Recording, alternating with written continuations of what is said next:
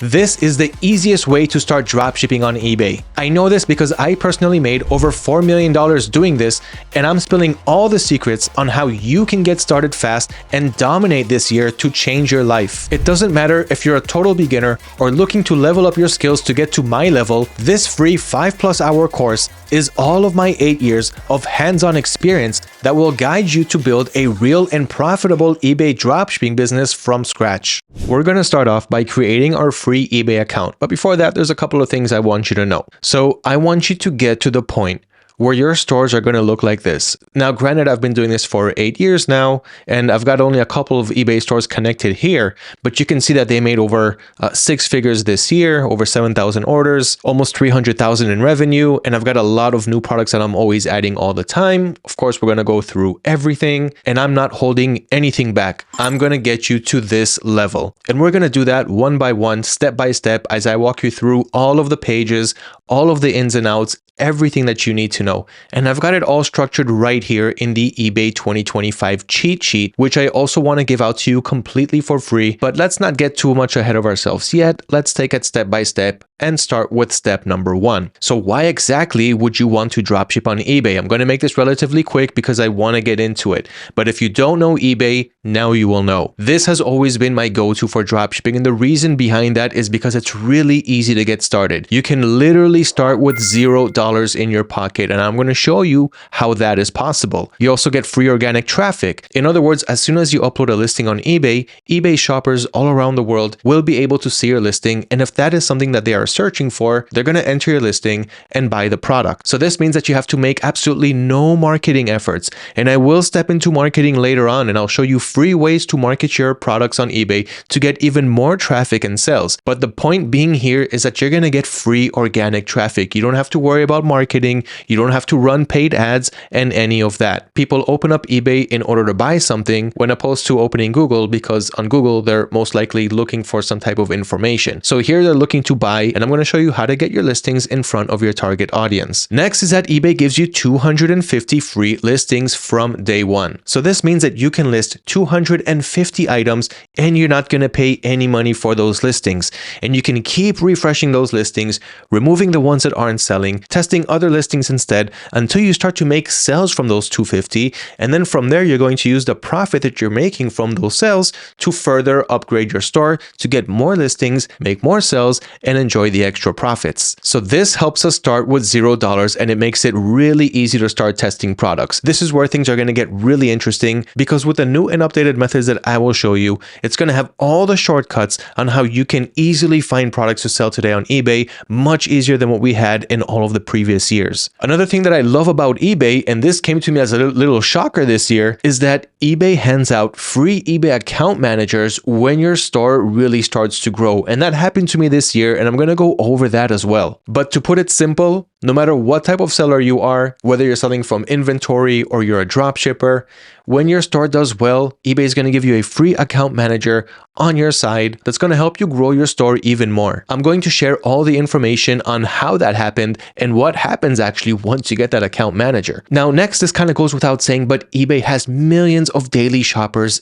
every day. So this goes together with free organic traffic. That's where that organic traffic comes from. And again, you don't have to run any marketing tactics to get in front of these daily shoppers. All you have to know is understand eBay's algorithm and how to do good product research in order to get your listings to sell. Free marketing methods, I already mentioned that, and of course I'm going to dive much deeper into it in this video. You can sell from anywhere around the world, so it doesn't matter where you live, you can sell on eBay, and you don't have to sell in the same country that you live in. So for example, if you're anywhere in the UK, you don't have to sign up on eBay UK. You can sign up on ebay.com and sell to the US market domestically. So of course I'm going to go over all of that, but it's really nice to know that we're not limited to where we can sell on eBay and who our domestic audience is going to be. Last but not least, no technical skills required when dropshipping on eBay. This means that you don't have to create any websites, you don't need to have any coding skills, it's really easy to get started, and no technical skills are required in order to do so. Now, some of the cons of selling on eBay, or some of the things that make it a little bit more challenging,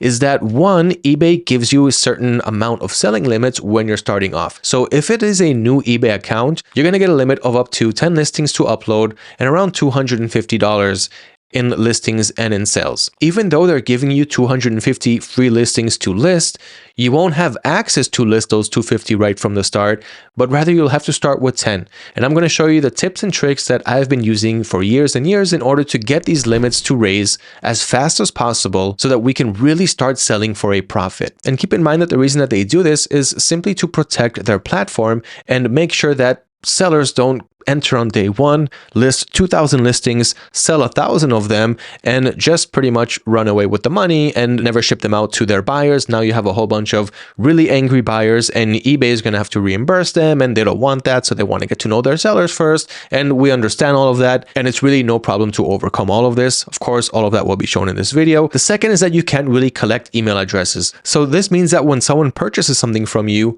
you don't really get to keep the buyer in your pocket. You can send them messages, you can send them all kinds of promotional offers, which I will also show you in this video, but only eBay is going to be able to keep their email addresses. So this means that we cannot send out any email marketing campaigns. Again, it's not a big disadvantage, but it's something to note when selling on eBay. Last but not least, verification for new sellers. So when you're new and just starting off on eBay, one of the biggest drawbacks that you might experience is the fact that you'll have to have your account verified. And some people have a problem with this, either because they're creating accounts not on their own names and then they have no way to verify it, or they simply don't understand what eBay wants from them. So again, I'm going to go over all of this so that none of these will actually be a drawback for you, but it's important to take all of these things into consideration. So let's go ahead and get started to learn how to start dropshipping on eBay. And I'm also giving away winning products in this video. I will pretty much be throwing them around randomly, but at the bottom of this cheat sheet, I've got winning products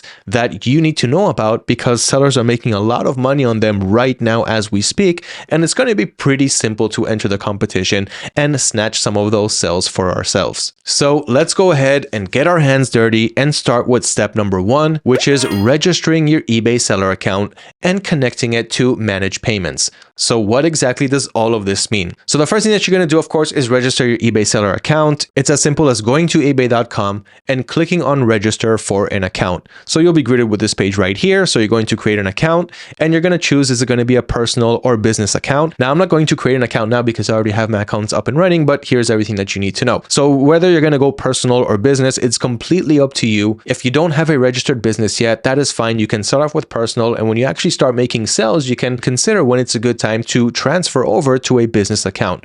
You won't have to create a new account for that. You can simply reach out to eBay and let them know that you would like to migrate from a personal to a business account. So this is a very simple and straightforward process. You're going to enter your name, your email address, and other information to verify that you are who you say you are. So date of birth, phone number. If you live in the US, you'll also have to provide them with your social security number. If not, then you won't have to worry about that. And for the business account, you will also have to fill in a registered business address. Now, if eBay reaches out to you and says, hey, you know, we need something else like documentation, like a bank statement or credit card statement, then simply supply them with what they're asking for. Although in most cases, they won't do it because when you'll connect to their managed payments program, the managed payments is what's going to ask that verification info from you. And that is the next thing that I want to talk about. So the managed payments means, okay, eBay is going to let you sell on their platform, but eBay wants to know how they can pay you the money that they owe you, because when a customer buys something, the money that they spend on purchasing your products are not going to go directly to your bank account. So the money will first go to eBay, and then eBay can send it to you in one of two ways. One, directly to your bank account, and that is mainly for anyone who lives in the US. If you do not live in that country, then most likely you are going to sign up with eBay's managed payments. Now, eBay is going to let you know automatically what your payment program is going to be. In the past, eBay used to work with PayPal. That contract ended, and today they work with Payoneer. So you're going to have to connect your account with Payoneer, create a new account there. The step-by-step process will be shown on eBay while you're registering your account, and then they will connect you with your managed payments, whether it's through eBay or through Payoneer. Of course, you're going to, again, sign up with your name, your phone number, your address, any verification they may need, which I already mentioned. And once everything is set up, you're good to go. I also dropped links right here on how you can do all of that. So how to create an eBay seller account step by step. You will find it in the cheat sheet. So you have this fully detailed article here that will walk you through step by step on how to create your eBay account the right way and how to do everything step by step. And you've also got another link to a video that shows you how to connect Payoneer to eBay managed payments. So if it's the first time you're doing so and you need help doing that, you'll have this video right here that will walk you through step by step on how how to do that. Okay, so I don't want to spend any more time on that here. Register your accounts, get them verified up and running. It's a very simple and straightforward process. Now, if you already have an eBay account, it's even better because you already have an account that's been aging on eBay and you already registered it, so you don't have to go through the whole registration process. All you have to do is try to list a product if you haven't listed one before, and here eBay may connect you with that managed payment system. But if you have an eBay account and it's already registered, you're already one step ahead of everyone else. Now, if you already have or had an account with eBay and for some reason you got suspended, then you can't really create another account with the same credentials. So you cannot use your identity anymore to create an account on eBay. And there's a couple of ways to bypass that, and I will also talk about it later in this video. But one of the quickest tips that I can give you here is you can ask maybe one of your relatives or one of your friends, somebody that you know, if you can use their eBay account to sell on it if they're not doing so. And if they don't have an eBay account, then ask them if they can create it, or you can create it using their identity, of course, with getting their permission. So that's a way to get another eBay account registered. Just make sure that you're not using the same computer and the same IP address, because of course eBay will be able to know that. And I don't really want to talk about black hat strategies, but there are ways to go around these things and still have a store up and running. So once our accounts are up and running, the first thing that we want to do is list our first products. So the first product, you're going to want to list it manually. And the reason that you want to list your first few items manually is simply because it's much easier, much smoother to get the ball rolling with a new account when you're listing items that you have laying around your house. And again, the reason for that being is this is how eBay started off. And this is mostly what eBay is looking for in new sellers. If you start reselling on day one right away, that's still fine. That's still a way to go about it. But eBay may temporarily restrict your account if they see that you are selling right from day one. And this isn't because you're doing anything wrong. They simply want to get to know you better as a seller because they understand that you are a seller that's most likely going to scale on their system, and they simply want to get to know you better to make sure that you're using good business practices. And of course, that is what we are doing. But I want to walk you through these steps so that you'll understand what to expect when you do certain things on eBay. And it's easy to overcome them, but I want you to have a smoother start so you won't have to deal with these things at all. So what you're going to do is you're going to look to list products that you have around your house that look completely new, because we don't really want to sell used products. It doesn't look that good, and new products simply work better on eBay for new sellers. We're not actually looking to make a sell on these products, and if we do, then we will have to ship them out to the buyers. But I personally never sold the items that I list manually in the beginning because those products don't really have any demand and we haven't really tested the market yet. For example, let's take this backpack right here. Okay, so it's my daughter's backpack. I could just take some photos of it and upload it as a new listing that I'm selling from my location. So because you have that new account and you don't have too many limits, you can only list up to 10 products. Those 10 products are going to be those manual products. So I would list around 2 to 3 products per day until I fill up the limits of 10 products. And here's how you can do that really quickly. So once you got your seller account here on eBay, and don't worry about all these numbers that you're seeing here, we're going to go through all of that and I'm going to show you my store stats and everything that I'm doing here. But first and foremost, you're going to create a new listing. Okay, so I've got the option right here. So I'm going to click on create listing, and now eBay is telling me, all right, tell me what you're selling. So I'm going to write kids backpack and give some info, whatever you have. I would say pink zebra. Okay, I'm going to click on search. I think it's a zebra. It's even got some sunglasses. All right, so select the condition of your item. So I'm going to go with new without tags because it really doesn't have any. If it has, you can go with new with tags. As long as it's new, it's okay if you use a used one, but I like going with new. Okay, so here we're going to complete our listing. So first, photos and video. So of course, if I would have my photos, I would put them right here. I don't have any, but let me just put a random photo that I have on my computer. Okay, let's say that this is the photo of the product. I'm not actually going to list this. I don't really need to, but this is what I do with new eBay accounts.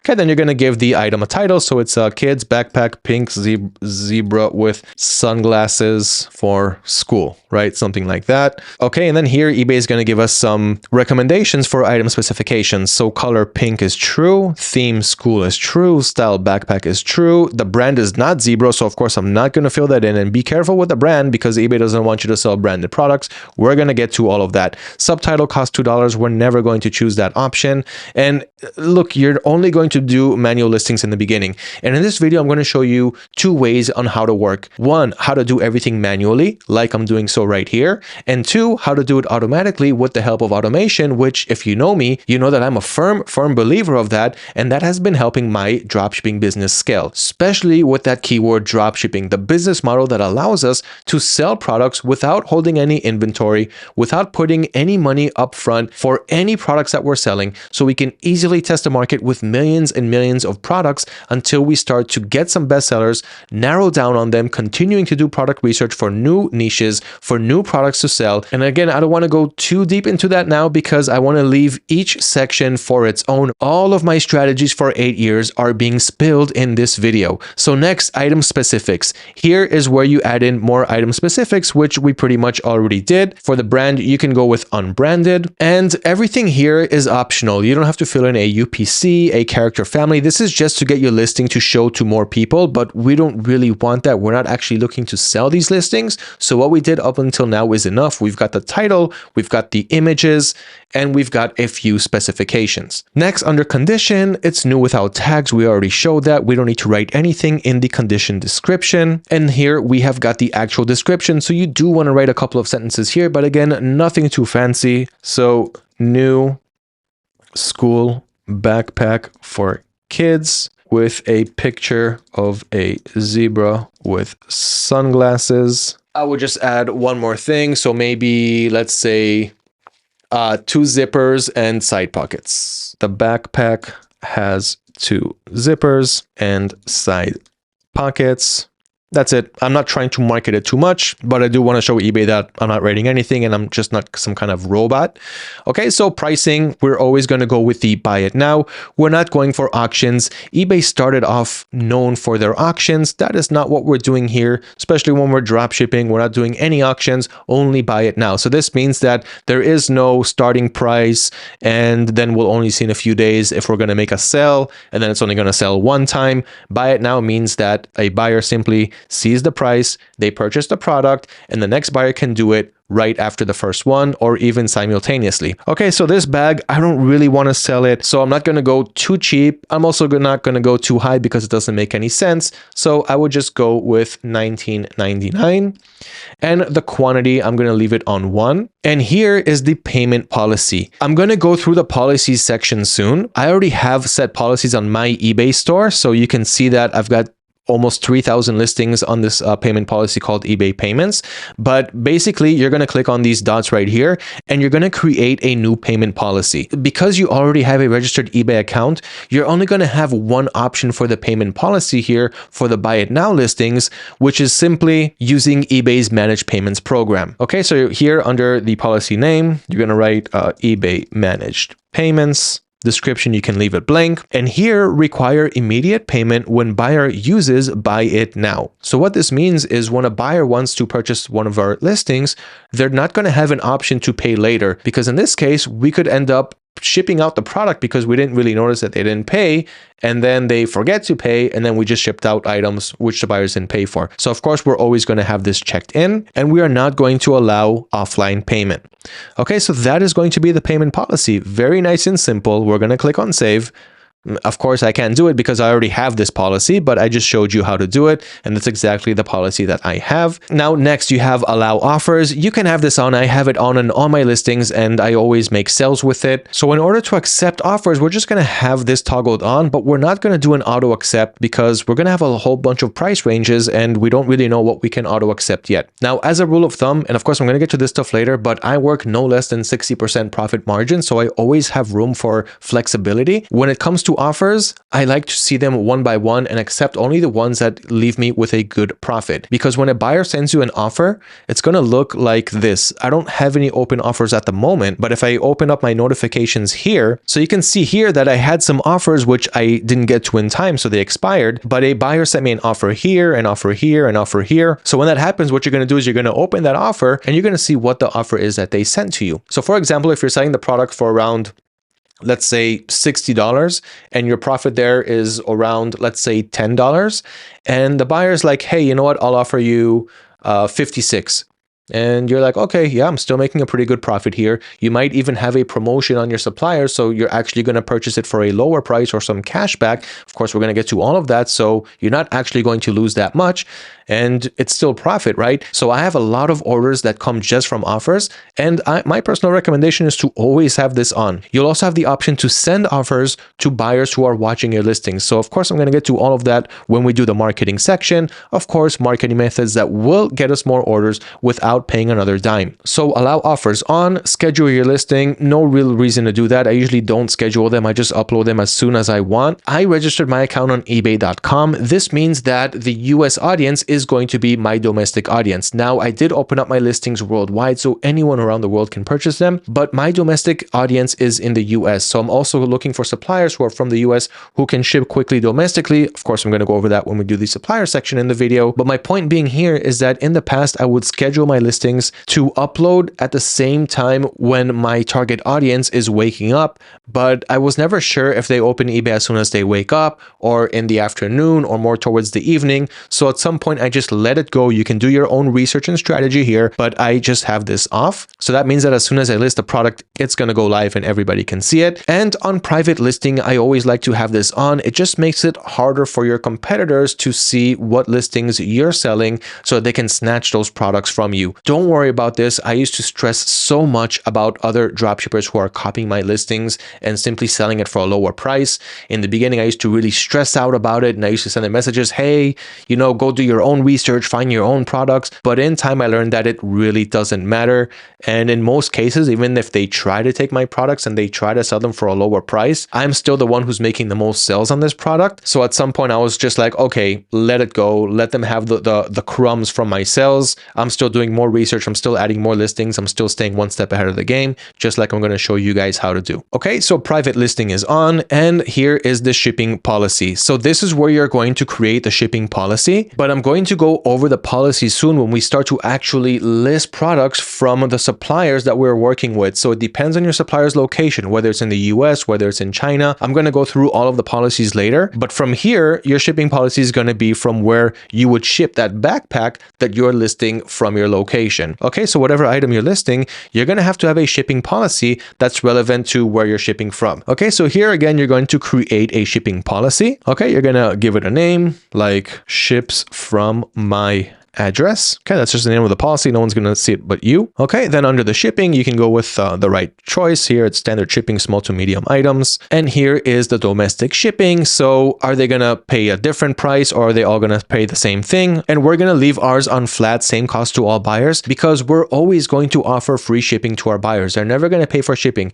Even if you're going to work with a supplier that charges you for shipping, I'm going to show you how you can add that to your source price so that you can always offer free shipping to your buyers while still maintaining your desired profit margin. So we're going to leave that on flat, same cost to all buyers. Under cost type, we're going to add a primary service. And here you're going to use a service that doesn't have a specific name. Okay, so for example, not FedEx or USPS, because you don't really know who you're going to ship from unless you're absolutely sure with those random products that you have laying around. So here you would choose whatever is right for you, as long as it doesn't have a specific name. Okay, so we're not going to go for expedited services. We don't really want to be pressured to ship out these products, not one-day services. Now, if you're outside the US, you're going to choose something under economy services from outside the country, because it's going to take you a while to ship to the US if you don't live there. Okay, so in that case, you would choose economy shipping from outside the US, 11 to 23 business days on top of the 5 handling days that you already put there. Now, if you're from the US, then you would choose something here under standard services. If you're doing US to US or UK to UK, so same region, eBay Canada to Canada. So if it's the same region, then you can choose something under standard services. Again, I wouldn't go with a specific name, but you would go with something like standard shipping, 1 to 5 business days. Really shouldn't be a problem. If you add the 5 handling days on top of that, you have 10 business days to deliver this product, and that is more than enough. Okay, so you would just choose one of those services. I'm going to go with standard shipping from outside the US. Okay, and under add a primary service, you can go with offer free shipping. So So just toggle that on, and that is how you're going to offer free shipping to your buyers. Now, again, this most likely is not going to be the shipping policy that you're going to use as a default once you start to actually work with dropshipping suppliers, but we're going to get to that soon, and we're going to create these policies the right way. But this is the way that you want to do it when listing products from home. So we'll be able to increase our eBay selling limits once we fill up those 10 items, and I'm going to go over that in just about a minute. And rate table, we're going to leave it on none.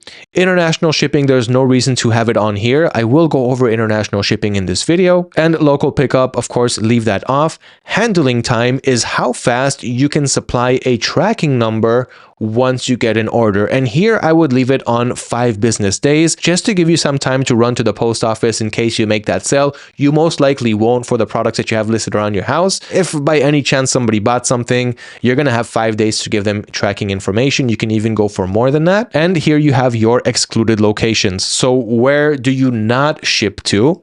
And so here I would recommend ticking in all the countries because you really don't want to make any sales on these first manual products that you have laying around. So domestic, we're going to tick all the boxes. No international shipping either. So we're going to turn off everything, which means toggle it on and click on done. And that's it. So now the listing is only going to be able to ship to or buyers only in my domestic market, which in this case is ebay.com. So it's a US market. Only they're going to have the checkout option for this product. And I'm going to go ahead and click on save. And that is pretty much done for the shipping policy.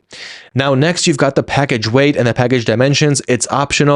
You don't really need to fill it in.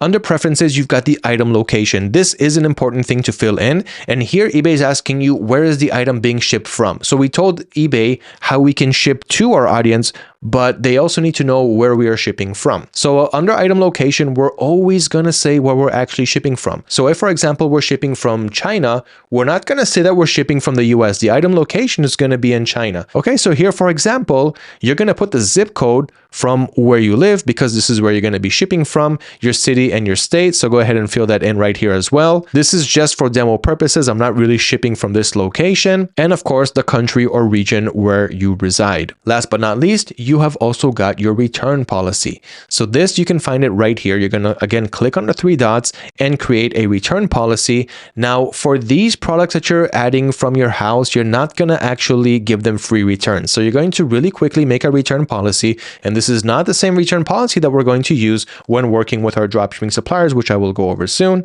So here I'm just going to call it no returns. That's going to be the policy's name.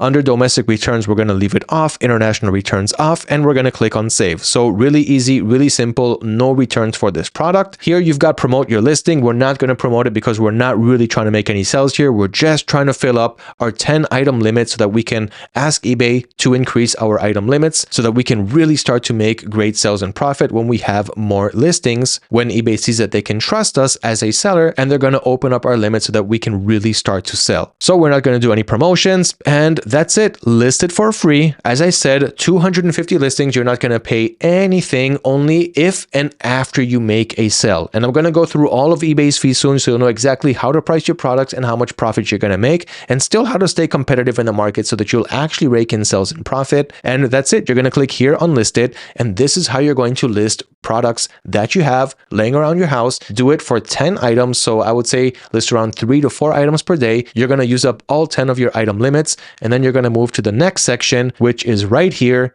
eBay's selling limits. So now that we have our accounts set up and we started listing our items manually, we're going to get to that limit where we listed 10 items and we can't really list anymore. So this is the perfect time to upgrade our selling limits. And at the end of the day, we want to get as much selling limits as possible. The more limits we have, the more items we can list.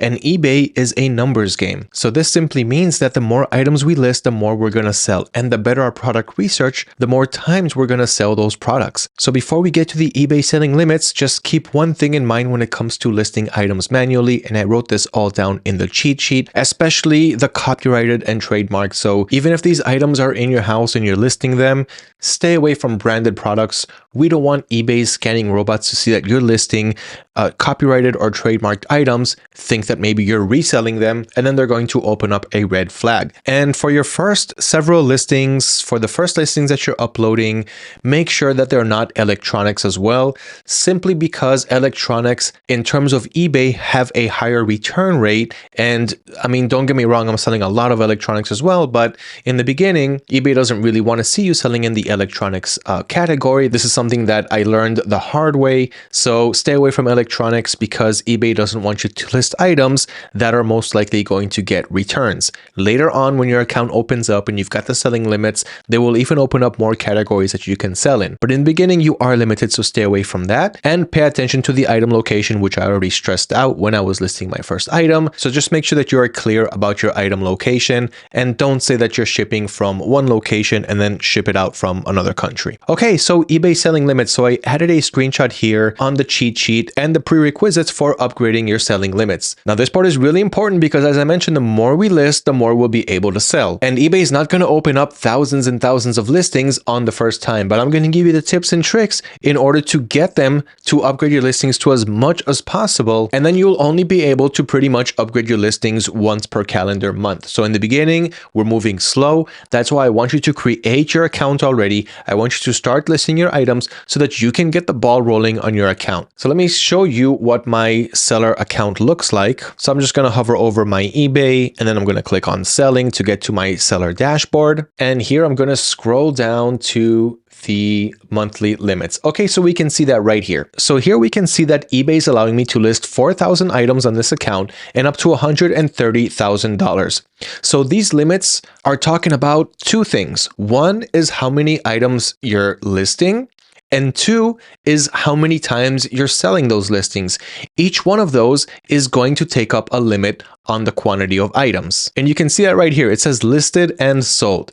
So this means that I currently have 2,608 items listed and sold, and this refreshes once per month. So in other words, in the beginning, when you only get 10 listings to sell, then it also counts as listed and sold items, and same thing for that $500 limit that you'll get in the beginning. So if you list one item and you sell it for $10, then your selling limits are going to go down to 9 items because you listed one, and $490 because you already listed $10. Now, if someone purchases that listing, then from 9, you're going to go down to 8, and from 490, you're going to go down to 480 because someone purchased it. It's going to take up another limit and another dollar amount. So every time you list and every time you sell, it's going to take up room under listed and sold in both the quantity and the dollar amount, and or whatever currency you're using. Okay, so that is basically how the limits work. Now, every once per calendar month, these limits refresh. So what this means is every time we list an item on eBay, on that same day, on the same time, in 31 days from that day, once 1 month passes, that listing is going to automatically refresh on eBay. This is an option you have when you're listing your product and it's on by default. It's called good till canceled listings.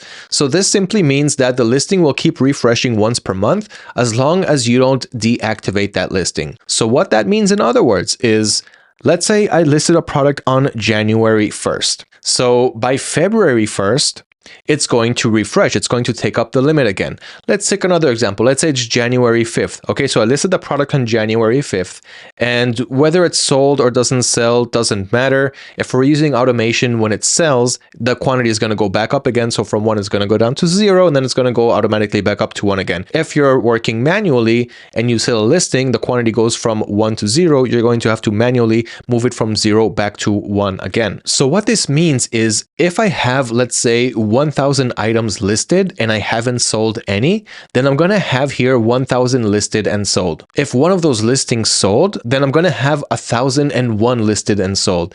And then if I sell another one, it's going to be 1,002 listed and sold. And then if I list 10 more items, then it's going to be 1,012 listed and sold. Every start of each new month, the sold refreshes. So whatever you sold in the last month, it's not going to take up your listed items limits anymore. But whatever items you listed are still going to stay there. So if you had 1,000 items, a month passes and you sold 50 items in that month and you didn't list any new items, then you're going to have 1,050 listed and sold.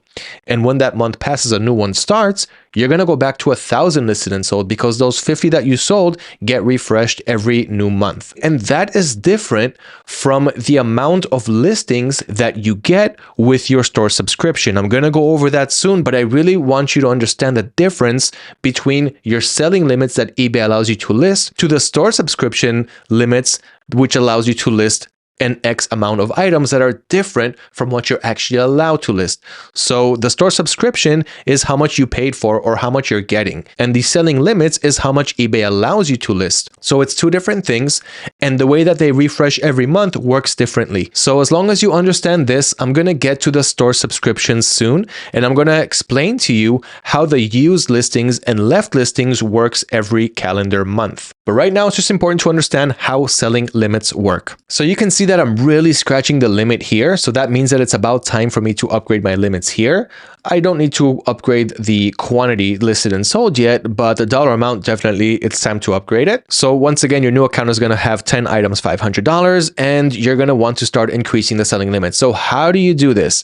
First of all, the first prerequisite is to fill up your current limits. So you can see right here that I filled up my dollar amount limits, so I can actually request to get my limits increased here. You also want to have no open returns and cases. So if there are any customers that are currently waiting for a dispute or for a return, which at this moment I don't have any. If I hover here over orders, I'll click on returns, requests, and disputes. Okay, so I just open them in a new tab. I don't have any returns. So you see I have nothing open here and no disputes open. I always keep my seller account healthy. We're going to go over the health of the seller account, which is super, super important in the long run, especially if you want to get that private account manager that's going to help you take care of your store. And of course, if you want to scale and stay here for the long term, just like I have been doing. So you want to make sure that you have no open returns and cases when you are requesting from eBay to upgrade your limits, which I'll show you how to do soon.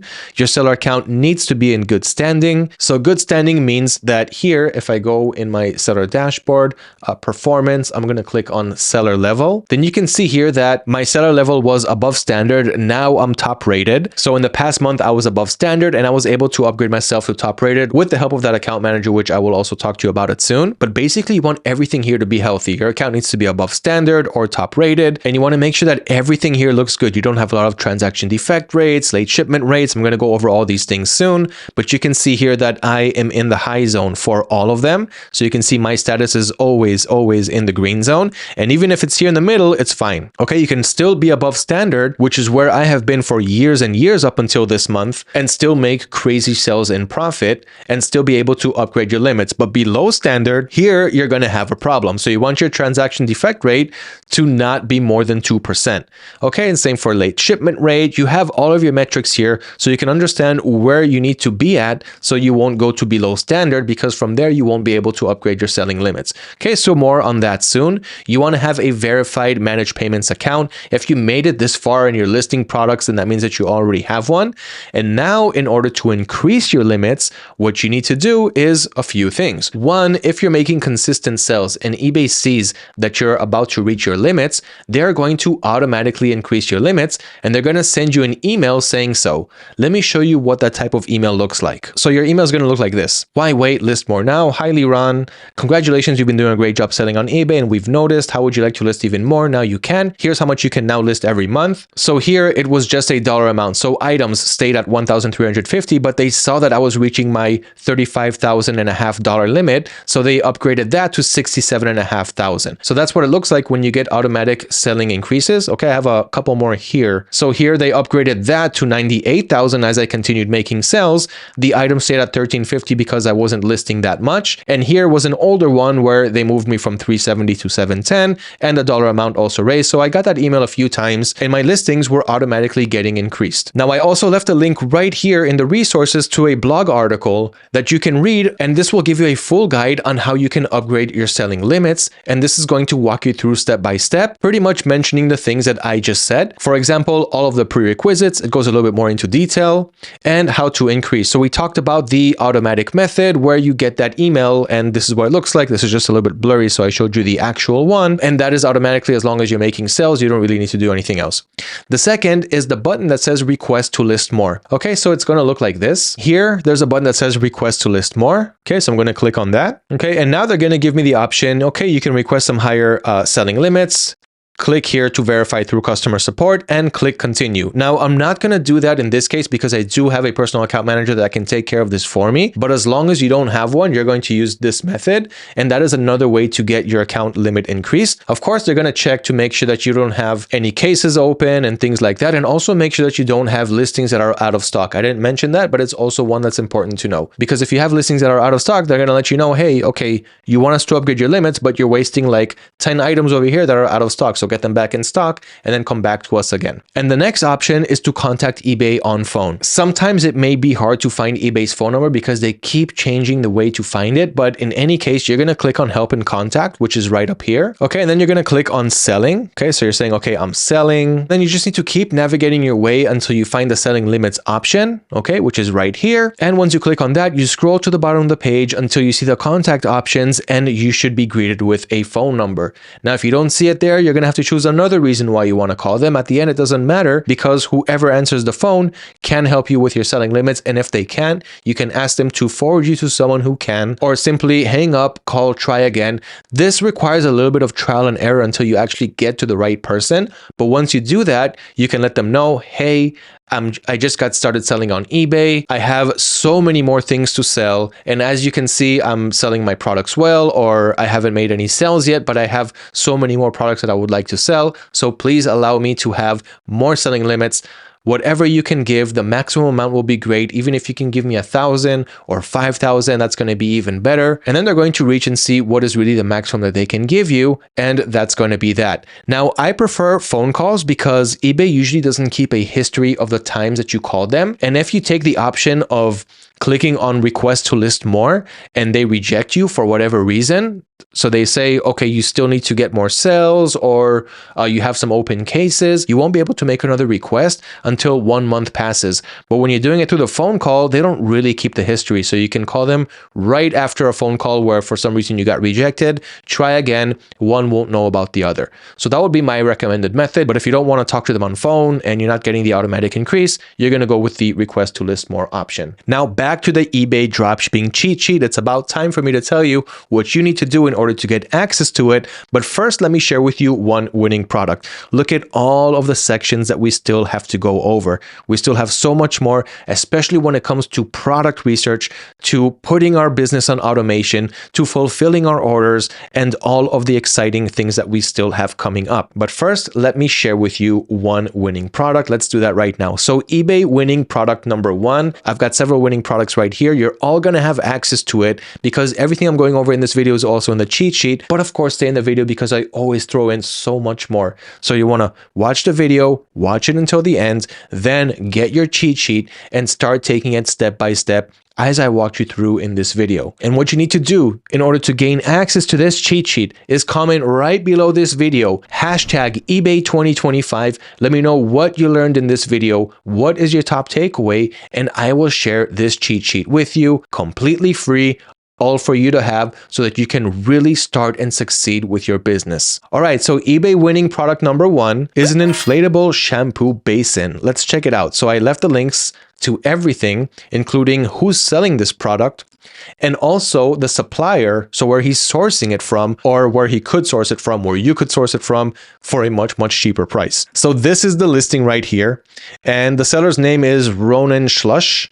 And this is the product that he's selling. And I can just tell by the title here that he's not really optimizing his titles. We're going to get to optimization soon. We're going to make the best product pages. We're going to make it better than our competitors. But here you can see that the sentence is kind of being cut off here, hair at. There's like a comma here. And you can just tell he doesn't really do any optimization. He just uploads the product from his supplier as is. Okay, so obviously he is a drop shipper. And you can see right here that 6 people are watching this product. So every time he makes a little move like changing the price, anyone who's watching this product is going to get a notification on that. And this item sold 9 times. Now here's a trick that I'm going to teach you. So if you want to see, and I do want you to see when the sellers are selling these products, we're going to do this when we get to product research, okay? But I'm going to show you how you can see the history when they bought these products, because if they bought it 2 years ago, and for 2 years he hasn't been selling this product, then I don't want you to try to sell that product either, because you're going to have a very low chance of selling it. We're going to get to this when we talk about product research, and I'm going to show you that little hack where you can see exactly when the products last sold, whether it's today, yesterday, half a year ago, whatever, so that you can make the right decision. Okay, if this product is selling well now and it sold today or a few days ago or last week, then there's a good chance that this product is in demand right now, so I should probably list that as well. That is one of my product research strategies that got me so far. So we're going to go over that, but I just want to show you really quick how sellers are making a profit. So he sold this product 9 times, and if I go back to the cheat sheet and click on the supplier link, then you can see where you can source this product. So in this case, it's from the AutoDS marketplace. So if you're using AutoDS, this is the ultimate automation tool that does so much. I'm going to get to that soon, but you can source it right here for $12.21 with another $2 shipping. So that comes out to around $14. And you can see that he's selling it for 2 times that price. So if you've got your eBay stores connected here on AutoDS and you got the link to the product, you can just click here on import draft and you can start selling it on your store. I'm going to go through the whole importing and optimization soon, but I just want you to have a little example of how people are making profit on eBay, dropshippers, just like you and me. And I'm just sharing these products with you and showing you that you can make a lot of profit when dropshipping. We're not working at 20% profit margins or 30%, minimum 60%, minimum 2 times the source price. You can even go 1.5, but I'm usually around 2 times the source price. Why? Because it's possible, because we're sourcing really cheap. And when someone buys something on eBay, they don't check out the whole market. They won't go to AliExpress and Amazon and Walmart and everywhere else. If they see the product here and they like it, they're gonna buy it. That's what most people do, and that is the way that it works. But I want you to see the selling history to see that this product is in demand. Okay, so I'm gonna share with you exactly how I did this, because eBay doesn't really give you this option. But if you see right here, so I'm recording this video in the last couple days of December, right before 2025, and you can see that he sold it a few times this month. So he sold it for $28.07 on December 23rd, so that was just a few days ago, December 15th, December 12th, so 3 times this month. And last month he also sold it a lot. November 23rd, November 18th, he sold it twice, November 17th, 16th, and 13th. And back then the price was $24.47, and in time he started to raise the price. Why? Because he noticed that he can just make more profit. And I'm also going to show you a method on how you can do that and how you can automate your pricing strategy. So when an item sells, the price will slowly increase until it gets to a sweet spot. When it stops selling, it's going to decrease down to a certain limit so that, you don't really end up losing any money. And so that way it's really going to find that spot where the product is making consistent sales at the highest profit margin to you. This is one of the happiest moments that I've had in the last 8 years of me doing eBay dropshipping. And that all happened one fine day when I simply woke up, opened up my email, and this is what was waiting for me there. So I got this email, and I got it twice, once on August 8th and the other one followed up on August 16th, about a week later. So it went like this: you are eligible for eBay Managed Seller Program. What? I opened up that email, want to first make sure that it's actually from eBay, which I can see here that it is. Okay, so we are excited to share some great news with you. Based on your recent activity and performance, you are now eligible for eBay Managed Seller Program Account Manager. What is the eBay Managed Seller Program?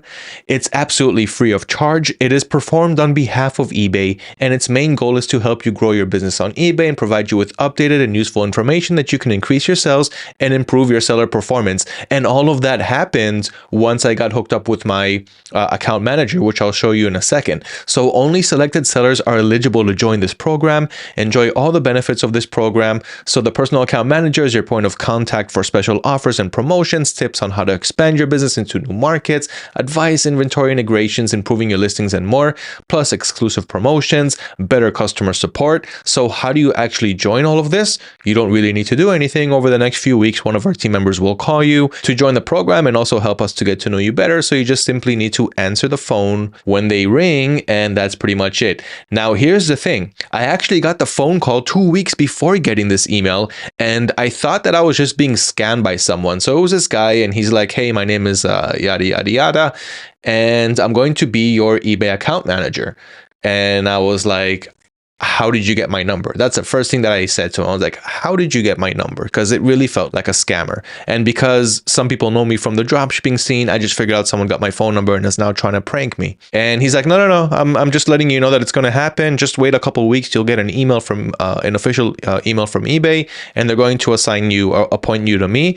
But I just wanted to make a formal introduction. And once you get that email, just contact me and, we'll get started. And I was like, okay, do you know my eBay store name? And he's like, yeah, it's this and that. So once he told me what my eBay store name is and my real name, and he has my number, I was like, okay, maybe there's a chance this isn't a prank, because people don't usually have this information. It's not out there for the public. So yeah, a couple weeks later, I got that email and I was happy. I still didn't know if I was really going to be assigned to him. And then 1 week later, I got the next email. So that's this one. Again, you're eligible for eBay Managed Seller Program. I opened that email, and this time it's a little bit different, but I can see it's from eBay. It's got the verified badge here saying that the person is actually emailing me from ebay.com, so I know that it's not a scam. And so again, we're excited to share some great news with you. Based on your recent activity performance, you're now eligible for the Managed Account Program Manager. So again, what is the Managed Seller Program? I'm not going to go over it again. It's kind of summarizing what we already know. And then here they kind of just bulleted list the things that we already talked about. So you're going to get a personal account manager, you're going to get exclusive promotions, you're going to get better customer support. The only difference is that in this email, I got the contact's details, and it was the same guy who contacted me because I saved him on my phone contact. So I got his name right here, his phone number, and his email address. And that's pretty much it. So again, they're saying over the next few weeks, one of our team members will call you, but he already called me. So once I got this email, I sent him a message on WhatsApp. I'm like, hey, I just got the email from eBay. You can officially start to work with me. And that is when we actually started to work together. So the first thing that I want to say about all of this is I did not expect to get this email from eBay at any time. I'm a dropshipper, which again, they don't mind, but they don't like when you dropship from retailers. So I'm doing a bit of eBay arbitrage. But because I did the most important thing, keeping my seller account super healthy, making sure that all my customers are happy, and I did this year after year after year, eBay just suddenly realized, I guess, okay, this guy knows what he's doing. We're going to give him that personal account manager. And that is how I was finally able, and this is the first month that I'm finally getting it, that my past seller level, as you can see right here, I'm recording this video on the last week of December. So it's about to be 2025. But as of November 2024, my past seller level was above standard. And it was this way for years and years and years on end. I was always above standard. I was never able to make it to top rated. But now after getting the personal account manager, he was able to help me to finally get my account unflagged, which I didn't really have a problem being flagged in the first place because I was able to overcome it. I just added more listings. I learned how to refine my product research and find better products, same info that I'm passing on to you in this video, and that is what helped me increase my sales. I just added more listings, more bestsellers, learn from your past experience, and continue to learn and grow. But one of the things that my account manager helped me do is to get that account unflagged, which means that you can now be eligible for that top rated status, and I got it as soon as that happened. And I took a few screenshots from our chat history. I have everything here on my phone, but here is a screenshot. Here's a chat that I wanted to show you. So he's like, okay, we were like in the middle of a conversation. He's like, all right, so here's a couple more things. One, your account has selected in the bestseller program. Can you please enroll in it? So I'm going to show you that in a second, what that means. But this is a cool thing that eBay now allows me to enter all of these special promotions. So they show my listings even more. And obviously you're going to make more sales this way. And that's exactly what happened here. But more than that, he said, selling limits on the account has been exhausted. Would you like it to be increased? And at this point, he didn't know that my account was flagged. And I was like, yes, finally, someone can unflag my account so that I can increase my limits. And so I said, yes, please. And so he got into that and he just kept me updated along the process. So we were just kind of talking here and he's like, hey, just a quick update. I'm fighting on removing arbitrage tag from your account. It's taking time, but the day it will get removed, I believe your sales will uptick. So when he tried to upgrade my limits, he talked to the team that he speaks with, and they told him, yeah, this guy's account is flagged for arbitrage. Now, again, guys, the account is still making crazy sales with the arbitrage because I was able to get a high set of limits before the account was flagged. So your account may or may not get flagged. That is why I'm giving you the best strategies to get an account with as many limits as possible before that happens, so that at least if it happens, you will still able to make consistent sales month after month. Plus, you can open up more eBay stores. But again, let's get back to the issue at hand. So he got back to me and he's like, I see that your account is doing our eBay arbitrage. I mean, your account is flagged that way. Is it true? And I told him, I don't know what arbitrage means, but I'm drop shipping using private suppliers.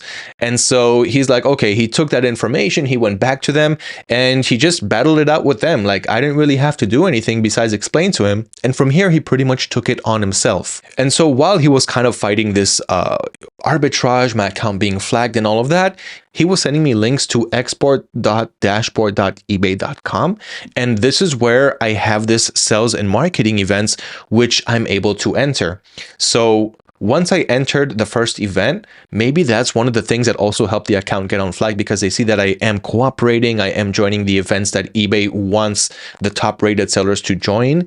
And so after running the first promotion and after just waiting it out pretty much patiently, I just woke up to another fine morning to find out that my account is finally top rated. This does not happen on flagged accounts, so this is how I know that my account is not flagged anymore. And when you do provide good customer service, it's also going to show in the feedback that you're getting from your buyers. So you can see that right now I'm at 3,067 feedback on this store, and you can see that I'm getting feedbacks every day. But if I click on this, I can go deeper inside my feedbacks and actually read them. So you can see that this is my seller account. So you can see right here, so I got my 3,067 feedbacks. I got this star. The color changes every 100 few feedbacks that you get. So positive feedback in the last 12 months, 99.6%. So you can see that I keep it very, very high. To be honest, I've never dropped below 99%. And the more feedback you get, the harder it is for the number to drop.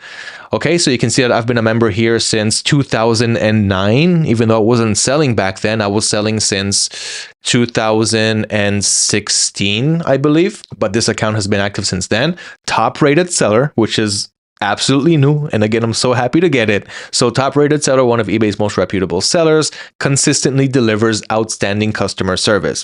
The biggest thing that I've been talking about, and I know that I said it enough times already, so I'm not going to say it anymore. We can see right here that pretty much every day I'm getting a positive feedback. There are even months where it's much, much higher than this. But the important thing is not to get too many negatives. I don't mind the neutrals. You want to avoid the negatives as much as possible. And even if someone leaves a negative, I always contact them right away and try to understand, okay, what happened? Let's work this out. And, we usually get to the bottom of it. So it's really important to have this open communication. Okay, so you can just kind of read the reviews right here. Works perfect, fast shipping, great value from a A++ seller, quick shipping and great service at a fantastic price. So even though we're marking up our prices, even though some of these products are coming from Amazon and others from AliExpress and others from private suppliers, they're still getting what they wanted, and this is what's important to them. The shower made it easy to match it to whatever he was matching it to, which was very helpful. Received items super quick, in good order, seller very professional, great transaction, really love this item, fantastic buy on top, that it's the fastest shipping ever, excellent seller. Look how many pluses I got and how many stars I got. And this is why I always talk about fast shipping. This is why I do not work with suppliers like AliExpress. And while I do mention them and we can use them for product research, these products, some of them, the product research comes from AliExpress, but at the end, I will source it through a private supplier. But in most of my cases, I am working directly from and to the US because I love keeping the fast shipping. Okay, so you can just go on and read all of these amazing feedbacks. Look at this one right here. So let's focus on this. Excellent seller, although fulfilled through Amazon, quick shipping still got me that green positive feedback. So like I said, they do not mind if you purchase from other marketplaces and sell them on eBay. And that's why eBay allows you to do it too, because they see that their buyers do not mind. And this is why I've been doing it for years and years on end. And this is what I mean about taking care of your buyers. So let's read these feedbacks. Refunded quickly, gave me a green positive feedback. So I don't remember exactly what happened here, but I guess there was a return or that he wanted to cancel his order. Of course, I responded in a timely manner, gave him a refund, no questions asked. If it was an order cancellation, I didn't really send the product out anyway, so it doesn't matter. If I did send out the product and the buyer wants to cancel, then what I usually do is I let them know, hey, once you get it, I'll send you a return label. And then when they get it, sometimes they will regret and they'll just be like, oh, I'll just keep the package. In other cases, they just message me and I will send them the return label. So that's what I do in that case. And if they just open up a return, as usual, of course. So excellent. I was able to cancel this order and get something that better suited me from the same seller. So again, that is what I mean by good customer service. I'm always on point. I'm always responding to my buyers. And that is what helped me get to where I'm at today. And so back to the promotions, let's go over that for a second. So what you get here is eBay allows you to participate in all of these promotions. And in these promos, they're like, hey, okay, you've got all of these listings on your store. We'd like to promote them on this whatever event that we have going on. And if you join the promotion, then you're going to give them like $3 off and we're going to give them another $3 off. I'm just giving an example of a price. The higher your listing price, the higher they'll want you to give a promotion, but they're also going to reward you for doing so. They give you all types of incentives for decreasing these listings prices. So you will decrease half, they will decrease half. I check the profitability, and as long as we're working in the 60+% profit range, there's not going to be any issue. You're just going to take a few bucks off of your profit, but you'll never get to a point where you're not making any money. You're still making good profit, and they'll also incentivize you for that. So let me see if I can pop up a quick example of a promotion that I already ran. So there was Black Friday and Cyber Monday during Q4. So we can see that that's the promotion name. The date to confirm participation, I already did that. And the promotion status right now is validating your reward. So I'm still waiting to see what my reward will be. Let's click on view details and see what we get there. Okay, so here you can see we're validating your performance. Please stay tuned and we will announce your reward amount soon. So I'm going to get some kind of award for being in this promotion. This was the first one that I was in, so I really don't have the details yet. So what I did here simply was I accepted to join the promotion. I saw what listings are going to be in that promotion. It's selected automatically by eBay. So it's these listings right here. You can see that the status is confirmed passed. And what we have is here, for example, the original price was, let's take this one, this high ticket one. So it's $130.99. So eBay is like, okay, we want to promote this product. We want to shave $10 off. So the promotion price is going to be $110.99. So that means that we're going to offer $10. You're going to offer $10. And then it's going to come down to $110. So it's going to go down by $20. And then they're going to incentivize you for that. So you're not actually going to lose all of those $10. And the more sales you make, the bigger your incentive. So when I get that incentive, just stay tuned for a further update if you want to know. You can also drop a comment below if you're interested, and I will answer when I actually have this update. So this is another thing that I was able to do once I started working with a personal account manager, and my account is eligible for top rated status. And so there's always more promotions going on. So you can see right here, for example, Christmas and New Year's. And plus my account manager always lets me know if there's a special promotion, and then I just go ahead and accept it. So again, the only thing that I had to do to get this personal account manager is to follow the same strategies that I have been doing and teaching year after year. Take care of your customers, make sure that your seller level is above standard, that you do not have transaction defect rates, that you do not have too much late shipping rates. So anything below 3%, you'll always be fine. Cases closed without seller resolution as low as possible. So you can see that I'm at 0, and tracking uploaded on time and validated. 95% out of all of my transactions have tracking uploaded on time and validated. So you have to always see your cases, see what disputes, what returns you have. If there's any product that's getting too much returns, let go of it, remove it from your store. If you really, really liked it, look for a product that's similar to it, that's got similar functionalities, but that's not going to get so much returns. You can see by, of course, also seeing the reviews on your supplier site on that product. So there's so many things that you can do to keep your customer service intact, but this is the most important thing. Open up your eBay messages daily, open up your cases and disputes, and make sure that you are responding not only in a timely manner, but you're never arguing with your customers. You're showing whatever proof you have if you need to. And of course, side with the buyer at the end of the day, unless you are protected by the seller protection. So for example, if they say, hey, I didn't get the product, but you have tracking information that proves that they did get the product, that's it. You're done. You're going to win that one.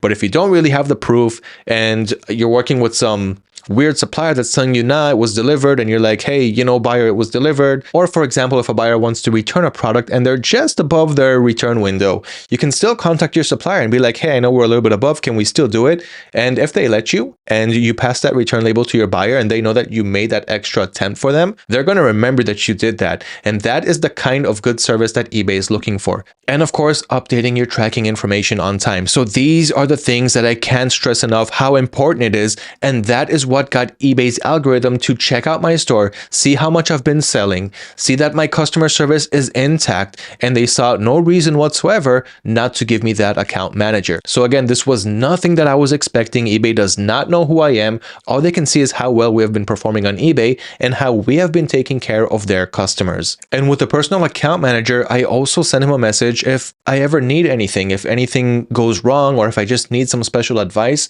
I just have him one message away. I don't need to contact eBay. I don't need to open up any live chats. I don't need to send them any emails. I definitely don't need to get them on the phone, because all I have to do is send a message to my account manager and he will take care of everything completely free of charge, as he has been doing. So again, I cannot stress this enough, how important it is to be on top of your customer service. It pays off in the long run, as it did for me. Let's continue to the eBay store subscriptions and selling fees. So this will help you understand what I'm getting with my current store subscription, which, as I already mentioned, in the starter store, you're getting 250 free listings. And this also comes to you free by default. So you don't have to take a starter store, because that's going to cost you $5 per month annually, or $8 per month without the annual subscription, and you're still going to get 250 listings. So because eBay today gives you a promotion, giving you 250 free listings, that means that you do not need a starter store, because that's what that gives you. Zero investment, sign up to eBay, start listing your products, $0 spent so far, increase your limits, still $0 spent so far, fill up 250 listings, increase your limits some more, and still $0 spent so far. This is the best business model that I can think of, that you can start to make sales, make profit before you really spend a dime. So here's how eBay store subscriptions and selling fees works, so that you'll understand exactly when it's time to move to the next store subscription, but only after you're making sales, only after you're profiting. We're going to reinvest our profits back into the business, so we will not spend money before we actually start to make money. All right, so how much does it cost to dropship on eBay, and how exactly do the store subscriptions work? So we're going to go over the store subscription fees, the insertion fees, the final value fees, and the promotional fees. These are all fees that we're going to pay eBay, but once again, not before we actually start getting paid. All right, so let's start one by one. So there's a few stores that we can subscribe on eBay. The first is the starter store. Absolutely no need for it, because we're getting that for free. Next is basic. Then we've got premium, anchor, and enterprise. All right, so what's the differences between them? Besides the pricing, of course, as you can see right here, you've got your yearly price. So this is how much you're going to pay per month on an annual subscription. And if you're not doing annual, then this is how much you're going to pay per month. And so we're starting with the starter store. All right, so you're going to get 250 listings. And after you pass 250, you're going to pay 30 cents per additional listing. So 251 is going to cost 30 cents. 252 listings is going to cost 60 cents. And remember that these listings that we're seeing here is different than the item limits that we saw up here. Okay, so split between the two, it's two different things. eBay selling limits is what eBay allows you to sell, that what they trust you with. And the store subscription is how much listings you're paying for so that you can actually list them. Okay, so for example, if you pay for a premium store, okay, which gives you, as you can see right here, 10,000 listings. So now that you're paying for it, you have the ability to list 10,000 listings, but not really, because you're kind of limited at, let's say, 4,000 listings. Okay, so the selling limits is how much you can actually list, and the store subscription is how many listings you're paying for to sell. So the starter store, forget about it. You don't need it. eBay's running a promotion on 250 free zero insertion listings. There's no need to purchase a starter store. When I talk about insertion listings, it's every time you list a product that is an insertion. Okay, so for example, on the basic store, you get 1,000 listings. So that is the first time that you are going to make an upgrade, and what you're going to get from that is 1,000 listings that you can list under the basic store price. Okay, let's say you go with the annual subscription, so you're paying $21.95 per month, and under that $21.95, you can list 1,000 listings. Now, every additional listing on top of that is going to cost you another 25 cents. So how exactly are you going to play around with this? One, you can pretty much use your common sense. So you're not going to upgrade from 1,000 to 10,000 because you listed 1,001 products, right? Because 1,001 is going to cost you $21.95 plus 25 cents for that extra one that you went over. And so let's say you got 1,010 listings, then you're paying $21.95 for the basic store subscription plus 25 cents for each additional listing after 1,000. So if you listed 1,010 products, that's going to be $2.50 extra. So you're going to pay about $24.50. So of course, if you're going to pay $24 or let's say $25, it's still not a good time to move to the premium store that costs $60. So only once you find that sweet spot between paying $22 to $60, the difference between them is $38. So you want to make sure that you're paying $38 in additional listings before even considering to move over to the next store subscription. Otherwise, you're pretty much wasting money. And in order to help you with that calculation, right here in the cheat sheet, I left this link under resources and tools. It's called eBay Insertion Fees Calculator. So you'll know when it's a good time to switch store subscription. So if I click on that, it's going to take me to this landing page right here. And here I'm simply going to fill in all my details. Okay, you've also got a video here explaining it, but it's pretty simple. So here I'm selling in the United States. My store subscription is currently, let's say, a basic store subscription. I'm using managed payments. So we can see that the total cost here is going to be $2.50 on top of our regular subscription. So we already paid whatever we paid the subscription, $22 if we went annual, $28 if we didn't go annual. And so now we get to list 1,000 products. We listed 1,010. So on top of paying our store subscription, we're paying another $2.50, which is fine because it's nowhere near the delta between our current store subscription and the next one, where the difference between them is $38. So as long as I'm not reaching $38, it's still worth it for me to continue listing under the basic store. So let's say I listed 1,100 products. Now I'm paying $25 on top of the regular basic store subscription. That is still fine because it's still not $38. It's still not a good time to move from basic to premium. Okay, so you will use this calculator to understand exactly when is that spot where you actually now need to move to the next store. Okay, which in this case is going to be around right here.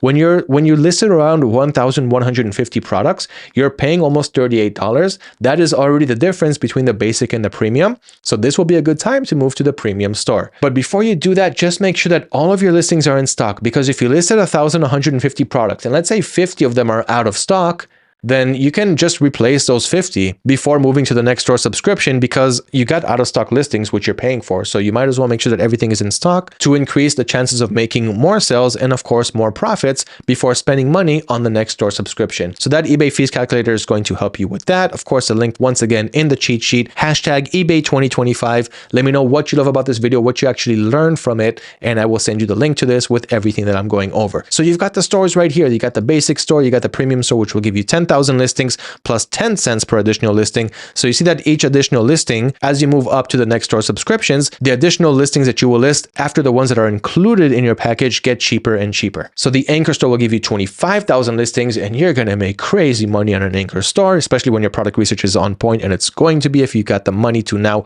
purchase an anchor store. 5 cents per additional listing after 25,000, and enterprise store, which is in another planet. So that is basically the difference between the store subscriptions and how that works. Now, next, we're going to go over how to create our shipping policies, no matter where we're shipping from, where we're shipping to. But before that, I want to make a few more things clear. So remember how we talked about the eBay selling limits? I don't know if you guys are noticing what we're seeing here on the screen, but you can also see that the feedbacks here are amazing on the store. I've got 3,067 at the moment, 99.6%.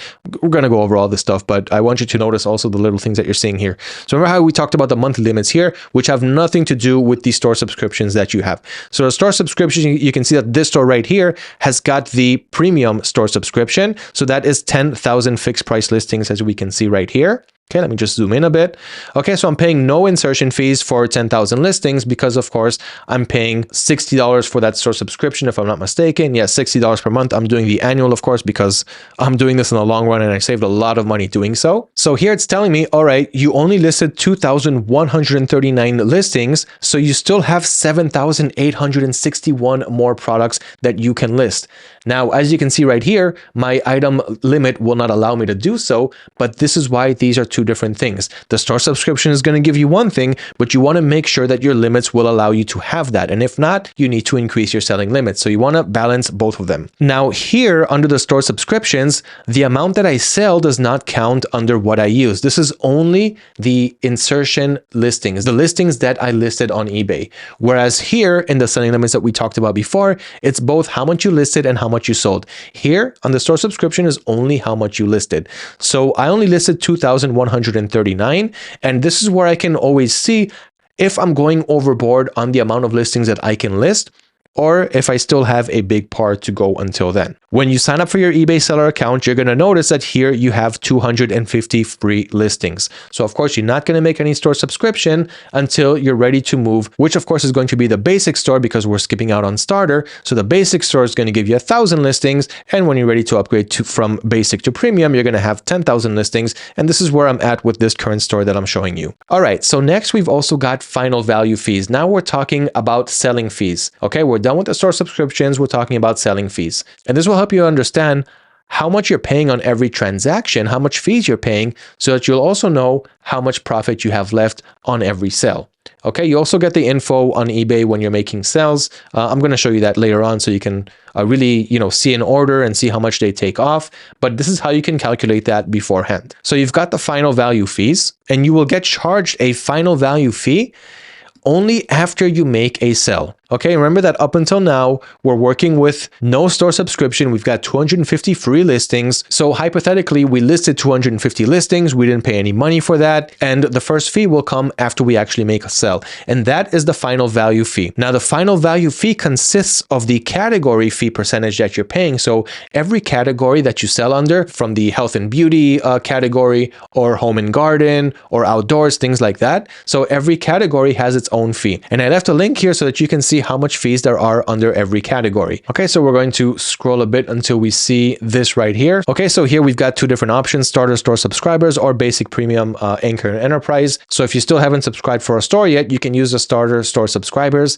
And if you already moved up to basic premium anchor, then you can see that one. So let's go with the starter store subscribers. I'm going to click on that. And here you can see the total fee that you're going to pay every time you make a sale under a certain category. Just zoom in a bit. Okay, so let's say you sold something under jewelry and watches.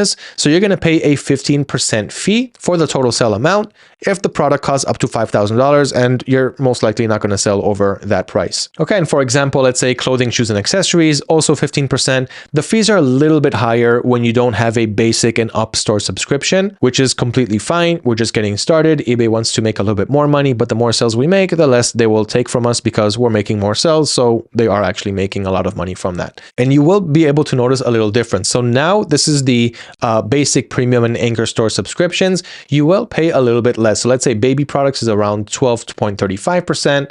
And again, this is taken from the total transaction price. So let's say you price the product at $100, then they're going to take 12% from that. So they're going to take about $12 from that sale. And you can just go on and see the category fees, but it mainly doesn't reach up to 15%. So what I like to do when it comes to my break even is I like to set it at 15%. And on top of 15%, that is when I'm actually starting to make my profit. Okay, so we're going to, of course, go over that soon when I list products and I show you how to price them. But this is for you to understand how much fees you're going to pay. So you got the final value fee percentage, and you're also going to pay another 30 to 40 cents, depending on your store subscription, on top of that whatever percentage that you had to pay. And you can see that as I scroll up. Okay, so after the category fees, or before that, we've got the final value fee. So you can see eBay charges one final value fee when your item sells. So you don't have to worry about payment processing fees and yada, yada, yada. The fee is calculated as a percentage of the total amount of sale, which is the category fee that we went over, plus 40 cents per order. This used to be 30, they raised it up to 40. They're a little bit hungry. That's fine. We're still making a lot of profit. And if the total transaction price is $10 or under, you're only going to pay 30 cents.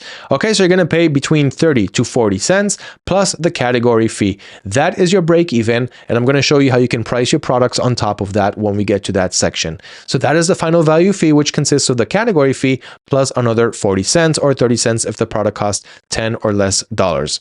Next, you've also got an international selling fee. So this simply means if you are an international seller, I got the link here with all the info, but I'll just pretty much walk you through it. It's very simple.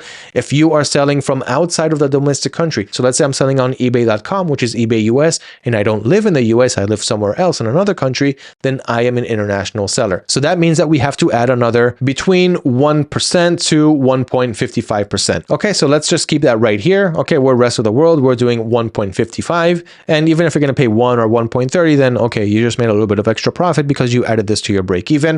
Okay, we're going to get to all this stuff soon, but I want you to understand right now exactly what you're going to pay. And soon I'll show you all the calculations. Okay, so we're going to take out another 1.5% international selling fee. And there's another currency conversion fee, which is only applicable if your currency is different than what eBay wants to pay out to you. So in other words, if you are listing a product for sale on ebay.com and you're selling it for $10, and on your managed program, let's say on Payoneer, you're getting payments in a different currency, then eBay is going to charge you this extra currency conversion charge. Now, my recommendation is don't do that. Don't get to this. Okay. For example, my Payoneer account is set up on a USD virtual bank account.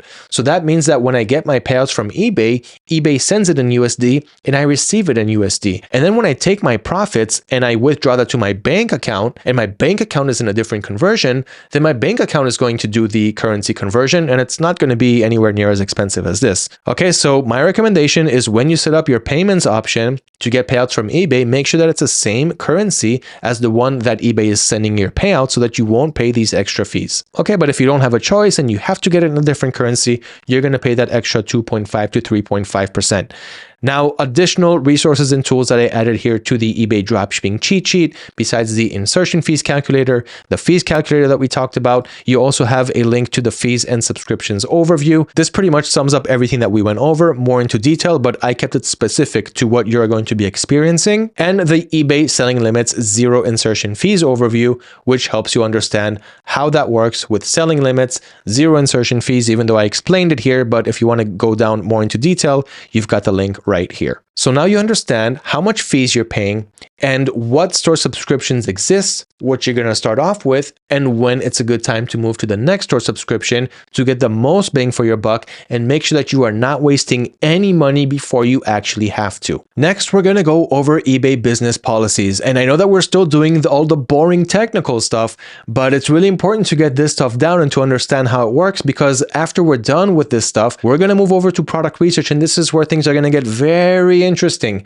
because this is what's going to make or break your store. Am I making any sales or am I not making any sales? All of that is going to come down to your product research, and I'm going to show you the best and updated methods for 2025. But before we do our product research, I want you to have all of this set up so that when you do your product research, you find really good products and you're now ready to list them, and you won't now have to take care of all of your policies and your shipping and selling preferences and all of that. So we're just going to get this stuff out of the way so that we can move to the good stuff. But again, I'm walking you through step by step. I'm not skipping out on anything so that you'll really be able to sell, and nothing is going to stop you or hold you back when you're ready to start listing products. So we've basically been through the business policies when I was listing an item manually, but the business policies are going to be different when we actually start listing products from suppliers in different parts of the world. So this is how we're going to get that done. I've got the links here where you can start to set up your shipping policy, your return policy, and your payment policy. The payment policy is the only thing that's going to stay the same as when you created it when you were listing items manually, because the payment policy is the same. You're going to get your payouts through your managed payments, and nothing there has actually changed. The shipping policy, which is which countries you can ship to and how fast you can ship to them, is going to be different because you're shipping from a different location. And the return policy, we're going to offer free returns as long as our suppliers support it. And I'm only going to show you the good side of dropshipping suppliers that will really make your business easy to sell and scale. we're going to offer free returns. If you can't, I'm also going to show you, of course, how you can not do it. That's actually the policy that we already created. So let's take it from the first one. So I'm going to click on the shipping policy setup. So that link will take me directly to creating a new shipping policy. And here I'm going to show you two different shipping policies, and you can adjust it depending on which suppliers you're using, where they're shipping from, and which countries they have access to ship to. But once I show you USA and China, you're going to understand how to do the rest of the world without me showing you how. How do we create a shipping policy that ships to all of the countries in the US, which is my domestic audience in this case? Okay, so create shipping policy. Policy name is, I'll just call it USA shipping. Okay, we don't need to write a description. Again, this is all internal. No one's going to see this information. Shipping, we're going to keep it on standard shipping, small to medium items. And domestic shipping, in this case for me, it's the US. We're always going to leave it flat, same cost to all buyers. And then we're going to click on add primary service. And this is similar to what we already did. So if nothing is going to change from the time you created a manual listing, you can use that shipping policy, but you're most likely going to create a few because you're going to work with different suppliers that can ship to different locations. Okay, so let me get down to that. Okay, so here under the shipping service, we're going to go with standard service. We're not going to choose a specific one like UPS, USPS, or FedEx, because then eBay will expect to see that on the tracking info that we upload once we get orders, which of course we're going to get to on a later part in this video. Okay, so standard shipping without naming which shipping service we're going to use, 1 to 5 business days. And once you start to get to know better suppliers that ship really quickly, and you already have experience with one product that ships super quickly from your supplier, you can create another shipping policy called expedited shipping. And you're going to go under expedited services, and you're going to choose this option, expedited shipping 1 to 3 business days. But that's only if you know that the product is going to reach the customer within that time. So there are 2 time frames to take into consideration. One is the handling time, how long it takes you to provide tracking info once you got an order. So let's say you got 2 days handling time, and then you got another 5 days shipping time. So you got 5 plus 2, that's 7 business days for you to supply the product to the end customer. Okay, so that is expedited shipping. It's better to have that if you have the option, if you know your supplier is going to deliver quickly and you know from experience, because eBay is going to give you better visibility if you ship faster than other sellers. But in this case, we're just starting off. We're doing domestic shipping. So I know that in this case, I'm shipping from and to the same country. I'm going to keep it under standard shipping. And whatever questions you have at the moment, like, am I doing domestic shipping? And is this the one that I should choose? You'll understand that better later on when I go over the suppliers and how you're going to do the whole calculation between shipping from and shipping to. Okay, but right now, this should be very straightforward. If I'm shipping from and to the same location, if you don't know that yet, you will know it soon when you'll start to get to know your suppliers and see where they ship from. We're going to go over that in the suppliers section. But understand this now so that when you get to it, you'll be able to come back here and create the right shipping policy. So right now I'm taking into consideration that I'm using a US supplier and I'm shipping to my US domestic audience. So I know that I can ship relatively quickly and my products will arrive between 1 to 5 business days. Again, we're going to offer free shipping. Even if you're paying for shipping, I'm going to show you how you can round that up. We already talked about that before. Always offer free shipping. You don't want to be on the bottom in terms of search engine visibility of other sellers who offer free shipping because you don't. You're still going to offer even if you pay for it, and you're still going to maintain your desired profit margin. Rate table, we're going to leave it off. International shipping, you can leave it off. I'm going to go over international shipping when we get to it. I'm going to give you 2 options that you can use to enable international shipping on your listings. But right now I'm going to leave it off and we're going to automate that soon. Local pickup, we're going to leave it off, and handling time, which I already mentioned, this is how long it will take you to provide tracking information. So in the beginning, I suggest going with 5 business days. If you haven't ordered from the supplier yet and you're not sure how long it takes them to provide tracking info, go with 5. Now, why am I saying 5 and not 20? First of all, nobody wants to see that they're going to get tracking only after 20 business days. We're living in 2025 and customers want to get their packages yesterday. So I'm going to also show you, of course, all the tips and tricks to get super fast shipping to your customers, even if you're shipping from different locations. But you do not want to go over 5 because this is the limit where eBay starts to decrease your search engine visibility. And I want you to have the highest chance, the highest visibility on eBay's search engine. And to do that, we are not going to exceed 5 business days. Why are we not going 2 and 3 at the moment? Because we're not sure if our suppliers can deal with that. And we'll only know after we process a few orders from them. So while it's very enticing to do it, we're going to leave it at 5 until we get to know what we can actually do. This is how we maintain the highest search engine visibility while keeping our businesses safe as we get to know our business, our products, and our suppliers. Next is excluded locations. So besides my domestic country, which is in the United States, what countries do you want to exclude? Now, this is going to change once we enable international shipping, and it's all going to be automated for us. But until that happens, we're going to exclude everything except maybe PO Box. You can still ship to PO Boxes, but Alaska and Hawaii, I'll leave that off because there's always a lot of problems when shipping to those places. APO, FPO, and the protectorates. We're going to leave everything here on international. Everything is going to be toggled on, meaning we're going to exclude them. And that is pretty much it for the shipping policy. So similar to the one that we already created. But what happens when we want to create a shipping policy from products that ship from China or from outside of our domestic country? So here you'll need to choose different shipping policies. So let me just go to the same business policy that I was just creating and let's make the adjustments. So here I'm going to call it China shipping. And let's say you're using this when you're shipping from Chinese suppliers, from a Chinese warehouse, from a warehouse that's located in China to wherever your target audience resides. So whether it's in the US, UK, Europe, Canada, New Zealand, whatever, Australia, but you're shipping from China, this is the business policy that you want to create. And of course, you can have multiple policies so that every time you upload a product to your store, you can choose what policy that product belongs to, depending on what supplier you're uploading it from. Again, we're going to get to all of this, but I want to make sense of everything. So we're going to keep it basic at the moment. And under shipping, we're going to keep it the same, small to medium items, domestic shipping, flat, same cost to all my buyers. But here in the shipping services, this is what needs to change. Because I know that products that are coming from China are not going to reach the US within 1 to 5 business days. It's going to take a little bit longer. So what we're going to do here is we're going to change the service. And here we're going to go for products outside of the country. So if I scroll down, it should be right here towards the end. Standard services from outside the country. Okay, so let's say you're shipping from Canada to the US. You can choose this one, 4 to 9 business days. It should usually arrive within that time. Shipping is relatively quickly when it comes to that, but that is not what we are doing here.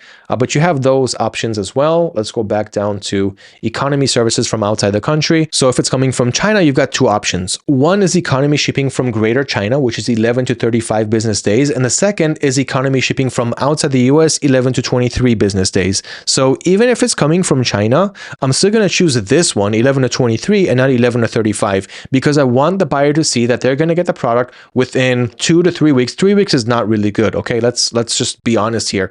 But most likely they're not going to get it that long. But if you give them this one, they're going to see 35 business days plus 5 handling time, 40 business days. Nah, let's look for an alternative. So if you're shipping from China, you're going to choose economy shipping from outside the US or from outside whatever location you open up your eBay account, whatever your domestic audience is. That is what you're going to choose. So 23 business days plus 5 business days gives you 28 business days to ship and deliver your item. If your supplier ships slower than that, move away from them. You don't want to work with suppliers that take so long to ship. Now, at the end of the day, eBay is going to see on your sold listings, when you upload valid tracking information, which of course we're going to get into, they can see exactly when you shipped out your product, if you really did it according to your handling time and also your shipping time. And if they see that you are, and let's say there's just one product that has this policy right here, and it's sold a few times, and it's always getting delivered within 10 days, then eBay is going to write this little message on your listing, expected delivery within 10 days, something like that. And so your buyer is actually going to see the truth. So they're not going to see 23 plus 5. They're going to see what you're actually able to do. Okay, so take that also into consideration. That is why I choose economy shipping from outside the US without giving anything specific and not choosing Greater China, which ups your delivery time by a lot. Okay, offering free shipping. We already talked about that. And everything else pretty much stays the same. Still 5 handling days. Even if it's coming from China, your suppliers should still be able to give you valid tracking information within 5 days. Otherwise, we're going to remove them and move to others. Again, we're going to get to the whole supplier section soon. And that's it. Excluded location stays the same. So the only thing that actually changed here is the primary service that we're using and the name of the policy, so that we'll be able to easily choose the right one for these products. So that is how you create a domestic shipping policy a China shipping policy, or anywhere else that you're shipping from to your audience. All right, so when it comes to the international shipping, so I talked about making your listings open internationally. There's one or two ways of doing it. So one is making your eBay listings available globally using a service called HipShipper. I've been working with them for years and I'm pretty happy with their service. I never really had any problems, and they also got good customer support. What happens here is you sign up with this service provider. Okay, they're called HipShipper. I have a video here that explains everything on how to do it, but this is pretty much their website. Okay, and so this is pretty much what their menu looks like. I don't really want to get too much into it now, but basically you have all of your international orders right here. So what I had to do was simply send the product instead of directly to the customer. I would send it to HipShipper. These are only international orders. So let's say I have an order in New Zealand, and I'm shipping from a US supplier. So I would use that US supplier. I would ship it to HipShipper instead of directly to the customer. Unless my supplier ships really cheaply to the end customer, then I would skip HipShipper in that case. So that you can see that on all of these canceled orders is because I pretty much process them manually directly to the buyer, because the shipping price for me was cheaper. So you can see here the HipShipper rate and the shipping rate. So here, for example, I got 10% profit on my shipping prices too. So if, for example, the shipping price is $32, I would sell it for $36, just make a little bit more profit on the shipping. But still, I was able to ship it cheaper using my supplier directly to the buyer. Now, in other cases, the supplier can either not ship directly to that international buyer, or it's simply cheaper to do it on HipShipper. So I would ship it through HipShipper. As you can see right here, it was shipped through them. And so it cost me $39, but the customer paid $45 for that shipping. And so you can see more shipped products here through HipShipper, and the canceled orders because I was simply able to do it for cheaper. So basically, HipShipper is a warehouse in the US, and you're simply going to deliver the products there. They can see your order. They'll be able to know that it's coming from you because you're their member. It doesn't cost any money to work with them. It's absolutely free. So you ship the product to them, you pay for that shipping, and they will ship it directly to the buyer. And that's it. No questions asked, no issues. And their Chrome extension, that again is free to use, is going to go over your eBay listings. It's going to scan all the listings that you uploaded and that you will upload in the future. And it's going to decide if HipShipper can or cannot sell this product internationally. It's going to also look at the product's weight and dimensions to be able to know exactly how much shipping to price for this. And that's pretty much it. You can connect multiple stores to HipShipper, and they will manually create international shipping policies different than the ones that we just made. And it's going to automatically assign the listings that are eligible for international shipping directly to that international shipping policy, so that buyers around the world will be able to see that product and be able to check out. Because as long as we do not have international shipping, if anyone outside our domestic country sees our listing, they will not be able to check out. eBay will simply display them the message, item cannot be shipped to your country. So you can get more information on how to set that up from the video that's linked here. The second way to do it is through eBay's international shipping program. Now, personally, I do not use this. This is something relatively new that they rolled out with, and it's pretty much doing the same exact thing that HipShipper is doing. Now, the reason that I'm not doing it through eBay is because I'm used to working with HipShipper, so you may try this and you may like it. But because I have packages coming from all kinds of different suppliers, including Amazon, who's a retailer, eBay might not want to see packages coming from them, even though their customers don't really care. I'm not sure. I could be wrong here. They could totally not care about it, but I feel safe working with HipShipper. But here, eBay does the same exact thing. And especially if you're working with private suppliers, and we're going to go over that soon, then, you know, it's not any retailer. It shouldn't be any problem. So anyway, eBay has this program as well. So they will open up whatever listings are eligible automatically for their international shipping program.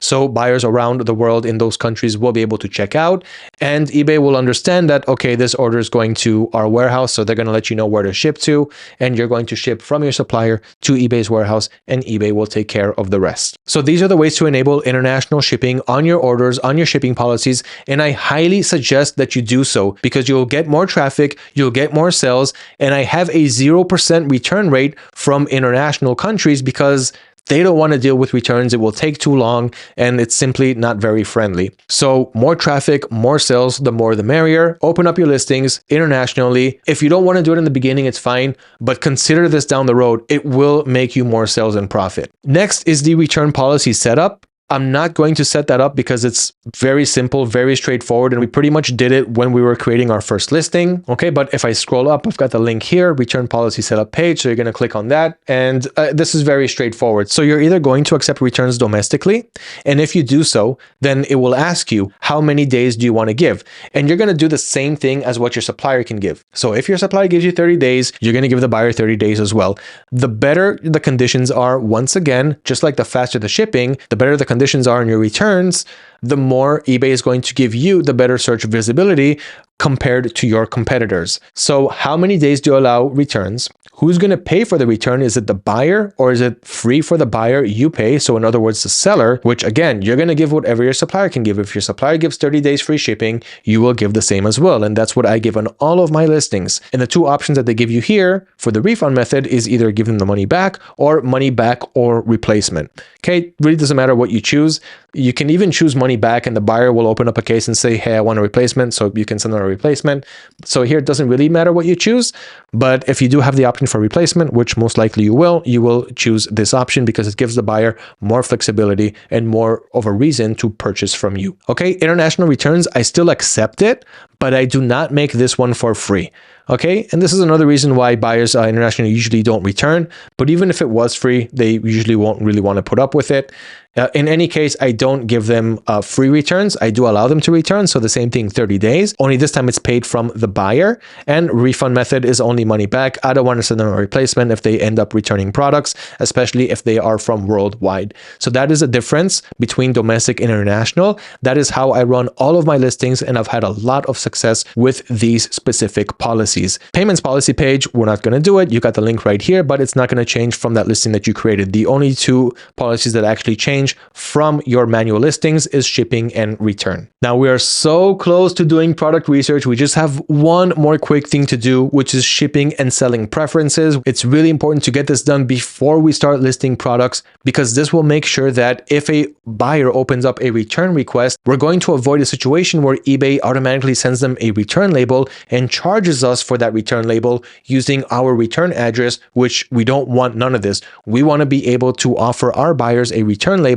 that we're going to get from our suppliers, and we don't want eBay to intervene here. So we're going to do that, and there's a couple more quick things that we're going to do here, and that's it. We're jumping onto product research, and this is where everything is going to get fun. Before that, let's reveal winning product number 2, and then we'll return to the shipping and selling preferences really quick, and finally jump to product research.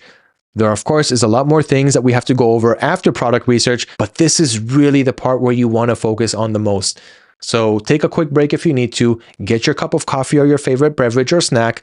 Let's reveal winning product number 2, move over to the shipping and selling, and find winning products live. So winning product number 2, let's reveal, is a fireplace humidifier aroma diffuser. Let's take a look. I'm going to open up the eBay listing, and I'm also going to open up the supplier link. You don't really need to do anything with these products yet. And when we go over product research, you're going to learn about a whole bunch of more products and how to actually find them. But I want to throw these as bonuses just so that you can see how much money you can make here. So check out this seller right here. He's really new. He's only got 4 feedbacks. Very, very new seller. His name is Javier Juarez. So yeah, he's only got 4 feedback, totally new, and making some good money right from the start. So he's selling this fireplace humidifier for $51.99, and he already sold 5 units. And so, okay, so it's a fireplace. This is a niche. This only works mainly in the winter season, but it's still fine to have such products. And on product research, I'm going to talk to you on the differences between having a general store to a niche store or niche, whatever you want to call it. But right now, I just want you to see the potential. So product, heater, selling for $52 and sourcing it for around $25. Same exact heater.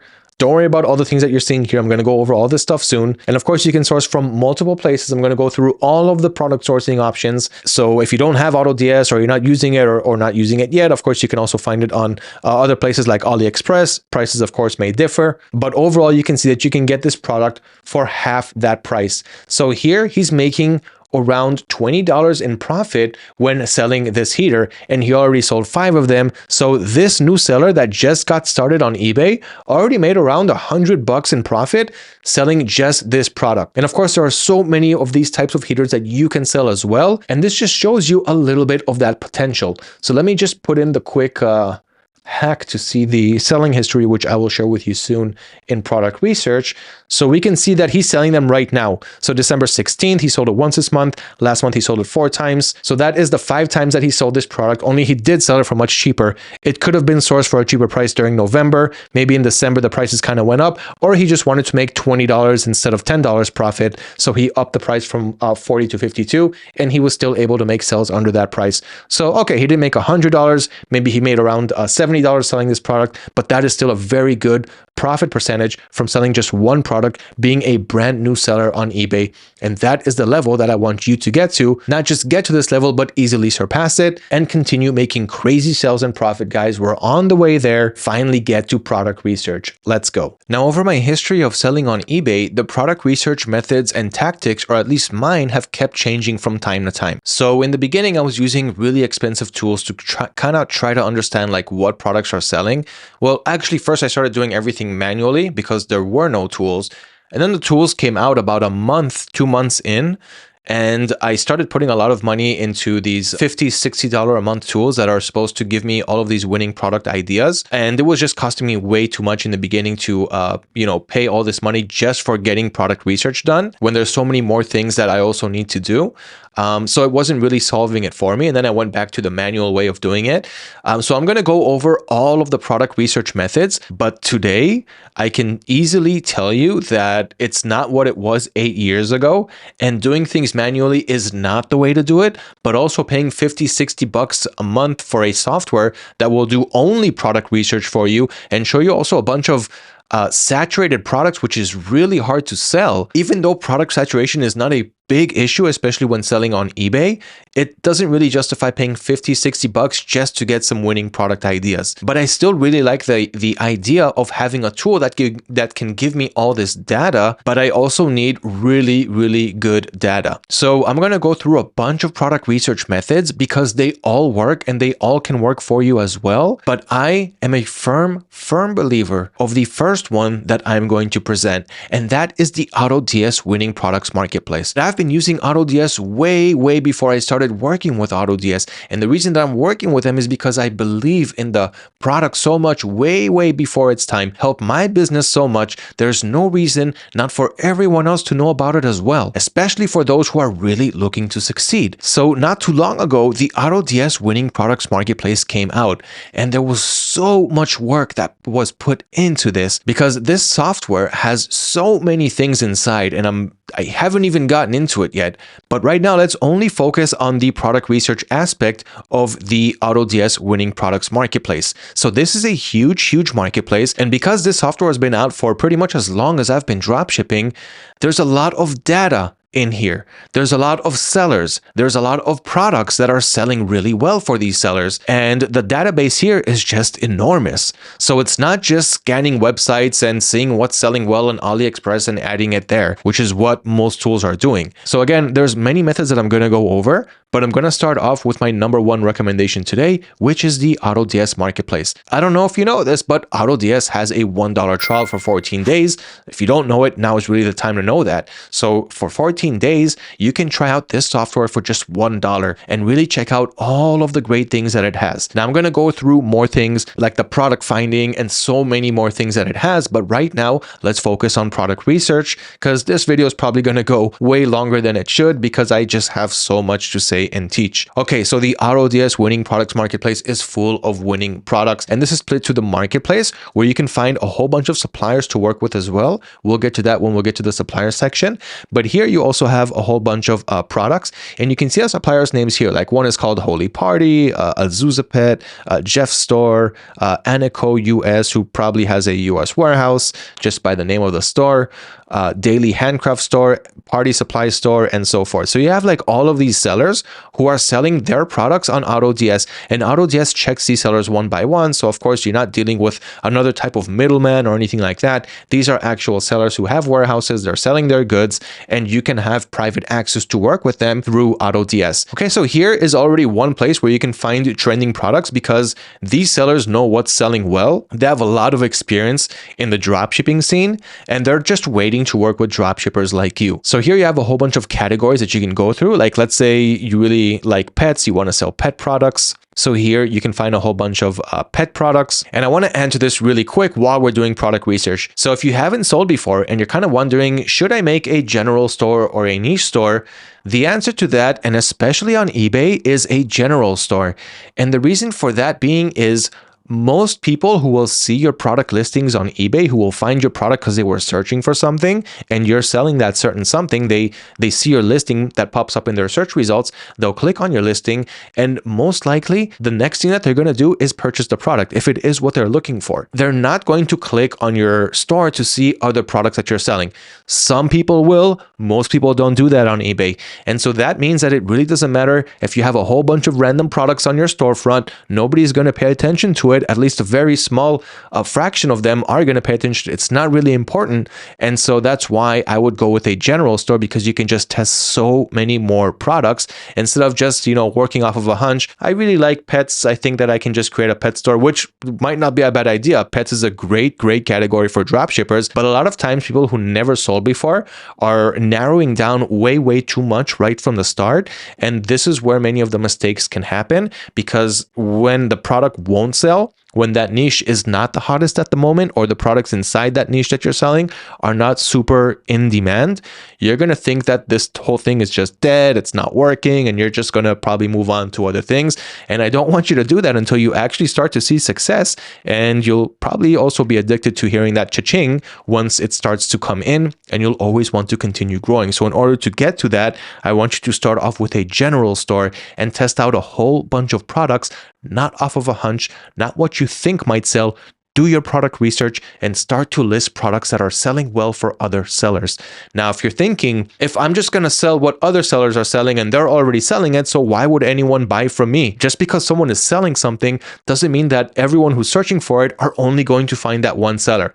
And eBay's algorithm is going to give you the favor as well, especially when you're listing your products right, when you've got better titles your competitors, when you've got better descriptions than them, when your shipping options are better than them because you found better suppliers, and all of these things are what I'm teaching in this video. So here you have a whole bunch of products, and in terms of testing, I'm going to show you that in about a minute. But first of all, I want to show you how easy it is to find products, to find trending products that are also good for dropshippers. There's also a whole bunch of products that we cannot sell, and this easily helps us see the products that we actually can. What I used to do back in the day was I used to go to Amazon, so like bestsellers, right? And I'd be like, okay, let's see what the bestsellers are. And this is also a pretty good strategy. The only thing is, I didn't have a lot of experience knowing what I can and cannot sell, and I would list products that I cannot sell, and then I would get my account suspended, and then I would try to appeal that suspension with eBay, and sometimes it would work and sometimes it wouldn't. I really would learn from this what products I actually can sell. So here, for example, like, okay, well, this is just a tumbler. Why wouldn't I be able to sell it? And I didn't realize that Stanley is like a branded product, okay? And here we're not really dealing with any big brands in the marketplace, so of course, it's going to make all of that much easier and more simple for us. But on the other hand, like I would like, still look at these categories here on the left side. And there's a lot here that we cannot resell. Like we cannot resell CDs. We cannot resell Audible books. These are all branded items. We definitely don't want to sell Renewed.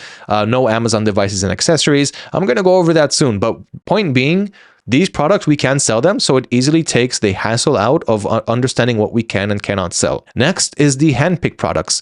So under the marketplace, you have these three options: handpicked products, ad spy, and trending products.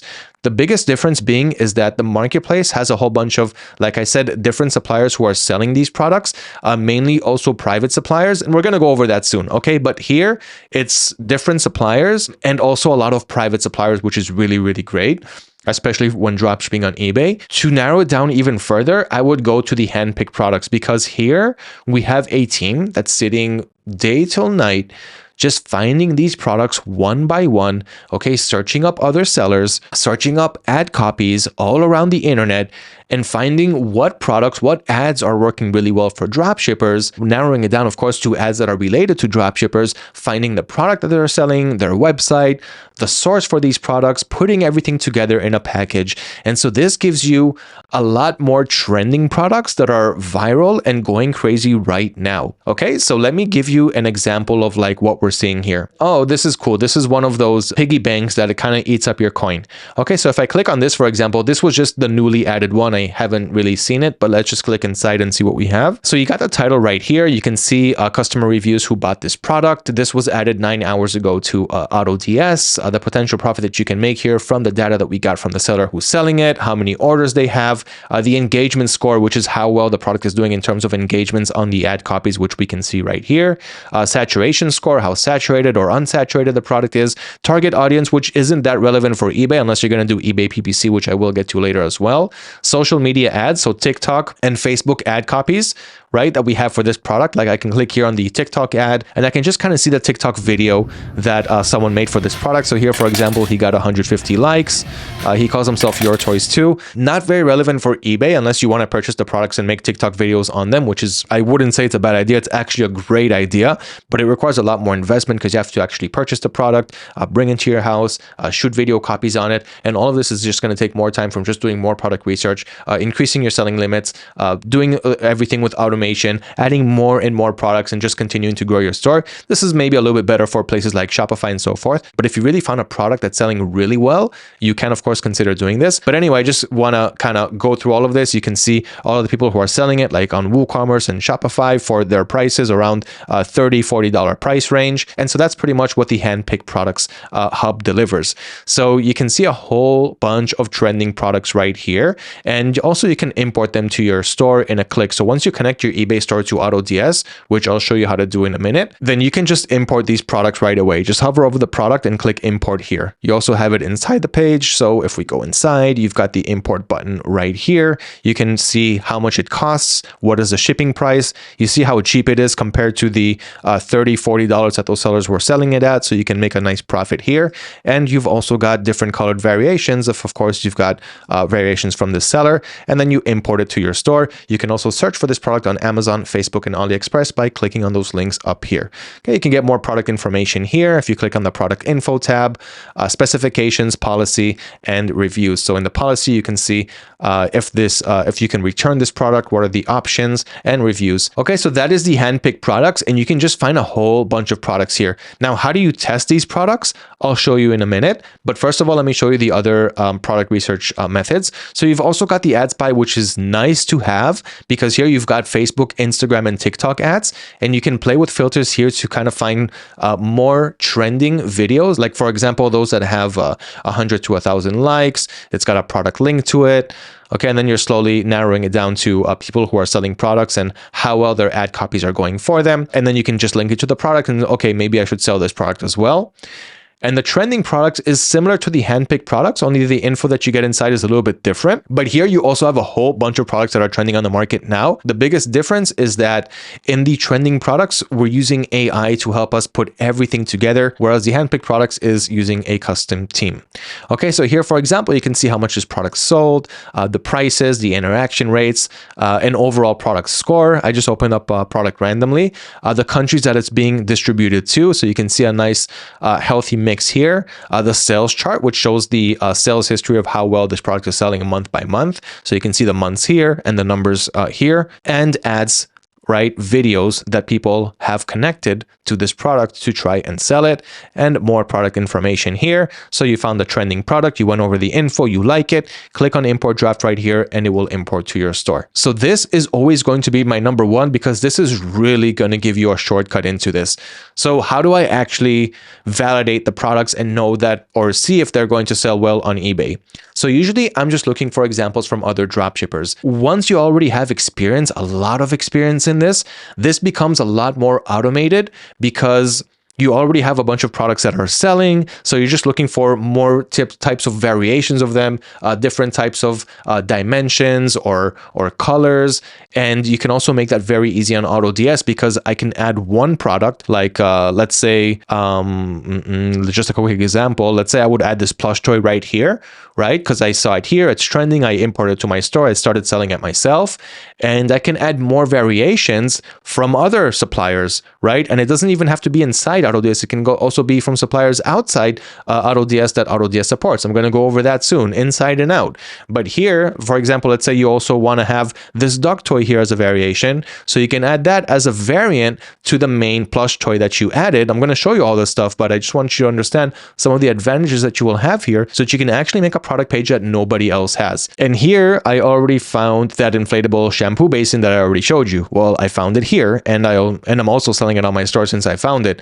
But this is where I found it, right? So I saw this product. It looks really interesting. I clicked on it. I've been in the dropshipping game for a while, so I know what is new, what I haven't seen much around, and this is one of those products. So what I did was I took the title, not the whole title, just the main keywords that make up for the product, okay? And then I would copy it, and then I would go to eBay, and I would make sure that I'm on ebay.com because that's where I'm selling at.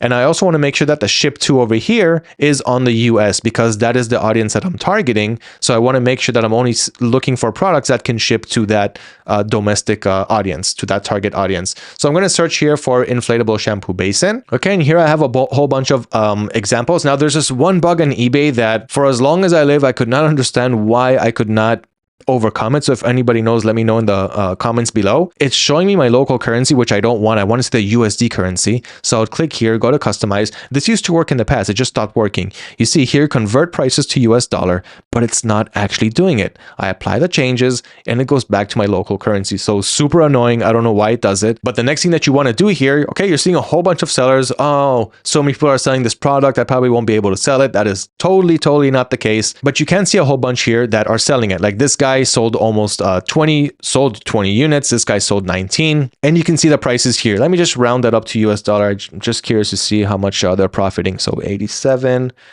divided by 3.6 comes out to $24. Okay, so they're selling it for $24. That is relatively cheap, but you can also see other ones like this one right here. So all of the ones where you see how many watchers, last one, all these special messages. Okay, this one here, this means that they have a selling history. This means that they sold this product. Okay, this one here, every time you see these messages, you know that they sold the product. But how do you filter out the ones that didn't sell them? So what you're going to do here on the filter on the left side, here under show only, you're going to click on sold items. Now it's going to also automatically click in completed items. So you want to unclick that after that happens, because completed items will only show you products that are out of stock because the seller already sold them. But no, I'm looking for the dropshippers who are selling them, and there's always more and more stock. Okay. And don't mind the super cheap sellers like this guy here who has 324 sold. Don't worry about them. You are going to do your own thing, and you're going to test products, and you're not only going to test one product. And once you see that you can sell a product, the same product that other people are selling for a higher price because you actually want to make a profit and you're still making sales, that's what's going to make you realize that you need to stop looking at your competitors on eBay and start doing your own thing, because you're optimizing titles, you're optimizing descriptions, you have different shipping times, you're working with different suppliers, you're not all playing the same game. And again, not everybody who's searching for inflatable shampoo basin is going to go only to one seller.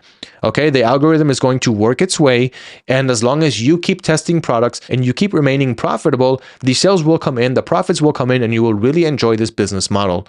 Okay, so here under show only, I'm going to click on sold items, and you see that completed items also clicked in. So I'm going to go back down to it, untick completed items, and see only sold items. I don't know why eBay does it this way, but this is how we put up with it.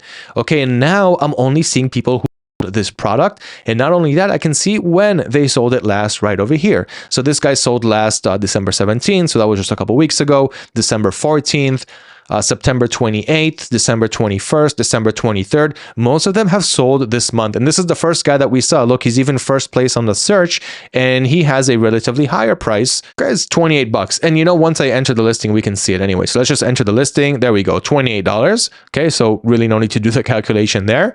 So yeah, so this is the guy that we saw. We already saw this guy's product, and this is how I was able to find it and also validate that this product is worth selling.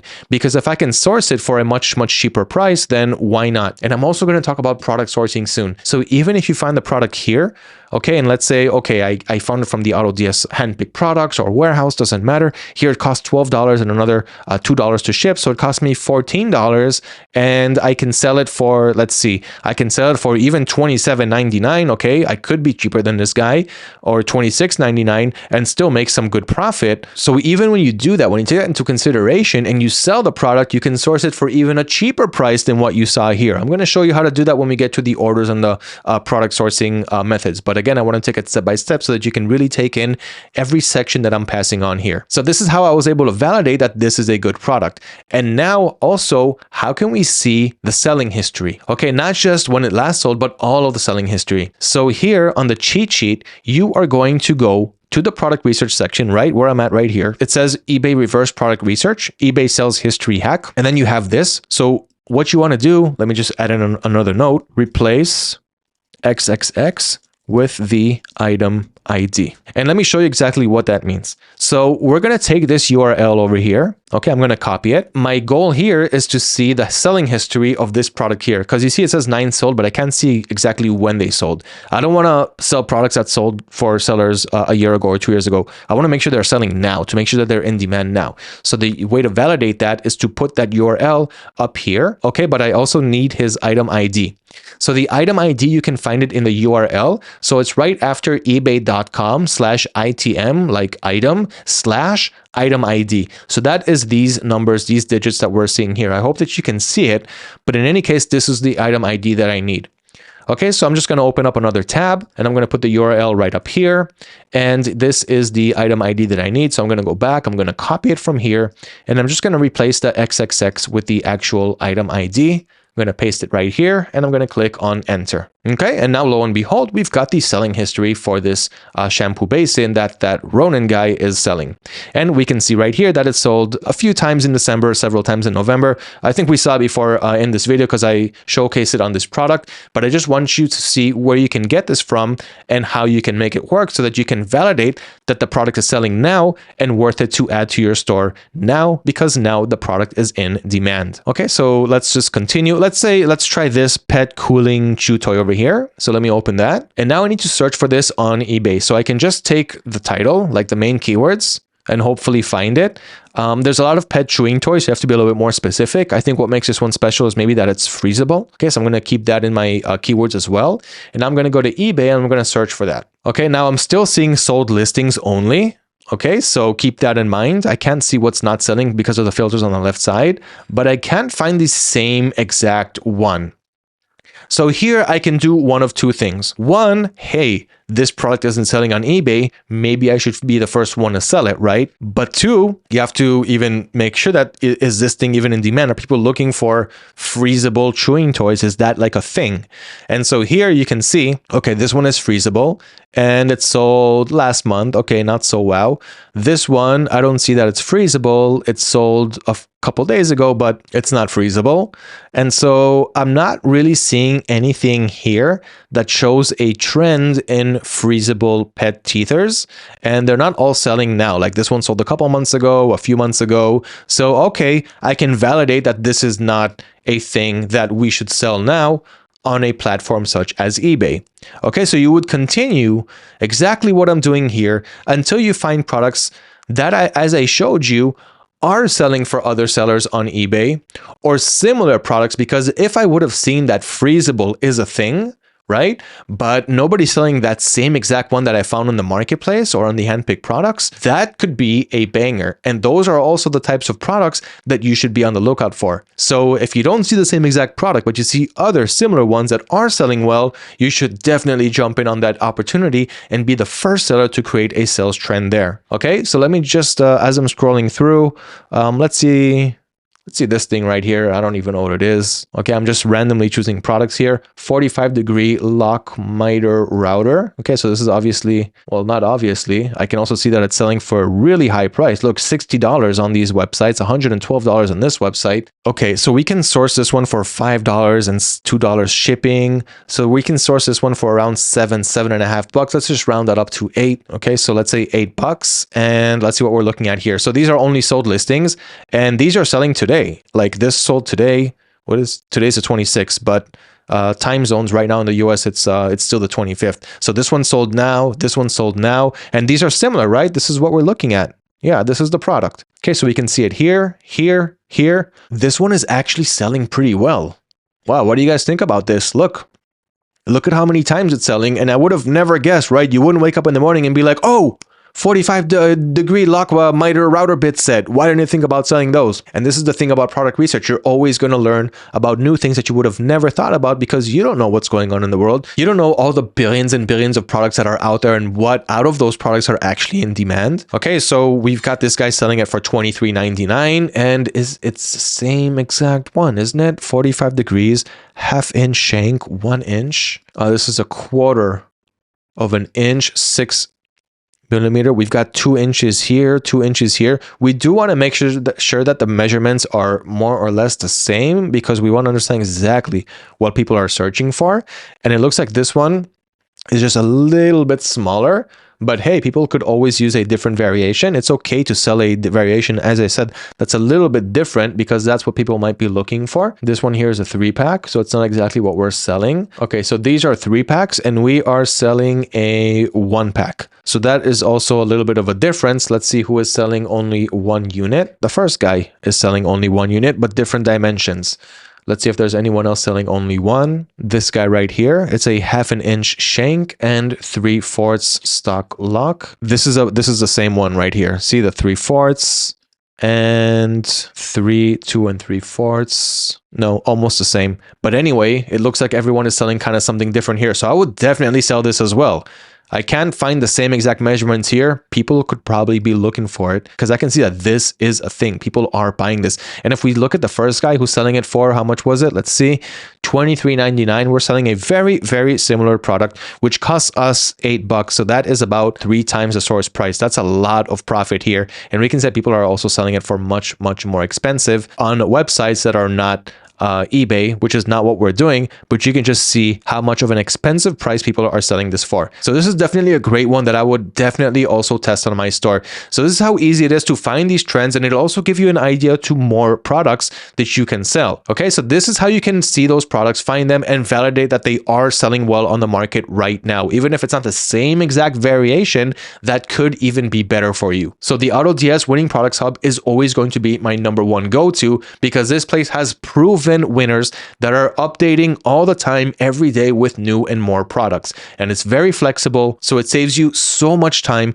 with real good validated products that you can validate even further on your selling channel. Okay, so other traditional product research methods that will work really well for you if you don't want to scroll through a marketplace, or if you don't have an AutoDS subscription yet, then you can use other methods that are completely free, like the Sell These Now YouTube playlist. I linked to it, of course, in the eBay dropshipping cheat sheet. Guys, hashtag eBay 2025.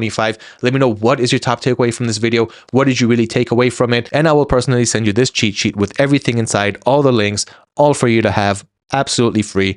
You win, we win. Win-win situation. Let's go. Let's keep at it. So the Sell These Now YouTube playlist, click on the link. You'll be taken to this huge YouTube playlist. And so this playlist has many videos that are coming out all the time with fresh new products. And you can see Mario here with AutoDS uploading videos all the time with new trends, new products. And as you can see right here, it's always moving. It's always updating. This one was uploaded 22 hours ago. This one was 2 days ago. So this is always moving all the time. So here, for example, you've got the top products for every month, for January, February, March, April, and for all the seasonal events that we have, like Valentine's Day, and all the niches like jewelry products, Christmas, and so forth. So this is your go-to if you don't want to go through any platform, if you don't want to do it manually, and if you want to get everything handed to you in a YouTube video that pretty much summarizes it all. Okay, so you've got the Sell These Now YouTube playlist, very descriptive, going through the products, what makes them popular, how well they're selling for other sellers, how much other sellers are profiting from them, and what you can do to do better and sell more. So the Sell These Now YouTube playlist is another great option with hundreds of videos there and hundreds more to come.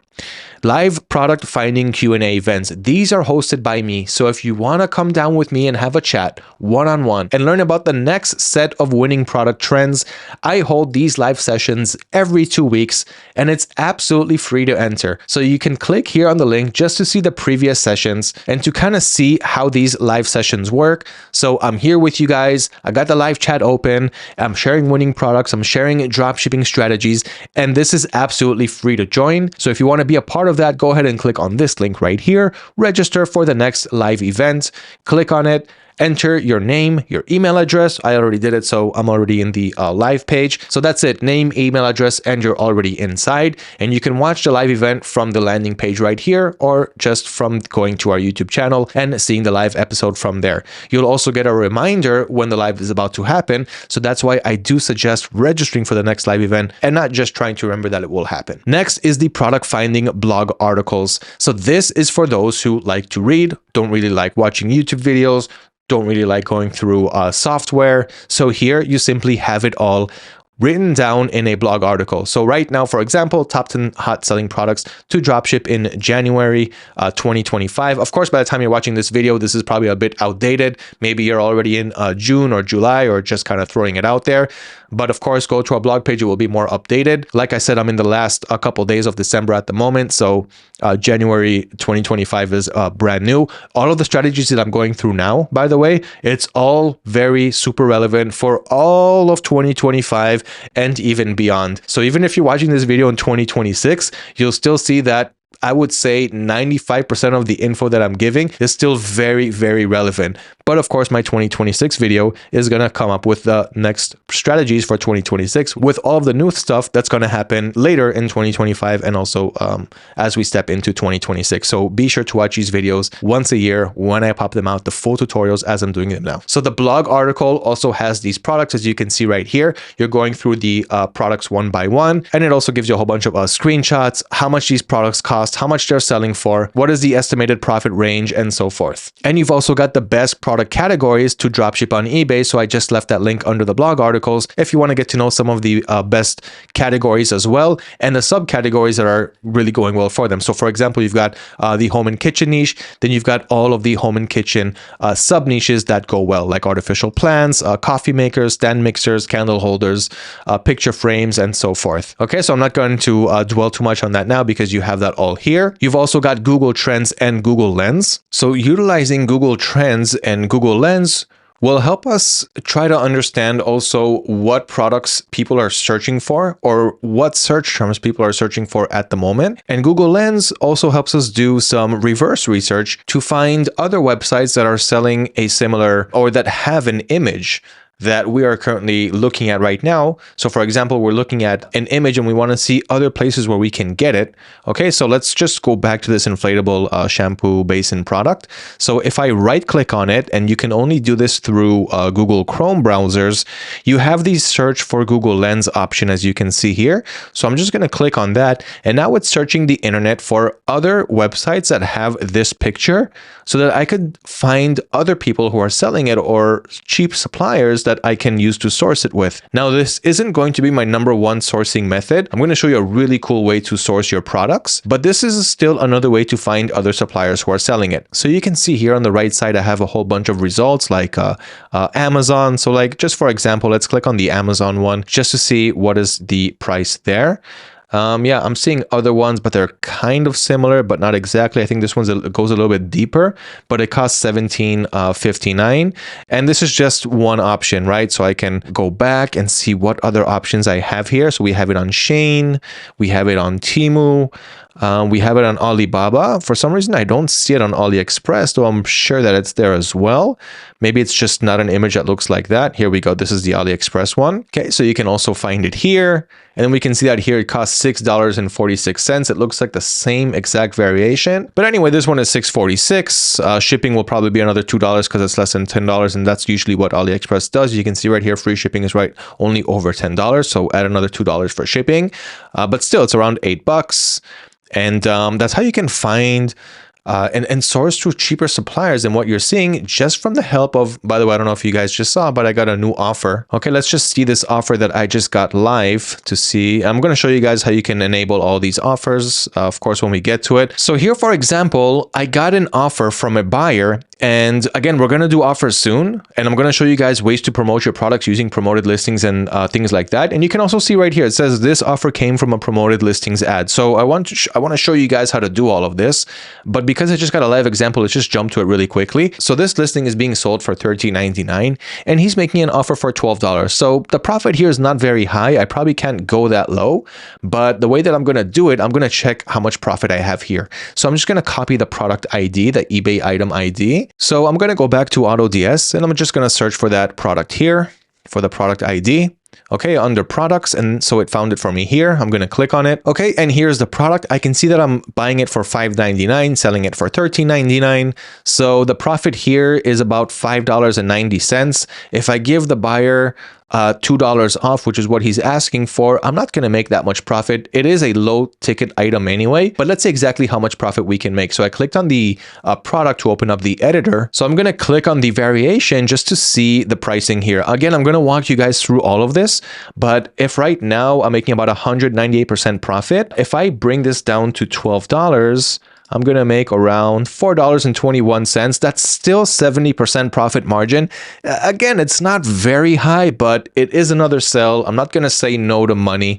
So I'm going to accept that offer. So to do that, I'm just going to go back to the offer that I got from this guy, and I'm just going to click here on accept offer. Okay, so I'm going to accept his $12. By the way, I could make a counter offer, right? So if I go back, I could say, you know what? I'm going to make a counter offer right here. But and so instead of 12, you know, let's maybe sell for $12.99. I could send this counter offer. He may accept it. He also may not. But just for the sake of this example, let's accept that offer and make a sell. Okay, so I'm just going to accept the $12. Again, it's not a lot of money, $4, but again, it's money. We're not going to say no. We like selling low ticket, medium ticket, and I definitely like selling high ticket items. So just made another $12 sell. So I have a few sold items that I need to fulfill the orders. I'm waiting on it because I want to show you guys how to do it. So we saw the Google Lens. So we're just right clicking on the image and we can find other sources that way.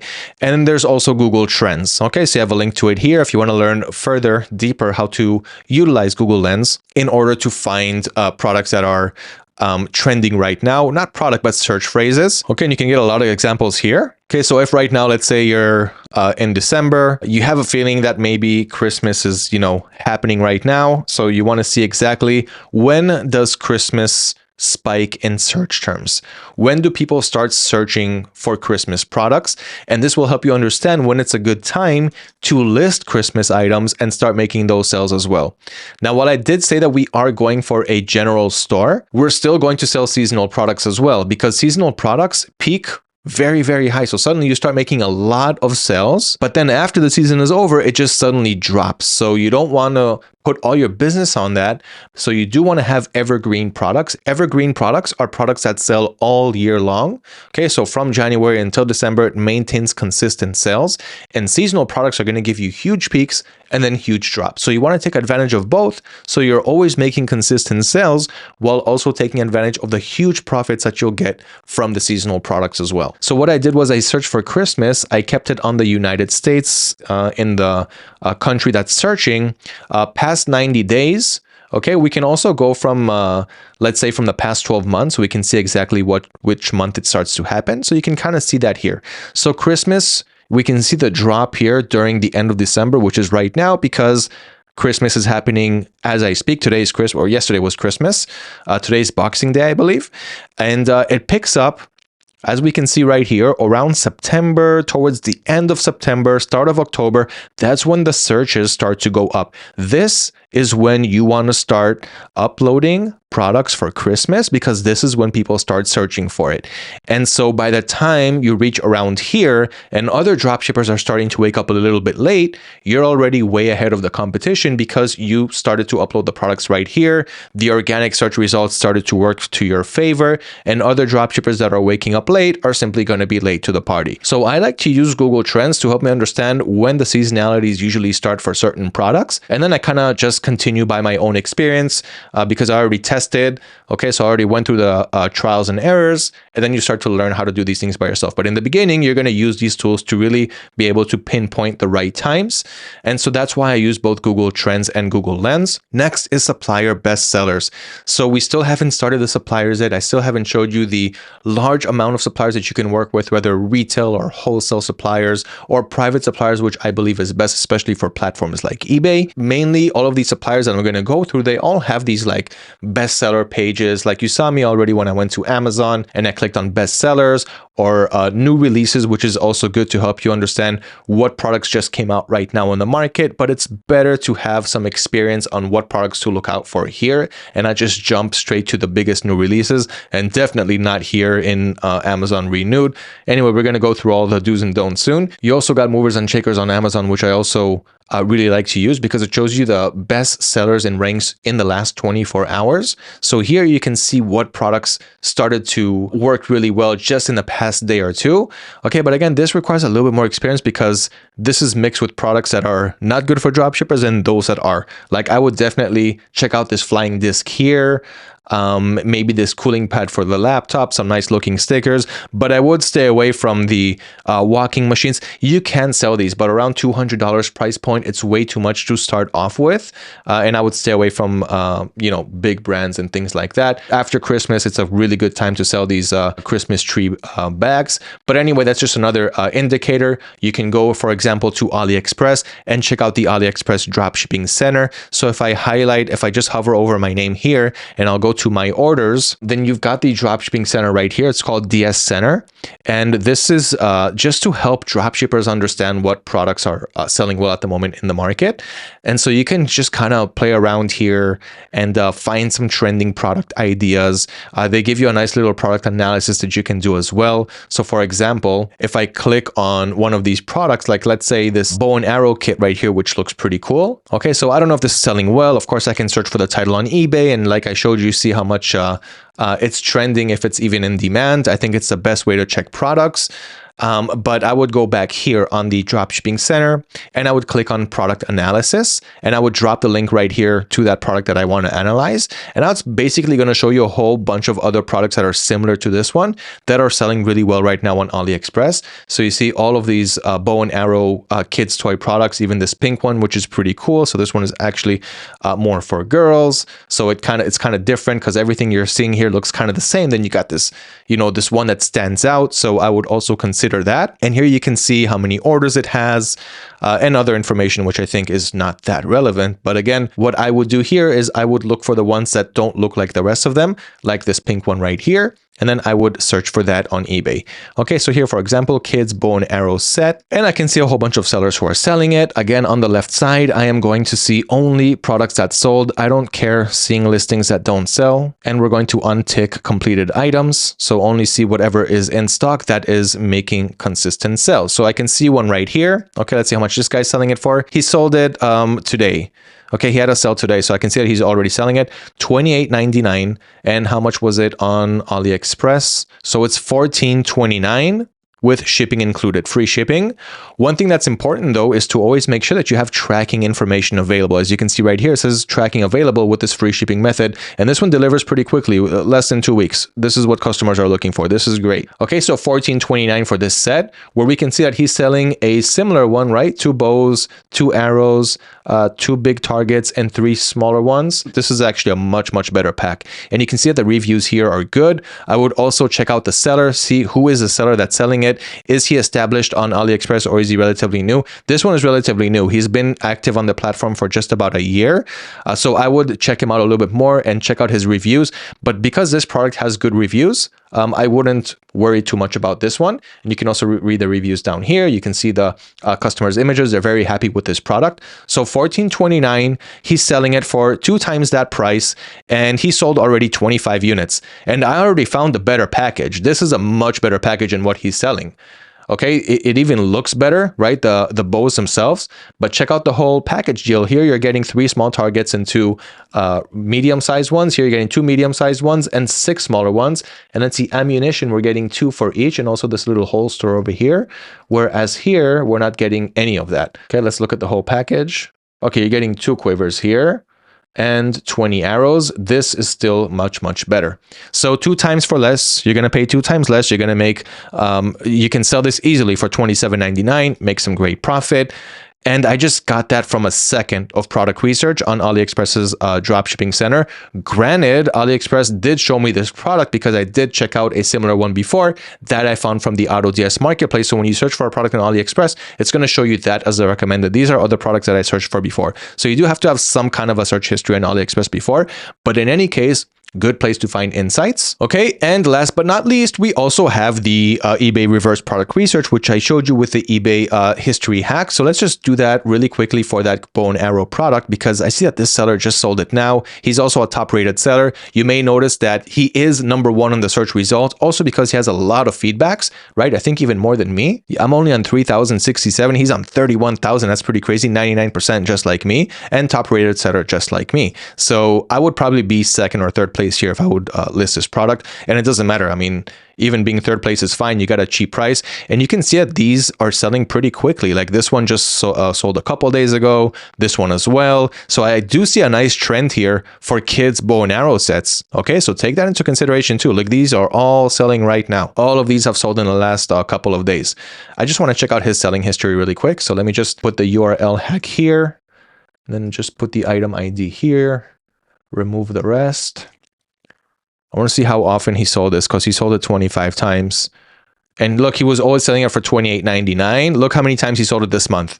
So let's take a look at the profit. I would say around, just off the top of my head, $7, $8 in profit times 1, 2, 3, 4, 5, 6, 7, 8, 9, 10. That's around $70, $80 profit, no questions asked, for this product just from this month, from one product. This is why I want you to do product research the right way and start from the top. Start from what's selling well right now instead of starting from the bottom, which I had no choice back in the day.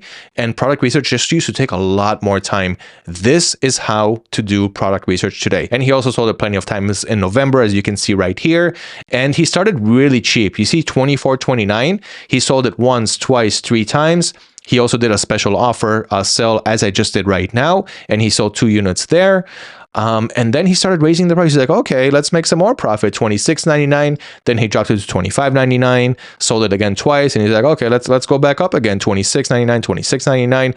Let's go back up. Let's keep going up. $27.99, $27.99. Then he went back down to $26.99 for a couple of sales, and now he's up to $28.99. Special offer, sold 2 units, $28.99. Easy money. So you have all of that plus eBay Terapeak. Now you can only use eBay Terapeak after you have some sales on eBay and after eBay sees what you're selling. So you have an article linked here on how to use it. But basically, eBay Terapeak gives you much more insights as to what products are selling well around the products that you're already selling. So let me just show you a live example of what that looks like. So it should be here. Under research, okay, I'm going to click on that, and then sourcing insights. So they changed the name. It used to be called Terapeak. Now they call it sourcing insights. And this is another place. So here, while you can't really see the categories because these are my top sellers at the moment, I really want you guys to do your own research, but I'm giving you all the tools and resources in order to do it. This is going to show you what are the best selling categories right now, how much the search volume is, how much active listings you have there, what is the search to listing ratio, and the sell-through rate, which is absolutely great. So this one, for example, which I know you guys cannot see, but there's a great opportunity, as eBay says right here. This category has a higher search to listing ratio and sell-through rate than kitchen tools and gadgets. You're selling in kitchen tools and gadgets, but here's another category that's close to that that's selling a lot better. Okay, so eBay is kind of giving you all of that under the Terapeak, or whatever they're calling it now, sourcing insights. So you can take advantage of that, but only after you start selling. And eBay gathers data on the types of products and categories that you are selling. So those are the best product research method strategies that you have today, along with what I said, like going to like bestsellers and saying, okay, this is a bestseller right now. Let's see how that's working on eBay. And then you have to move over to the validation part. Okay, soon I'm going to show you guys all the suppliers that you can use so you can do your manual research there and then do that reverse product research strategy to validate it on eBay. And my recommendation, of course, is to use the AutoDS marketplace to find the winning products and then find someone who's selling those products successfully on eBay, filter by sold items, uncheck completed items. I got the whole step-by-step for you here in the eBay cheat sheet. Use the sales history hack to view the selling history. If the product has potential, optimize and upload it to your store, rinse and repeat, and you'll find your winners. So I already found some right here while doing this live search, this live product research session, but it goes much, much deeper than this. And this again, guys, is where you have to put most of your time into product research, do your due diligence, do your homework, and put in hours and hours of work into product research more than anything else around your store. Okay, and remember that it's all trial and error. And the cool thing about dropshipping is that, especially on eBay, you're going to get 250 free listings. So once you open up your limits and you can list 250, that's not going to cost you any money. So now I got 250 best sellers from products that I saw that are selling well from other sellers. And once some of those start to sell, it's like, great, I'm starting to get data on what's selling well. I'm starting to see what products are in demand. And the other products, I would give them around 1 month. If they don't sell in a month, I would go over them and then I would start to optimize. Okay, this one didn't sell, but it's getting a lot of views, so I'm going to give it another month to check it out. But these barely got any views and it doesn't look like it's gonna, move anywhere. So I'm just going to delete them and we're going to replace other products instead of them. So you can always do this rinse and repeat process until you have 250 really, really good listings. The sales and profit will come. It's inevitable when you follow these steps, and then you can use that profit to reinvest back into your business, grow your eBay stores, get the next store subscription, get more listings. And this is the way to grow. And this is what I've been doing for years and years. And I'm probably not going to stop because I got to the point where it's so easy for me and I want it to be easy for you as well. Okay, so that is my recommended product research strategy. You got all the step-by-step, all the links here inside the cheat sheet. Hashtag eBay 2025. Let me know, what is your top takeaway? What did you really learn? What did you like about this video? And I will share the link with you and have everything that you need to succeed with your business. So before I start showing you how to add these products to your store and how to fulfill orders and how to deal with returns and how to maintain a high seller level and all of that, let's get to know about the products to avoid selling on eBay. I did hint it a few times, but let's go over it really quick. No copyrighted, no trademark product. So this means, guys, no Apple, no Samsung, no Sony, no Nintendo, no Adidas, no Reebok, nothing that you've heard of before. If you've heard about it, it's branded, you cannot resell it. But you can sell products that are made for them, not from them. For example, you can't sell the iPhone, for example, but you can sell a case for an iPhone, right? So long as it's not created, manufactured, made from the brand itself or from another branded company. So like all of these, you're good to go.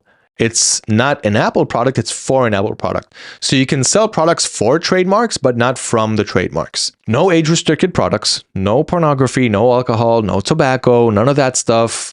If you think about it and you know that it's bad, just don't sell it. No dangerous goods, no guns, no ammo, no flammable liquids, no choking hazard toys. Just stay away from that. No medicines, no vitamins, no supplements. Now, the thing is, there's a whole bunch of products that you cannot sell, but there's even more products that you can sell. So don't worry about what you cannot sell. Just stay away from it. No matter how much you think you can profit off of it, it's just not worth it in the long run. And the cool thing here is if you're using software like AutoDS that has the eBay Vero checker, then here you won't really need to worry about anything. Because if you try to add a product that you cannot resell, you will get a warning message from the system. Hey, this product is Vero. Vero is a verified owner's rights program, something like that. You have an article to it right here. So it's linked in the cheat sheet and you can dive more deeper into this, into what products you cannot sell and how this whole Vero system works. But just so you know, when you try to add a product to AutoDS, you're going to get a message like this. Manufacturer name contains a Vero word, keyword Apple. So go over this product really quick. See if you really want to add it. Maybe it's not an Apple product. Maybe you want to check it out first before we, go ahead and add it to your store. So again, stay away from all these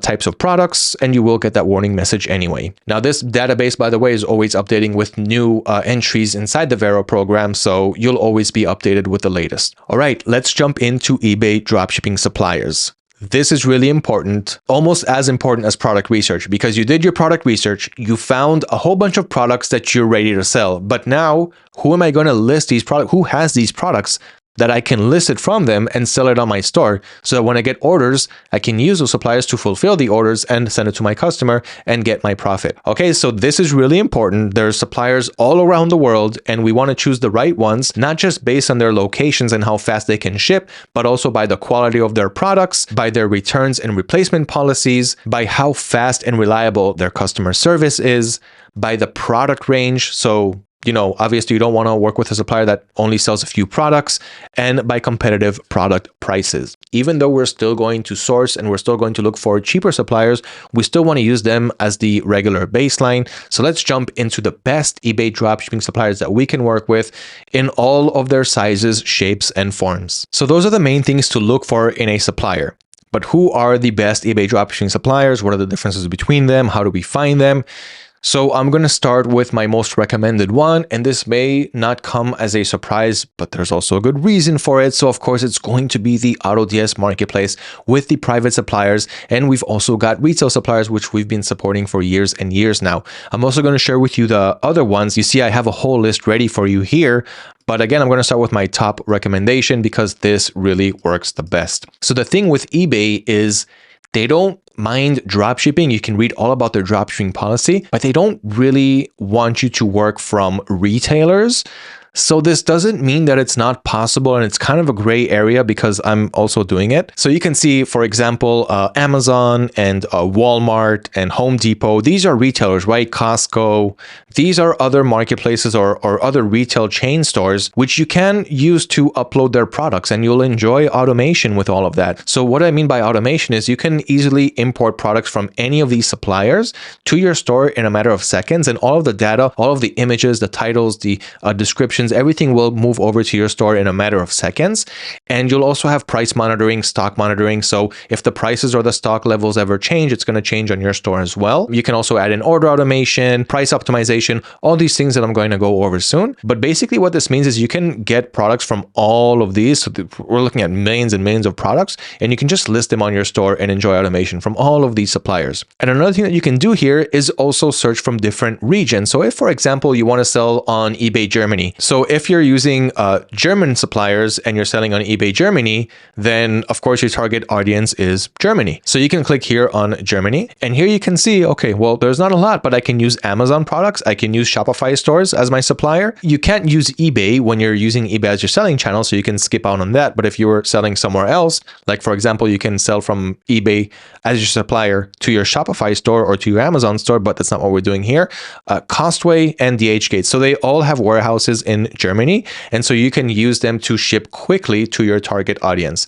Okay, but that's basically what that means. So if, for example, you want to target the US audience, so you only want to filter by USA warehouse location, and here we have a lot more suppliers that we can use for that. Okay, so that's how you can kind of narrow down on your location and ship quicker. So these are the retailers, but my top recommendation would be to work with private suppliers. So we already went to the AutoDS marketplace right here, and we saw that here inside the marketplace, you can choose a supplier right here. And here you have some retailers like the ones we just went over, but the top one is AutoDS suppliers. And there's a big advantage with working with AutoDS private suppliers.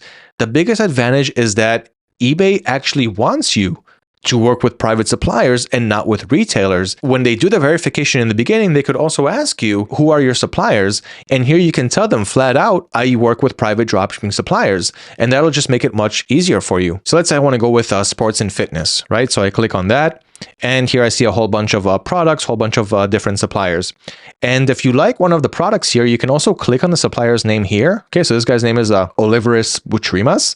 But then other ones also have customizable branding. And this is where you can really, really stand out. So what this means is this product can ship out with your branded design as a welcome card next to the product. So this way you can really sort of brand your products, and your customers will remember your store, because even when you're drop shipping, and usually this isn't possible for drop shippers, if you're purchasing only one item, no one is going to send it out with your branded logo on it, but now it's possible.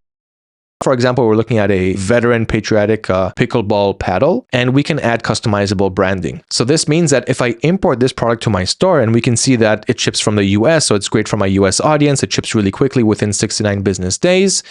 And if I import this to my store and I sell it, then it's going to go out with my branded logo. Where can I put my branded logo? Right here in the AutoDS settings. Here on the right side, we got store settings. And then I've got the branding settings right here. So I would upload my logo right here. Right now, I'm just using the AutoDS logo. And this is what's going to go out every time I sell this product. So it's really nice to have that extra branded effect. And again, importing is really easy. You like this product, click here on import draft. Another thing is that you can also message these suppliers. So all of these private suppliers, you have direct access to them. You can click here on message this supplier, and now it opens up a chat window between me and them. And here I can start writing to them, hello, nice to meet you. I'm a drop shipper. I have a few questions about this and that, or whatever. You have a private chat with these private suppliers. So that gives you another real nice edge to the private suppliers marketplace. And also, again, the fact that eBay wants you to work with private suppliers instead of using retailers. So it's also going to give you another advantage. So if you like the supplier, you can also click on their name to see what other products they're selling. So for example, if I click on this Jane Zhang, I can see all of the products that they sell. And it's mainly around the same niche from what I see here.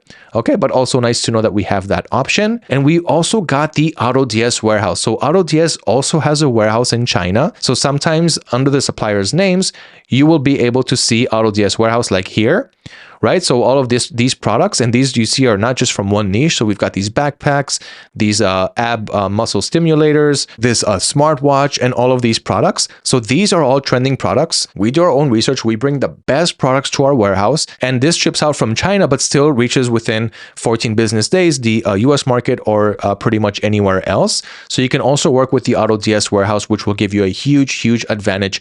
And this way you are working with private suppliers. And this is what I recommend to do when you're looking for suppliers. You can work with them, and you can even source through private suppliers. So even if you're not working with them, even if you're adding products, let's say from AliExpress, you can still source it through private suppliers if you have a sell. So I'm going to get to this stuff soon, but this is my top go-to when it comes to looking for what suppliers to work with. Now, as for the rest of the recommendations here, this is all different types of suppliers, mainly around specific niches. So if, for example, you want to find a supplier in a specific niche or in a specific country location, then you can do that here. So for example, let's say you want the jewelry niche. So you've got jewelry dropshipping suppliers right here. You click on it and you'll go to a full blog article that will go over the best jewelry dropshipping suppliers. As you can see right here, it's very detailed. You have the pros and cons, you've got the comparisons and everything else that you need there. And also an embedded video. So if you like to watch, you can watch. And if you're the type that likes to read, you can read. In any case, all the information is there. So here, for example, you've got jewelry suppliers, pet suppliers,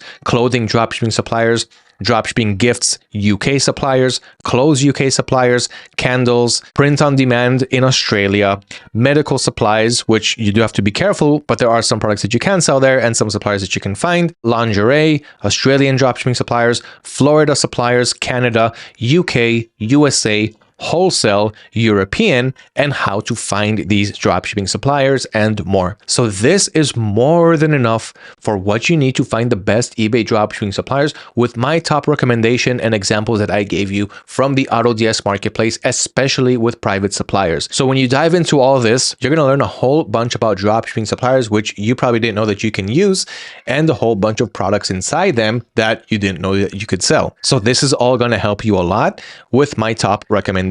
Now, what do you do with these suppliers? So you found the products, you found the suppliers, you're ready to start selling, right? We did everything the right way up until now. And now it's finally time to start listing these products on our stores and get to selling. So this is the best way to add products to your store to save time. We're going to do it with automation. So you already know how to manually import a product. Only when you're doing it from your suppliers, it's going to take a little bit more work. And let me show you what I mean. So if, for example, we take a product that we want to sell. Okay, let's take AliExpress, for example. Let's say this is the product that we want. Okay, now let's do it the manual way. So I'm going to go to eBay. I'm going to open up my listings and I'm going to create a new listing. Okay, so now we're selling a kids bow and arrow set. right? This isn't the title, but this is kind of what we're selling, right? It's just like the main keywords. Okay, now eBay is like, oh, is this the product that you're selling? No, we're selling a different variation. So I'm going to click here on continue without match. It's a new product, continue to listing. Very similar to what we did when I listed that first product. Only here, it's not a product I have laying around here. So I have to download all the images from AliExpress, which isn't that easy. AliExpress doesn't give you that right off the bat. You can't really download here. So you're going to have to use an extension called AliExpress Image Saver, something like that. And it'll give you these options over here. So I can click here, it'll download all the main image, click here, download all the variant images, click here, download all the description images. Of course, we're going to have to move the title over, even though we're going to optimize it. I'm going to show you guys the best optimization option soon, but here's where you're going to copy the title, paste it, go to the description, and find the text here, if any, and paste it there. So it all gets very tedious, especially when you need to list tens, hundreds, and then thousands of products. But you can still do it here. Just move everything, move all the information over here. I'm not going to do it now because it really is time consuming, but I'm pretty sure that you get the idea.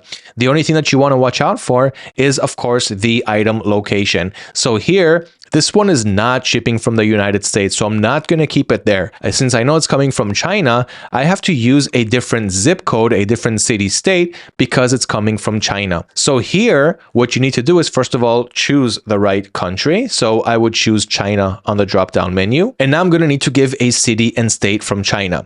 So while I don't know exactly what the city and state is where this product is coming from, I can pretty much choose any that's coming from China, and that will also work. So in order to know what item locations you can use, I added this to the tools and resources. So you've got US warehouse locations, China warehouse locations, UK, Australia, Europe, all the main countries that you may be shipping from. And it's just going to be easier for you to find an address that you can use for your warehouses. So let me show you exactly what I mean by that. So let's say I'm looking for somewhere in China. So my item location here is asking for a city and a state. So I can just look here, okay, under the China warehouses link that I have there in the cheat sheet. And here I'm just going to choose, let's say, city, let's see, Hefei and Yaohai district. Okay, and that should be it. Okay, so it really doesn't matter as long as you are choosing the right country. Don't lie and say that it's coming from the US if it's coming from China, for example. Then we're going to click on done, and you can continue with the listing. You don't really need me here because we've already been through this. This is the manual way to do it, which again, I don't recommend, but you can work with this way, and you have all the tools and resources that you need here. Now, my favorite way of adding products, which is of course the automated way because this one saves us a whole bunch of time, is to use AutoDS's one-click importer or the multiple product importer. So how exactly does this work? Let's say we want to add, once again, this bow and arrow product. Okay, let's just stick with this one since we're already here. It doesn't matter which supplier you use, okay? You can take a product here from the AutoDS marketplace or from the handpicked products, and it's really easy to import a product simply by clicking here on import. Okay, so you can do it from within the AutoDS system when you find a good product and you validated it on eBay using the strategies that I showed you. But if you're taking an outside supplier, right, like AliExpress or Amazon or Walmart or one of those retailers or wholesalers that I showed you, CJ Dropshipping, so what you're going to have to do here is you're going to have to copy the URL for the product, right? So let's say I want this product, we're going to copy the URL, then we're going to go here to AutoDS, and I'm going to click here on add products. Before that, of course, you have to add your eBay store. I didn't really go over that, but it's a very simple, straightforward process. And when you register for your AutoDS trial, then it already asked you what store you would like to connect. So you probably already did it. If not, you can just click right up here. Then you're going to click here on add store. You're going to choose eBay store, click on continue. And as long as you're logged in, the connection will be quick. If not, it'll go to your eBay login page, log into your eBay account, and your store will be connected. Now, once that happens, you can start adding products to that store. So once again, either import draft directly from the AutoDS marketplace and Winning Products Hub, or click here on add products. And here you've got the single and the multiple products. So I just want to focus on these two. First is the single products. So this is if you just want to add one product really quickly to your store. So let me just choose that option. Which store do I want to add it to? So in this case, I'll add it to my first eBay store one. So here I'm just going to add the URL that I copied. This is the product that I want to add to my eBay store. My supplier source here is AliExpress. The warehouse is China. China. So I can either edit now the product or I can publish it directly to my store. Because I do want to optimize it, I'm going to go with edit now quick. Okay, and here in just a couple seconds later, I've got all of the details here. You can see that the draft upload process completed, and I've got the product's title right here. Let's just zoom in a bit so you can see it better. So I've got the product's title here. This is the store. This is the supplier. Here I can add an internal note for the product. If there's anything that I want to write about it, I can add it here and only I will see it. So now let's start the product optimization, and then I'll show you the multiple way to add products. But this part is really important to get down because I want your product page to be different than others. And the title on eBay is really, really important. Whatever title you go with is going to define how well it's going to work on eBay search engine. Because at the end of the day, someone is searching for someone to buy, and they're going to search by using eBay's search function. And the better your product title, the more close it is to whatever someone is looking for, the higher the chances of you being way up there on eBay search results, especially in the beginning when your store is not established and you don't have 1,000 feedbacks and all of that. So here we've got the title. We want to optimize this title to the best of our abilities, and there are a couple ways of doing so. One is using the eBay title builder, which is absolutely free to use. I've got a link to it right here under the tools and resources. So you can go here and build a title for your product. Okay, so you're going to go here and you're going to write right here in the search, bow and arrow. Keep it as simple as you can. Okay, now it's searching up all the search phrases on eBay and it's seeing what's being searched for the most. And this is also going to help us build a nice little title. So we can see here that this keyword has about 35,000 searches in a month, the competition score, how much sales these keywords has, and what people are searching for the most. So we can see right here, 20-inch hunting crossbow, hunting crossbow bolts. Of course, this isn't what we're selling, but if this was related to the product that we were selling, then you can start building a title here. So I see that a lot of people are searching for archery arrows. Let's say that's the product. Okay, just as an example. Okay, so I would click on that. It's starting to build the title. Okay, then I would go to next. This is the hunting niche. So I didn't search up the right product in this case, but this is how you would build a title if, of course, it was relevant. Let's say, for example, you're searching for an LED dog collar. Okay, probably a much more bigger search phrase. So let's say you're building a title around this product. So let's say LED dog collar. Okay, that's the product. That's what it is. It's relevant. So you're going to click on it and it's starting to build a title here. Okay, next, dog collar blinking. So I don't want to repeat the same words, but blinking is also good. So let me click on that and just remove the words that I already have. So I already have dog, I already have collar. We're going to leave blinking here and continue. Night flashing light up. Also relevant. So let's also add that. Okay, so we're not repeating words. We got the right spaces in between them. And you're going to continue building a title here. As you can see, you can go up to 80. Then you're going to copy the title and paste it over to your title on the product.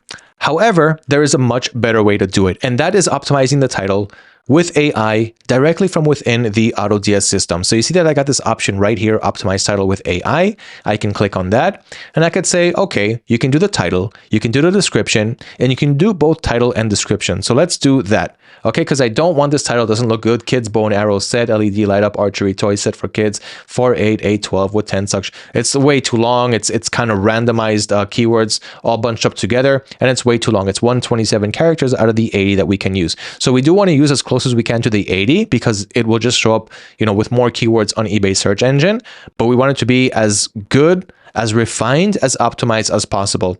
The description as well. Let's see what we got here. We don't even have a description. We only have images, which is not that good, even though the images have text and some of them can actually be really good and relevant to the product. Still not going to use it because we still need text. Okay, so what I'm going to do is I'm going to optimize them both. So again, I'm going to click here on optimize title with AI.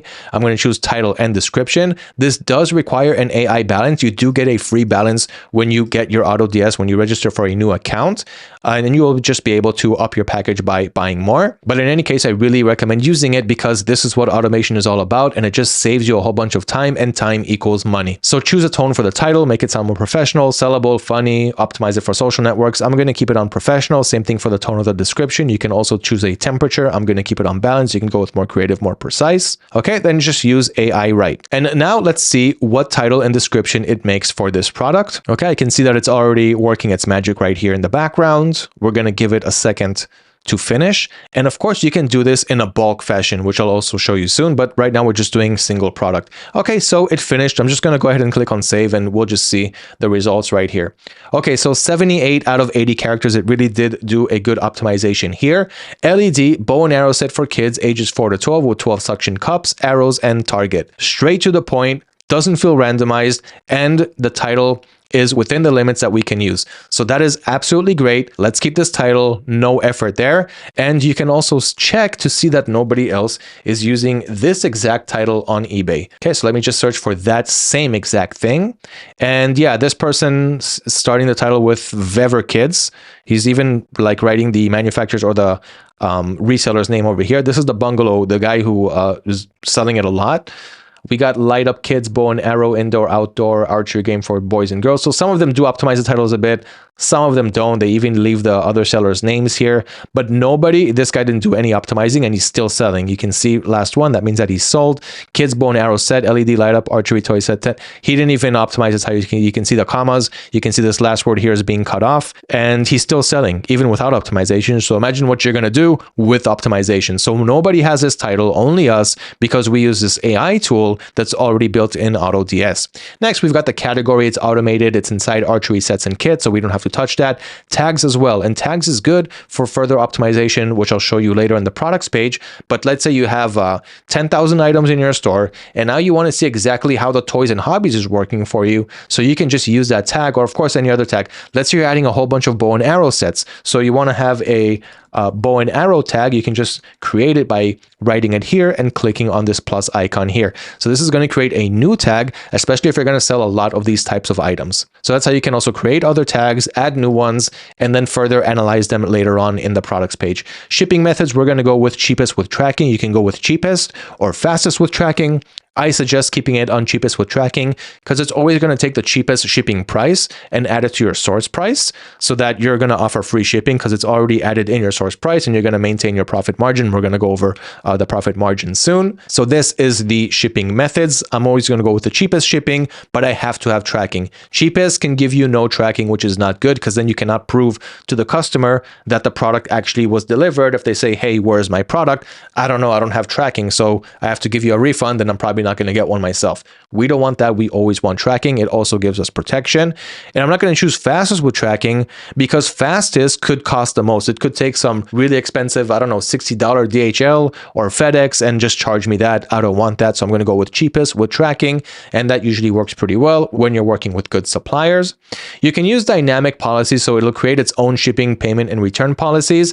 But because we already created our policies and we know exactly what to use here, you've got the drop-down menu here with the policies that you already created. So here we've got the payment policy. It's always the same one. Shipping policy is whatever shipping policy you're going to go with here. I would go with the 5 business days. Okay, I've only got the 3 business days from right here, but you created your 5 business days, so you're going to use that here. I'm only working with suppliers that can ship really fast. I already tried and tested them, so I'm only keeping my 3 business days shipping policy. The return policy also, you would add it here. And the country location, the zip code, so we already talked about that. Brand, just leave it blank. So it'll kind of show up as unbranded. And then you've got stock monitoring, price monitoring, automatic orders. I'm going to go over automatic orders soon, but stock monitoring, price monitoring, definitely have that on. And now let's move over to the description. So first, I'm just going to quickly save everything that we did. Let's move over to description. So here we went from 0 description because we didn't get any description from the AliExpress seller. He just added a whole bunch of photos in the description. There's absolutely no text.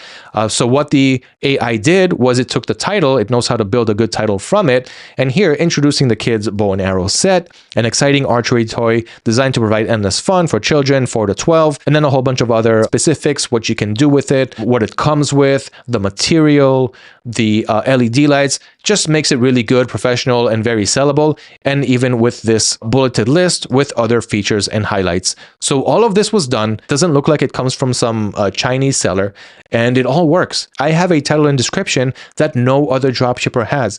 And on top of that, I talked about creating more variations, and I'm going to show you that soon. Okay, so the next tab is variants. So here we've got the 3 variations, same 3 that we have here on AliExpress, right? This one, the blue one, and the bow and arrow set. We're getting the same variations here. We can see that they're all in stock, but let's say you want to add more variations. So what you would do here, you can even go to a different supplier. Because this one is coming from a Chinese warehouse, I can go to another Chinese supplier or even just keep it here on AliExpress.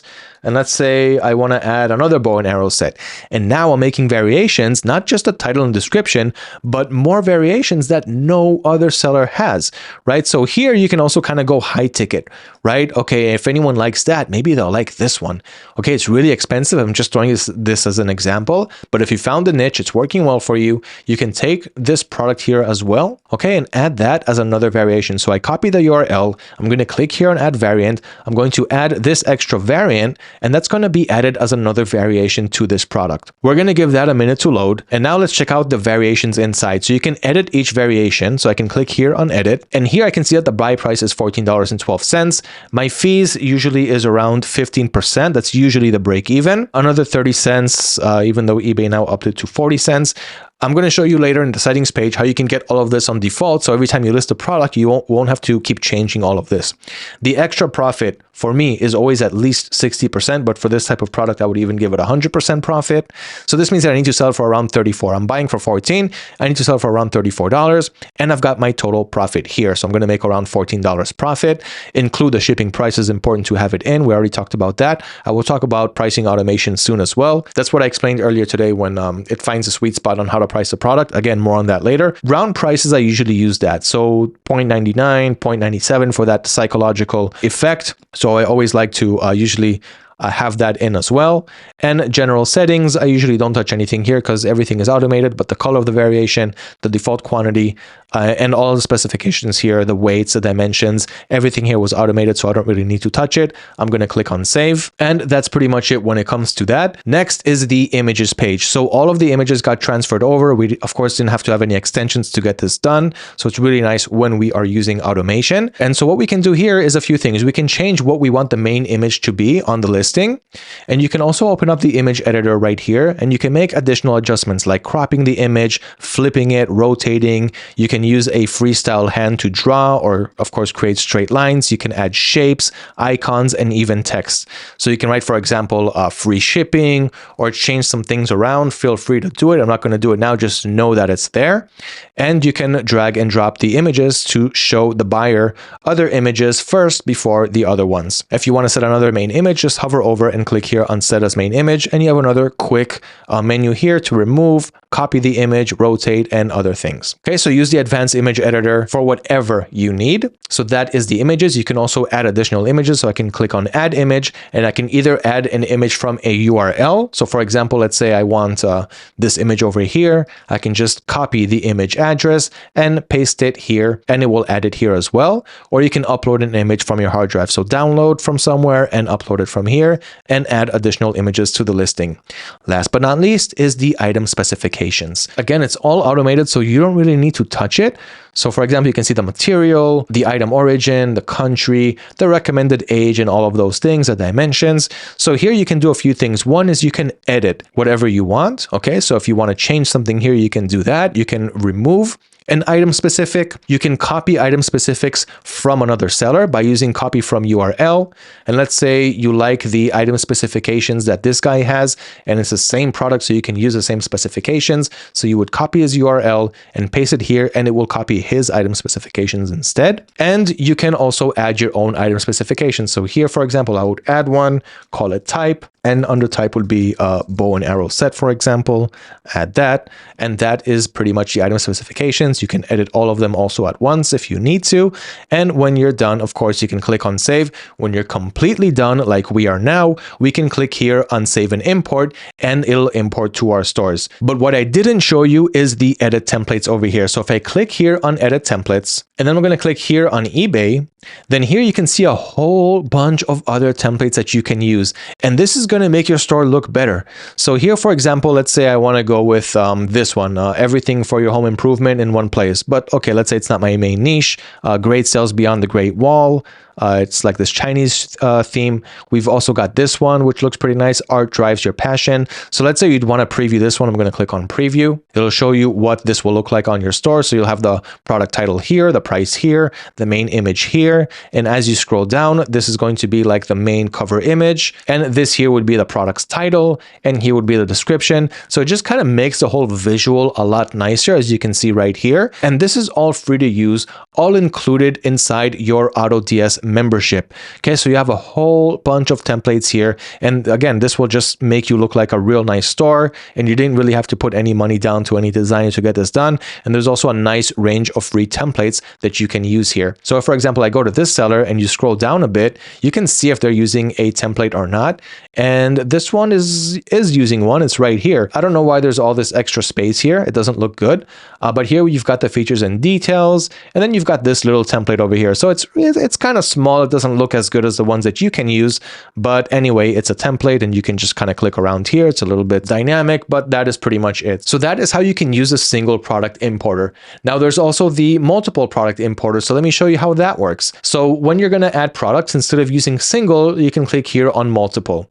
And then here you can also choose multiple stores. So you can see here that I have a whole bunch of stores connected, but right now we're only using eBay. So let's say I could choose 3 eBay stores or 2 or 1, it doesn't matter. So you're going to choose what stores you want to add the products to. And here you're going to start adding the URLs to those products. So this way you're going to add multiple products. So let's say we're going to take a whole bunch of products from Amazon, for example. Okay.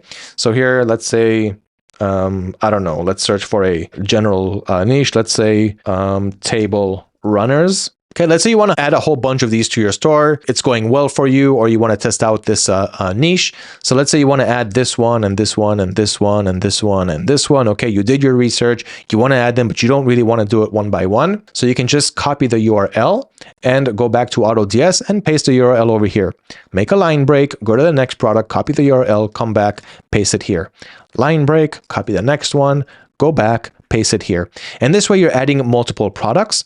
And then once I click here on add as a draft, they're all going to be added to the drafts section of our stores, right? So here, the draft is where all the products go before we start optimizing them. And then from here, you can open up this quick editor over here instead of opening them all up one by one, or I can click right here to open up only that product to edit it. But the drafts page is where all of the products go before they're added to our stores, before they go live. So we have room here to optimize them. So again, we're going to optimize the titles and descriptions and everything that I showed you. But this is how you can get a whole bunch of products, multiple products, to the draft section, or directly import them to your store without the drafts. But I usually go to drafts because I love optimizing my products, especially on eBay. It makes a big difference. And so all of those products will end up here in the draft section. And this is where you're going to start to optimize them. Using AI is just going to make your life so much easier and faster. And then you're going to import them once you are done. So in the drafts page, you can do a whole bunch of other things like bulk edit. So let's say I will highlight this, let's say these 4 products. Then I can make a bulk edit, like I can remove them. I can make a bulk edit, add item to edit. You can change the fees, the additional profit that you want, the quantity, rounding the cents, and a whole bunch of other options, which are good to have and use. You can import them to your store. So let's say you finish optimizing them, click on them, import them here. You can do a bulk AI rewrite, which is just going to save you a whole bunch of time. You can, of course, select multiple products. Like you can click here. It selected all the 20 products on this page. I can select all of the products that I have in my drafts, which in this case is 459, and do a bulk AI rewrite for all of them. So this pretty much takes care of pretty much everything that you need besides the pricing. If you didn't do that before as a default in the settings, you can do it here in the bulk edit. And you can also schedule to upload them at a later time and date. You can also view the history here, so you can see all of the changes, everything that you did on whatever day, right? So you can just open one of them and see, okay, here I optimized those products, I added those products. So you have a nice little history here, and that's it. Expand all is just going to expand all of them like this. So you can quickly edit them before importing them to your store.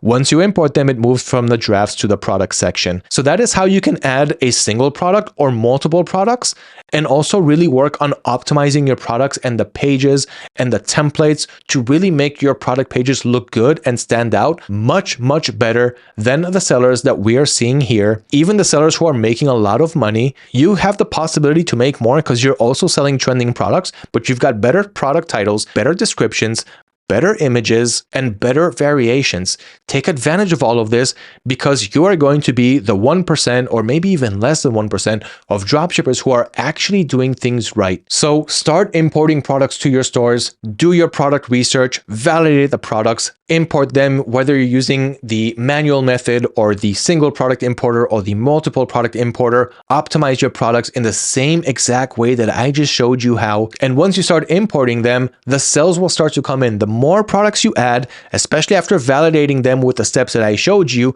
you will start noticing the sales. Now, you may not sell every product that you add, and that's fine. Even me up until today, I don't sell every product that I list, but the more products I list, the more sales I get. And the more time passes by, the better the ratio of the products that I upload to the ones that actually sell. So it keeps improving time over time, but you have to start from somewhere, and getting 250 free listings from eBay is really going to make your life easier. And so now we are going to move over to the eBay marketing and promotions, both free and paid methods.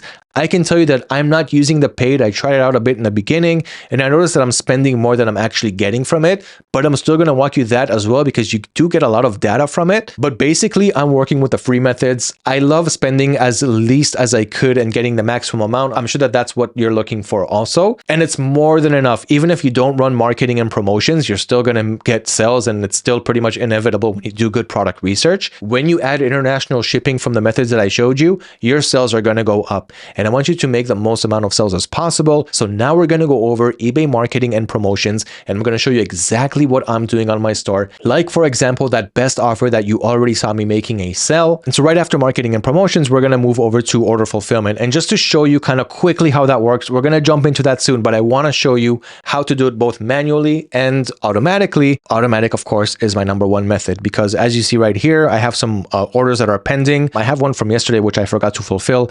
But let me show you how easy it is. You can get it fulfilled automatically. Well, again, we'll go over it soon. There's a whole bunch of methods you can use here. But basically, I'm just going to take the status here and move it from pending to send to auto order. Okay, and this one as well. And now these two products are going to get sent out to auto order. This is the product that I sold from that best offer, so I'm waiting for the buyer to pay. But in other cases where someone buys from your store, you're going to get paid automatically. Only when you're sending offers and the buyer wins the offer, you're going to have to wait for them to pay. So you see it says awaiting payment. We're going to wait for the payment, then we're going to fulfill the order later. But basically, we can see right here that these two orders are being completed by the fulfilled by AutoDS service. I'm going to talk about that, but right now everything is being automated for me. I don't need to touch it. I don't need to order the product. I don't need to add tracking information. We'll go through all of that soon, but I just wanted to give you a quick glance on order fulfillment before we get to it. But first, let's do eBay marketing and promotions and up our sales as much as possible before we move on to order fulfillment. These are the right steps for great scalability. So now let's move on to the next one. So there are free and paid methods. As I've mentioned, I am sticking to the free methods because it's more than enough to get my sales.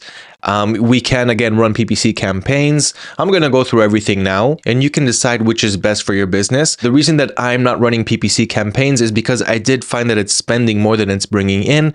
So from my experience, this is what's working well for me, but I have seen others with good PPC experience. So again, you will learn all of the best methods now and decide which is best for your business. I will show you exactly what I'm doing and also what I could also be doing better. So when it comes to eBay marketing and promotions, when we go to our seller dashboard, we've got this marketing right over here. So if we hover over it, we can see marketing summary, discounts, buyer group, subscriber discounts, social. And then we also have advertising, which has dashboard and campaigns. And then if we go to the next tab, store, we've also got marketing methods here too. Like for example, the store newsletter and social and subscriber discounts. So how do we make sense out of all of the marketing methods and which ones actually end up working? So first of all, let's do a quick summary about the options that we actually have.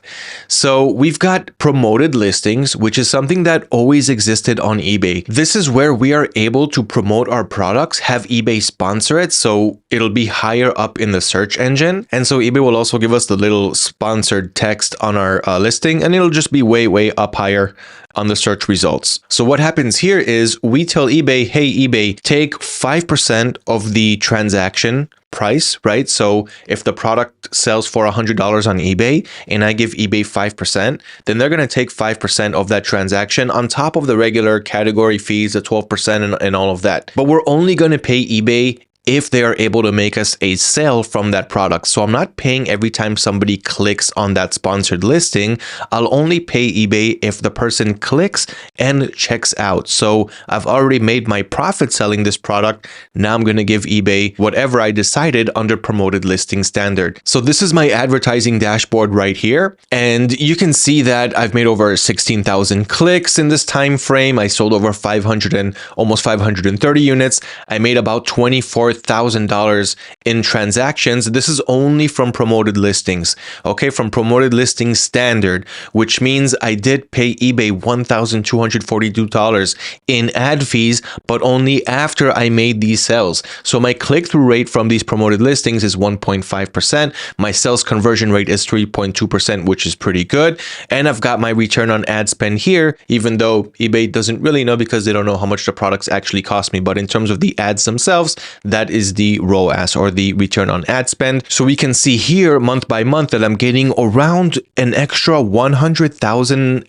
impressions per month, meaning my listing is now being shown in front of more and more people. So 100,000 people see my listing. Okay, whether they clicked on it or not is a different story, but they see my listing now because it is promoted. So an extra 100,000 people see my listings, and then I get these extra sales because of that. So if I switch impressions to, for example, to clicks, then we can see that every month I'm averaging around, it looks like somewhere between 1,000 to 1,500 extra clicks just from the promotions that I'm running without spending a dime, only after I make a sale. And this is why I always work with a profit percentage of at least 60% on top of my 15% break even from the category fees and international selling fees and all of that, because I also have to make room for another 5%, which I may have to give eBay if I make a sale from promoted listing standard. So I highly recommend everyone to use promoted listing standard. And soon I'm going to show you the dashboard exactly how much I'm giving them and how much is coming out of that, but we can also see that right here. And then if I click on sales, we can see how much revenue I'm making, which looks like an average somewhere between $2,000 to $3,000 per month extra on my revenue just from promoted listings standard. So that is the ads impact tab, and we can see how much it's actually affecting my store. I can also click on ads performance, but this one gets a little bit messy. So this blue one right here is the clicks, the sales are the dark blue one here, and the ad fees are all the way this tiny little thing over here. So you can see that I'm paying a very small percentage of fees to the actual sales that I'm able to get from that. So that is why I only give eBay 5%. And I've tried playing with this a lot. I tried giving them 1%, but then I wasn't getting a lot of views. I tried giving them 20%, and I was getting a lot of views and sales from that, but I also had to up my prices, which meant I was a lot more expensive than what I would usually be, because I have to give them more of a percentage, more of a cut from my sale, and I didn't end up with as much profit as I wanted. So I found my sweet spot being around 5%, and that gave me the most amount of sales while I'm able to give eBay the least amount from my transactions for helping me promote these products. So that is the ads overview, but I want you to see exactly how much promoted listings is taking up from that, because that is the main campaign that I'm running on my store all of the time. Okay, so what I did was I clicked on advertising and campaigns, and here I can see what campaigns are running, which is basically only one active campaigns, which is promoted listings for general, meaning all of my listings are being taken up here. And so on this store, I've got 2,766 listings. And since the time I started this campaign, which was about more than a year ago, it's just running all the time, because again, I don't have any ad spend here, only after I make a sale. So it's profitable. So let's dive a little bit deeper in. Let's click on this campaign. Okay, so we can see that it's active. These are the same stats that we just saw on that other screen. But if we look up here, we can see the campaign's configuration. Okay, so we can see that it's active, that it's promoted listings standard, not the advanced. Advanced is pay-per-click. The ad rate here is fixed, and the ad rate range is 5%, because as I said, that's what I'm doing in this campaign, and it's working out pretty fine for me. So I can edit the campaign from here, but basically in order to create this campaign, first you need to have active listings, and it's continuous. So this means that every time I add new listings, every time I upload new listings to eBay, it automatically gets pushed inside this campaign. So I don't have to open up the campaign, edit it, and put new listings that I added inside. That's being done automatically. So I can click here on edit campaign if I want to edit something here, but there's really nothing to edit. In order to set this up, we're just going to create a new campaign. So what I'm going to do is I'm going to go to advertising. Okay, I'm going to click on it to get to the dashboard, and then we're going to create a new campaign. And then I'm going to choose promote your listings. Okay, there's also other options like promote your store, promote offsite, which you can do. What it'll do is it'll promote your listing outside of eBay, but that's going to be more expensive. You're going to have to set a daily budget, which is kind of similar to PPC, pay-per-click, which, like I said, personally, I'm not doing because it wasn't as cost effective for me as just running regular ads that don't cost me any money unless only after I make a sale. Okay, you've also got promote your store.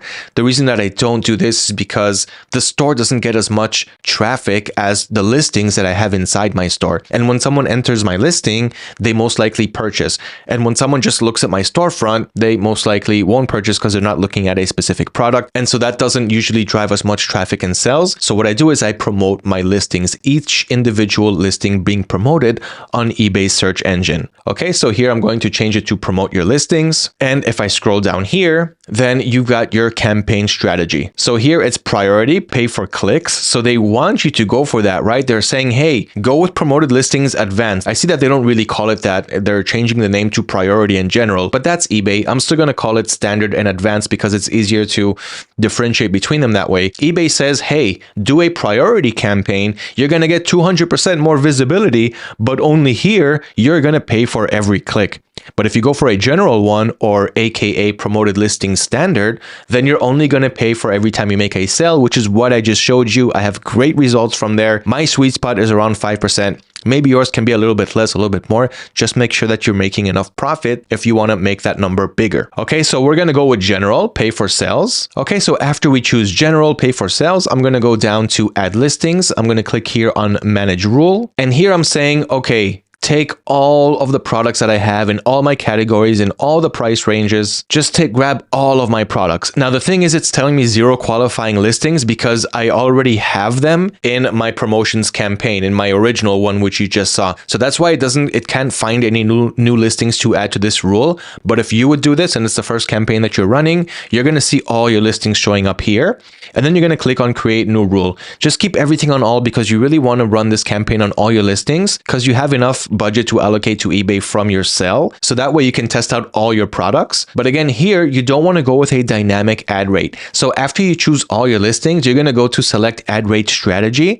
And here you're going to choose fixed ad rate. You don't want to go with a dynamic one because then eBay is going to choose automatically what they think the percentage should be. And they could suddenly up you to 12%, 20%, and even more if they see fit. Okay, so you don't want that because you don't know how much they're going to eat up from your profit. So you're going to go with a fixed ad rate and they will automatically put 9%. I'm going to update that to 5. Again, you have to do your own testing here, but for me, this is what worked the best. And you can see that they're saying here, hey, your ad rate is less competitive and may prevent your ads from being seen. We want to take more of your money, so can you please update it to 9%? That's up to you. I'm good with my 5%. It's giving me enough sales and profit. I'm happy with it. You guys can try 10%, 15%, but make sure to up your profit percentage accordingly because you do not want to make 10% or 20% profit per order. Okay, that is not good profit. So I'm going to go with a fixed ad rate, 5%, and I'm going to scroll down to settings. And here you can name your campaign. So name it whatever you want. And then you got the start date and end date. Now I would make the end date continuous because you don't really want this campaign to turn off. I'm running the same campaign for a very long time now. It's on continuous, and that's because there's no real reason to turn it off. It's working well. I can always jump inside and edit some things if I want to, or you can turn it off and start a new one.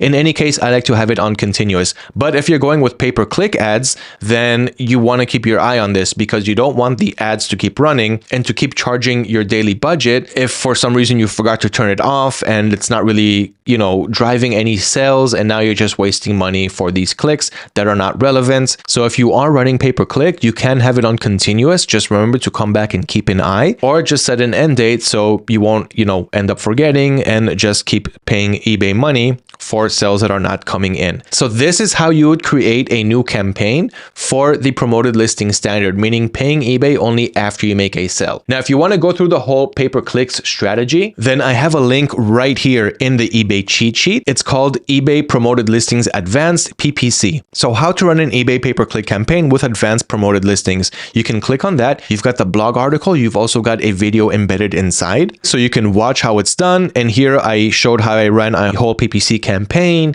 on eBay and the results. I know it's a little bit blurry because the video is just loading up now, but it's of course obviously in very high quality.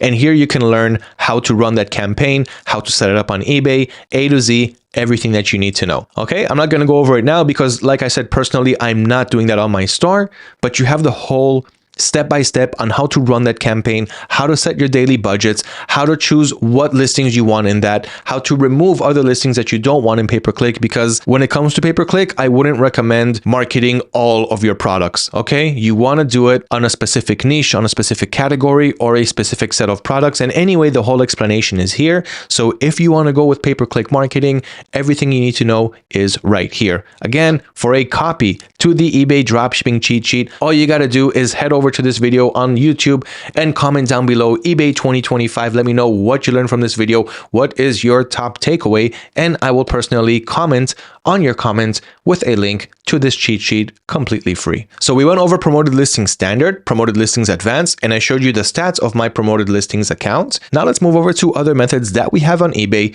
to promote our products. Now, if we look here in the cheat sheet, you can see that under eBay promoted listings standard, you have a lot more under this content. It'll also go over coupons, volume pricing, sales events, sending and receiving offers, and other strategies that I use on my store as well. So you can read this blog article. It walks you through all of these sales events that you can do. I'll also show it to you now, but just so you know, you've got everything organized here. But now let me show you how I make a lot more sales by simply sending offers to buyers. So here, I'm going to go to my listings page on eBay, and here I've got all my active listings for this store. Okay, so we can see I've got my 2,766 active listings and send offer on 13 of your listings. On eBay, you'll notice that you have watchers. Okay, so I've got the listings here. I know they're kind of blurred out for you guys. I'm sorry, but you are going to have to do your due diligence on your product research and find trending products using the strategies that I showed you, because that is exactly what I do. On eBay, you can see the products, the prices. Under the listings page, of course, you can see the quantity, the sold quantity. These are all new listings. I just had them uploaded now, so that's why we don't have any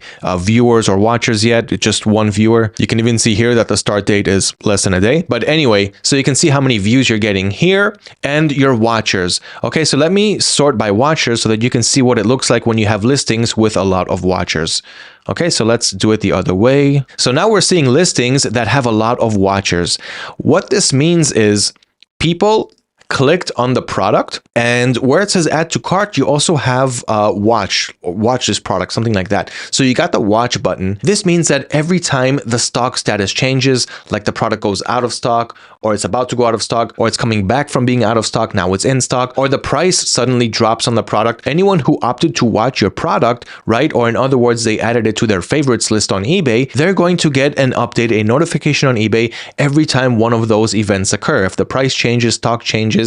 And so what happens is when you send an offer, it will let all these buyers know who are watching these products, hey, the seller is running a promotion on this product, and right now you can get it for so and so. So all of these buyers who are watching my products are now going to get a notification. But why is it only sending an offer on 13 of my listings and not all of these hundreds of listings where I have watchers? Is because I do this every couple of days, and you can't send offers to all your watchers every day. eBay waits a few days before you can send them an offer again, because they don't want to spam them. So every couple of days, it goes from 0 to 13 or 20. And if I wait a couple of weeks, it's suddenly going to be like 100. I just do it every few days. So now I can send an offer to 13 of my listings. So I'm going to do that. I could have 30 watchers on these 13 listings or even more. So what I'm going to do now is I'm going to click on send offers, and I'm doing this directly from my listings page. Okay, I could also do it another way by clicking here where it says send offers eligible. So I only want to see the listings that are eligible to be sent offers. And then here I can send an offer for this listing. Here I can send an offer for this listing, but this is doing it one by one. We don't like doing things one by one. We don't like doing things manually. We like to automate things. So here we can do a bulk grab. Okay, and now it's grabbing 13 listings because these are the exact 13 listings that I can send offers on at the moment. And then we're going to click here on actions, and then here I can click on send offers. This is the same exact thing as just clicking here on send offers. If eBay doesn't give you this notification, or if you X'd it out, then you can just do it from what I showed you below. Okay, so let's click on send offers. Here on the right side, I can see all the products that I can send the offers on. I know that it's blurred for you guys, but let's do that now. So eBay is like, okay, what do you want to send these watchers? What offer? So here you can choose, I can give them a certain percentage off or a fixed amount off. I always give them 5 to 6% 10% off. Let's just give them 6% just for the sport. Customize a message here. By default, it's going to say, here's your chance to get this item at a great price. You can change it if you want. I can keep it the same, doesn't really matter. And then it says here, send automated offers. We'll automatically send offers to current and new interested buyers until sold. I have no problem leaving that on, and also allow counter offers. So buyers also send me offers as well. I'm going to go over that soon because that's another marketing method. But right now, let's just send them these offers. So I'm just going to leave it on 6% for all of the products that I can, and I'm going to click on send. Okay, you just send buyers 13 new offers. I'm going to click here on got it. Okay, and let's see if the sales will roll in from that. But this is one of the methods that I'm easily able to get free sales on my store. So just every few days, remember to come back and send offers to people who are watching your products. Now, another thing that I do with my products is I allow buyers to send me offers. So if a buyer sees one of my listings and they're like, okay, I see that it's for $19.99, I'm willing to pay 18 bucks. They have a button inside my listing to send me a customized offer. And then I would see that in the notification screen or on my seller dashboard. You can see how many offers you have. I don't have any at the moment to demonstrate, but in any case, you will see it here under tasks where it says print labels and ship. So you see that right now I got 8 orders that I need to ship them out. So it will be here under tasks or under suggested actions, respond to offers. So in order to activate the offer option so that buyers can send you offers, what you're going to do is you're going to go to the listings page. And now I want to filter listings that don't have the offer option enabled. So there's no automation for this. Okay, I wasn't able to find anywhere on eBay where I can automate this. So every time you list new products, or once every few days, once a week after listing new products, remember to come back to your listings page. And then on the right side, you have this filters option here. And I only want to filter products where I can add the best offer to that I haven't added it to them yet. Once you add it once to a product, you don't have to add it again, only to new listings. Okay, so here under filters, I'm going to click on offers. Okay, and then here you have a few options. So send offers sent. You can see that recently I sent 31 offers. Offers sending automatically 1,174, which is great. That also goes with the promotions that we're running. But look at this. Best offer added 2,324, right? It means that I added it to 2,300, but remember that I have like 2,700 listings, and that is this missing link right here. Best offer eligible. And look how long I haven't done this for. And that's a big shame because I'm missing a lot of sales here. So good thing I'm making this video because it reminded me to do it. So I do have a helper on my store. It's a virtual assistant, a VA. I'm going to show you also how to create VA accounts because he's doing such a great job adding products so quickly. I need to do this more often where I add it to my best offers. Okay, so again, best offer eligible. I want to see all the listings that are eligible to add best offers that I didn't add it yet. Okay, so I chose that option and I'm going to click here on see results. Okay, and then here I've got 441 listings where I can add a best offer. So of course, I'm not going to do it like this one by one. That's too much. I'm going to bulk grab all my listings. So I'm going to click here on this square, but it only grabbed 200 that I have on this page out of 441. So what I'm going to do here is I'm going to click on edit and then edit all 441 listings. This will open the bulk editor on eBay, and now I'll be able to add this offer to all of these listings, the best offer option. Okay, so again, I'm going to bulk grab all of them and then bulk edit. And then I'm going to find offers, which is right here. By the way, you can make more bulk changes, right? As you can see here, like changing the policies, even though you can do that on AutoDS pretty quickly. But there is other things here, which you can do like promote them, right? Like add them to promoted listings, even though yours is automated, your promoted listings, and it should automatically grab them. But if for any chance it didn't grab them, or you want to add a volume pricing or other things, which I'll talk about soon, you have it here under sell it faster. Okay, but right now we are doing offers. So we bulk grabbed all of the listings that don't have the option for buyers to send me offers. So I'm going to click on that. And here I'm going to click on allow offers. And I'm not going to make any configuration as to when to automatically accept an offer from a buyer. Okay, minimum offer amount or auto accept amount. Okay, so no automation here. When I get an offer, I'm going to get a notification for it. I'm going to see it on my seller dashboard. I'm going to go into each and every offer, see that I have enough profit, and either send a counter offer, decline the offer, which I barely ever do, or of course, accept the offer and make that sell. Okay, so now I'm going to click on apply. Offers updated in 432 listings. So now buyers can send me offers on 400 something additional listings. And just remember to come back and do this every time you add new listings to your store. So set a weekly or a daily or a bi-weekly reminder to come back to your listings and always add best offers, because I guarantee you that you're going to get a lot of sales from that, just like I am as well. So promoted listing standard and best offers for my listings are two of the marketing methods that make me a lot of sales. There's a lot of more things that you can do, like send coupons, add volume pricing, create sales events, and send and receive offers, which I just mentioned. So let me show you how to run those really quick, the ones that I haven't went over, and then we will continue to order fulfillment because I've got some orders that I need to fulfill. Okay, so we can see that those orders that I talked about before have already been fulfilled. I've got new orders here, so some are in pending status, and I need to fulfill them. So I'm going to do some of them automatically and some of them also manually if you guys want to also learn the manual way. But let's finish up the promotion options that we have. So of course, I've linked to others like social media marketing and creating a store newsletter, and you've got links to how to do all of that. But let me run you through it really quick. So here you've got a marketing summary tab, which here you can just create all of your new marketing promotions. And you can also create discounts, which is just pretty much bring you to the summary where you can create another promotion page. I don't really use that.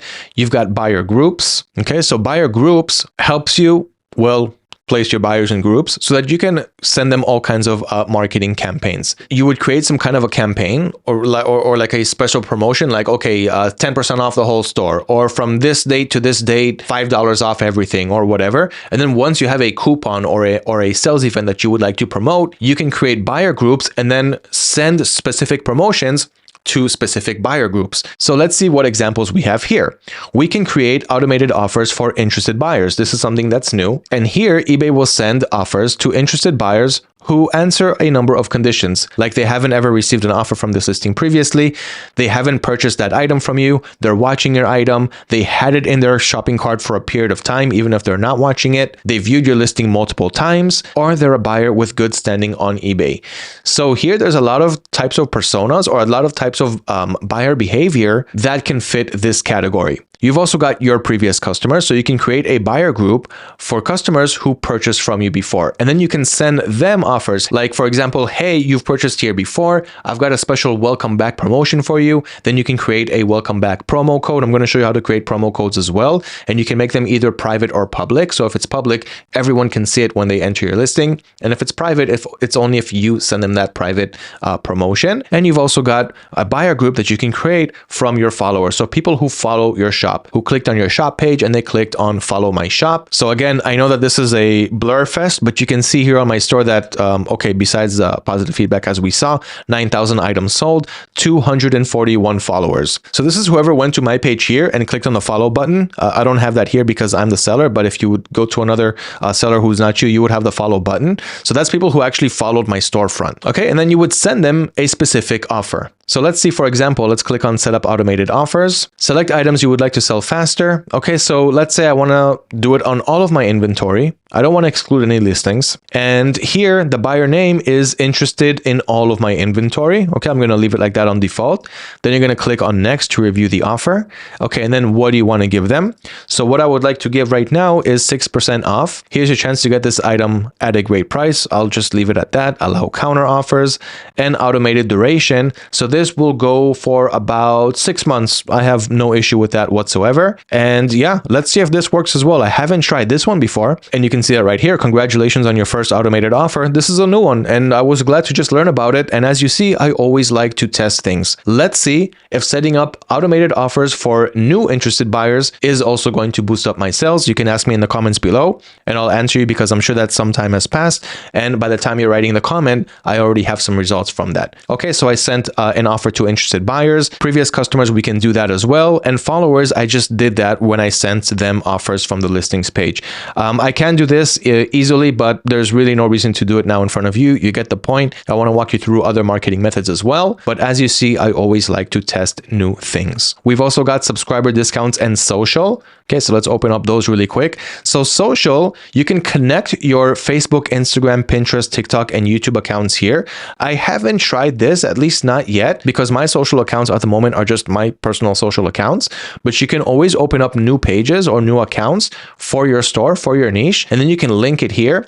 But then you'll have to be very active on those social accounts, upload posts all the time, and make sure that you're building a following, because then what you can do after you link your social media account to eBay is you can just promote your products from eBay directly to your social media accounts. But if you don't have any followings on those social media accounts, it's going to be a little bit more difficult in the beginning to drive that initial organic traffic. Okay, so that is what you're going to do through social, and you can also set up automatic posting as well. So eBay gives you that option that will automatically post new listings that you list directly on your social media platforms. So if you do build a following and you have this automation going on, that is free marketing for you right there. Okay, eBay is not going to take anything off of that. That is completely 100% profit in your pocket. Okay, then you've also got subscriber discounts, which just pretty much gives you discounts to use a whole bunch of eBay's tools for shipping and things that are not really relevant to us. So we're not really going to use that. So let's go back to marketing and just go over a couple of more promotions. So volume pricing is another thing that you can do. And this is if you have a lot of limits open. Because my limits are pretty full, if I upgrade my quantity to 2, okay, per unit, especially for products that are not really selling well, then these limits that we have here, okay, my limits are already eaten up. Okay, like I said, I'm going to open that up with my new eBay account manager, which I hope that you will get as well. But I personally, if I upgrade my listings to quantity 2, almost 2 times more of this number here, there's no room for it, so I can't really do it. If you have a lot of limits that are open that you haven't used yet, and you want to add a quantity of 2 to all of your listings, I only do it for me on listings that sell, or listings that are super, super cheap that people usually buy more than 1 unit. But if you have a lot of limits open and you want to automate volume pricing on all of your listings, then you can create here the volume pricing. Okay, and then here what you're doing is you're telling eBay, okay, if a buyer buys 1 unit, they're not going to get any discount, but if they buy 2, they can take, let's say, 3% off, and if they buy 3, they can get 5% off, and if they buy 4, they can get 8% off. Okay, and then you can set your start date and end date for this campaign and give it a name, and here you can select if you want to do it on specific items, specific categories, or all of your inventory. I would of course say go with all, see what works, and then you're going to go ahead and launch this campaign. And this is also going to display a message inside your listing and also outside when someone is searching for the products and then they see a whole bunch of results from different sellers, they can see that you have volume pricing. Okay, so that could give you an advantage, especially if you have a lot of limits that are open and free to use. Then you've got the sales event. So here you can create a sell event, which is pretty similar to what we've seen up until now. So you're giving the buyers a certain percentage or a fixed price from a start date to an end date. And when you're running the sales event, eBay makes sure that your interested buyers know that you are currently running a promotion, what the promotion has, and when it will end. So it will kind of give them a rush effect to go ahead and purchase the product before the sales event is up. You can also create coupons. So I pretty much skimmed over this, but this is how you're going to create a coupon. As I mentioned, you can create a public or a private coupon and then choose what type of coupon you want it to be, like a percentage off, fixed dollar, buy this, get that much off, and all of these special other types that you have here.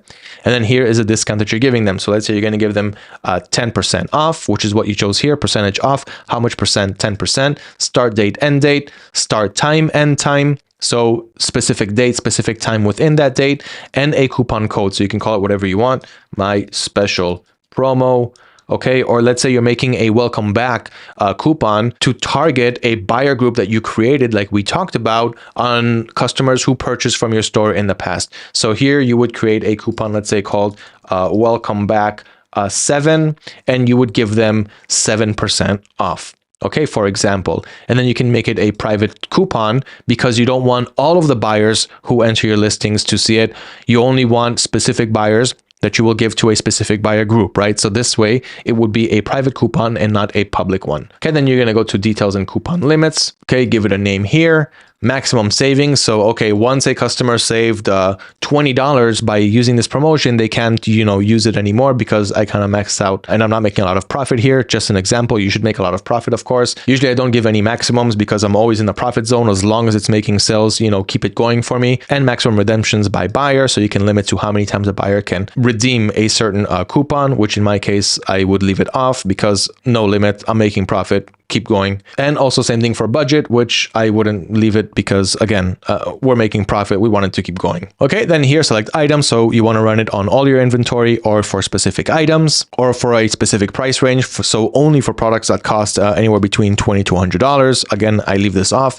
And item condition, all your conditions are new, so you don't really need to touch it. You can see that pretty much all my inventory is included in this. And then I can go ahead and click on launch. Then I will have this coupon. Then what I'll need to do is go back to create a buyer group and advertise to them. So I'll go back to the marketing. I'll create a new marketing promotion, just like I showed you, to target the buyer group of people who purchase from my store. And that's just one example of a coupon. And then if you go with a public coupon, then again, on your listing, everybody can see that there's a coupon. They can redeem it. That can also create a rush to sell effect. Shipping discounts, there's no reason to do it because we're offering free shipping. So there's no reason to give a discount on shipping.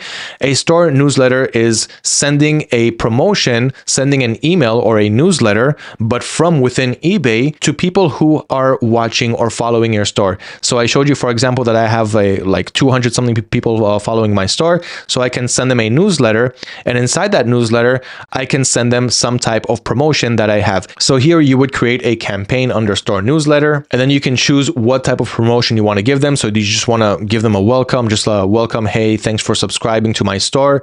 Or do you want to show them new products and collections? Do you want to send them a specific coupon, which is what I would do?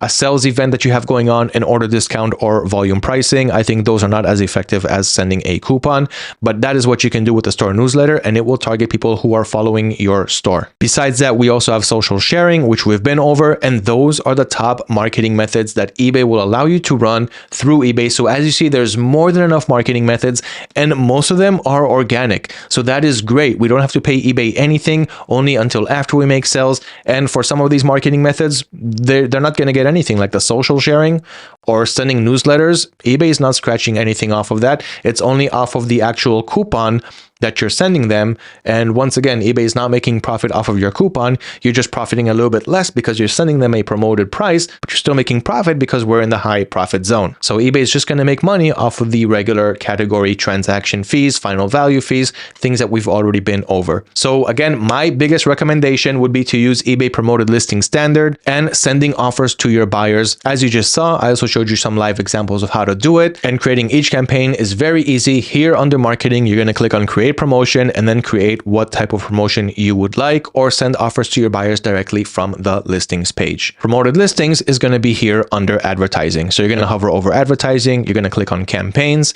and then you would create a new campaign, and this will be your promoted listings campaign. Again, you can also promote your store, you can promote off-site, but this will take your money before you get money. And promoted listings, if you go with the standard, not the advanced, which is general, not priority, then you're paying for sales and not paying for clicks, which is my initial recommendation because I have been doing this for years and it's working really, really well. And now that you are done with marketing and promotions, it's inevitable. You've got listings up in the air, you did great product research, you marketed your products organically, and now you are finally making sales. Now, how do we fulfill these orders? What do we do once the orders come in? What are our options and what are the differences between them? Let's go over that right now. So when it comes to me, I like to automate everything. I don't think that that's a secret. And with AutoDS, we got 2 order automation examples. So I'm going to go over them both. And then I'm also going to show you how to manually fulfill orders if you want to do it the manual way and you don't want to do it the automatic way. So I'm going to give you all the options. You do what is best for you. But keep in mind that once you hit those few sales a day,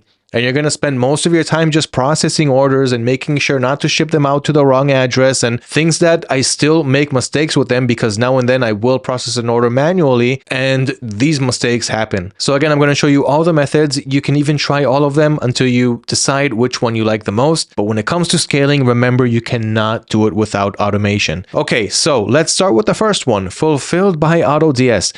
Now, this is an automatic order service that AutoDS has that simply automatically fulfills all of your orders. So what exactly does that mean? So if we go to eBay and we click on the orders page over here, then we can see all of the orders that we have on eBay.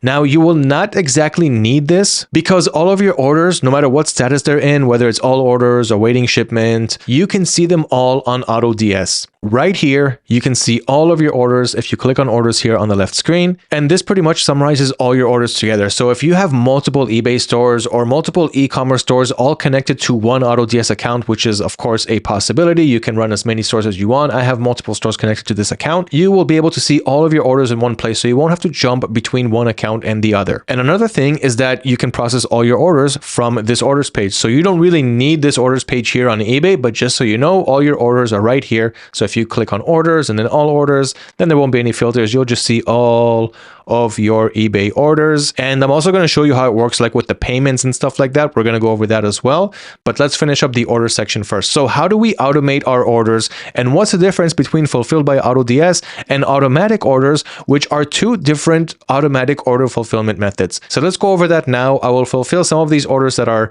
waiting for me on my eBay stores. We'll do some manually, we'll do some automatically. I'll show you all the methods. And yeah, let's get to it. So first one, fulfilled by AutoDS. This service, once again, automates all your orders, and this uses AutoDS's buyer accounts. So when an order comes in, like you can see it here, you can also see it here, the orders are coming in pending status, and you can send them out for processing right away. And orders can come in two different statuses, either in pending or even awaiting payment if the buyer hasn't paid yet, but that's only if you do a buy it now offer and they accept the offer and they haven't paid yet. It'll either be on pending or sent automatically to auto order. In general, first I want you to understand that fulfilled by AutoDS will fulfill your orders automatically, okay? It'll go to the supplier that you're using. It'll purchase the product using AutoDS's buyer account, so you don't even have to have a buyer account with your supplier. If, let's say, I'm fulfilling my orders from Amazon, I don't want to have a buyer account on Amazon because Amazon locks buyer accounts once you have a lot of dropshipping orders to different locations, to different shipment locations from the same account. Then your account will be locked at some point, and then you're kind of going to be stuck. So this helps you solve that issue because AutoDS will fulfill it using their own buyer accounts, and this works with major retailers that charge in USD, like Amazon, Walmart, and so forth. We've got the whole list here under the link that I'm sending you in the cheat sheet, so you don't have to worry about your buyer accounts getting locked. You don't even have to have a buyer account on your supplier's website. And everything just gets managed all in one place. You'll even have the luxury of one-click returns. So this means that even after you process an order using the fulfilled by AutoDS service, and you will know that when you hover over this icon right here, and you see how it says completed by the fulfilled by AutoDS service. So you can see that this order was fulfilled by AutoDS, and this one, and this one, and this one. So you can see that I'm using this service a lot for most of my orders because it's seamless, it's easy, and it simply gets the job done. Whereas on automatic orders, the order will still get fulfilled automatically, but it will use your buyer account. So this means that if you're using AliExpress or one of the many retailers that are supported, I've also got the whole list here, all of the suppliers, who is supported by automatic orders, who is supported by fulfilled by AutoDS, tracking updates from which suppliers. So you can see that from some supplier regions like Amazon Australia, you can have automatic orders and tracking updates, but you can't use fulfilled by AutoDS. Whereas Amazon US, you can have automatic orders with automatic tracking updates.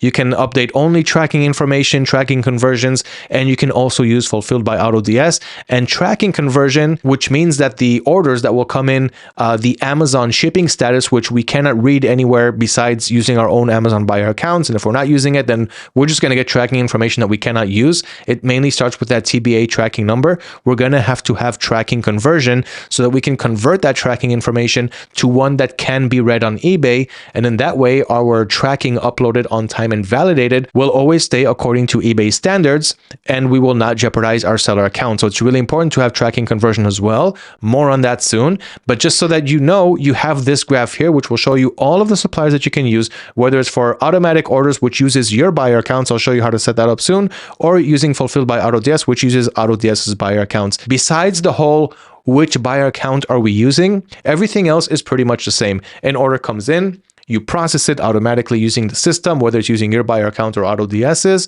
and then tracking information will be uploaded on AutoDS on your store automatically as soon as it's available from your supplier, and you won't really have to do anything. Now, if a buyer wants to return a product after you shipped and delivered to them, then any order that was processed using fulfilled by AutoDS, you will have an option to process a return request. Let's say this product right here, which was shipped and delivered. So I click on the status, and then I'll click here on request return. Now I'm not going to do it now because I don't really want to return this product. But once we do that, then the system will automatically generate a return label from the supplier that we used, if of course we are eligible for one. And if we are, it'll be uploaded right next to our order. So let me see if I have an example to show you on a previous one. Yep, here we go. So here's a return where I processed a return and I got the return label. So you get it right here, right next to your order. You'll click on download return label. It'll download the return label on your computer. Then all you need to do is send that return label to your buyer, and your buyer will know that they need to print it, put it on the package, and ship it back with UPS or whichever shipping service is available. And that is pretty much it. Once it gets sent back, you will get a refund on your auto order balance or on your original payment method, whichever one you used, and you can send a refund to your buyer as well. So the main difference, once again, between fulfilled by AutoDS and automatic orders is which buyer accounts are we using? Are we using your buyer accounts, which we'll need to configure in the system, which I'll show you soon, or are we using AutoDS's buyer accounts? So you don't even need to worry about buyer accounts, which is my #1 recommendation. And I have been using this service for years, ever since it came out, since day one on AutoDS. So let's process an order really quick. I think I already showed you a couple minutes ago how to process, like I moved one of these orders to order status, but we weren't doing the order section yet. So let's do that now. Okay, I've got this order right here for this product. It costs $8.49. I sold it for a little bit too cheap, $15.99. So only about $5 in profit. It's going to be like $4.50 after taxes, but never mind. I need to raise the price here. And I do that every time I see that my profitability is a little bit too low. I don't like making like $4 or $5 profit, even if it's super, super cheap. After it sells, usually products that are this cheap, I upgrade the quantity to 2 and I up the price by $1 or another $1. I'm also going to show you how you can automate that soon. It's an order. We're not going to say no to profit. I'm going to click on the status and send it to auto order. And then what happens now is once this will be ordered, it will move from in order progress to ordered status. Okay, I'm just going to move it back to pending for now because I want you guys to see the statuses. So it'll go to ordered status and it'll also have the order ID. So it'll have the order ID that the system gets from the supplier. So if, for example, I open these order details over here, okay, I'm just going to click here on the thumbnail. You see where it says click to edit. I'm going to click on that. It opens up the order details. And here we've got the buyer's details. So name, address, country, city, zip, phone. I have it set to 99999. I don't want to share the customer's phone numbers. I don't want them receiving SMSs from retailers saying your package is on its way. And I've never had any issue with this for years and years on end, so it's perfectly fine. But if it's an international order, then I would have a phone number because I wouldn't want it to not reach its destination when we're talking international. And I've never had any problems with these settings, so you can do the same. Next, we've got the orders tab. So the order tab shows the order status, which of course we have a quick glance at from here, but we can also see it when we open up the order details here. Okay, so I can see that this one is ordered. The buy order ID here is FBA order. So I don't get the order ID because it wasn't fulfilled from my buyer accounts. It was processed by the fulfilled by AutoDS service. And that's it. We've got the buy price, which is $5.99. The taxes was 59 cents. The profit here at the end was about $5. You can see that the fees here are calculated from my estimated break even of around 15%. So we know that the profit here is around $5.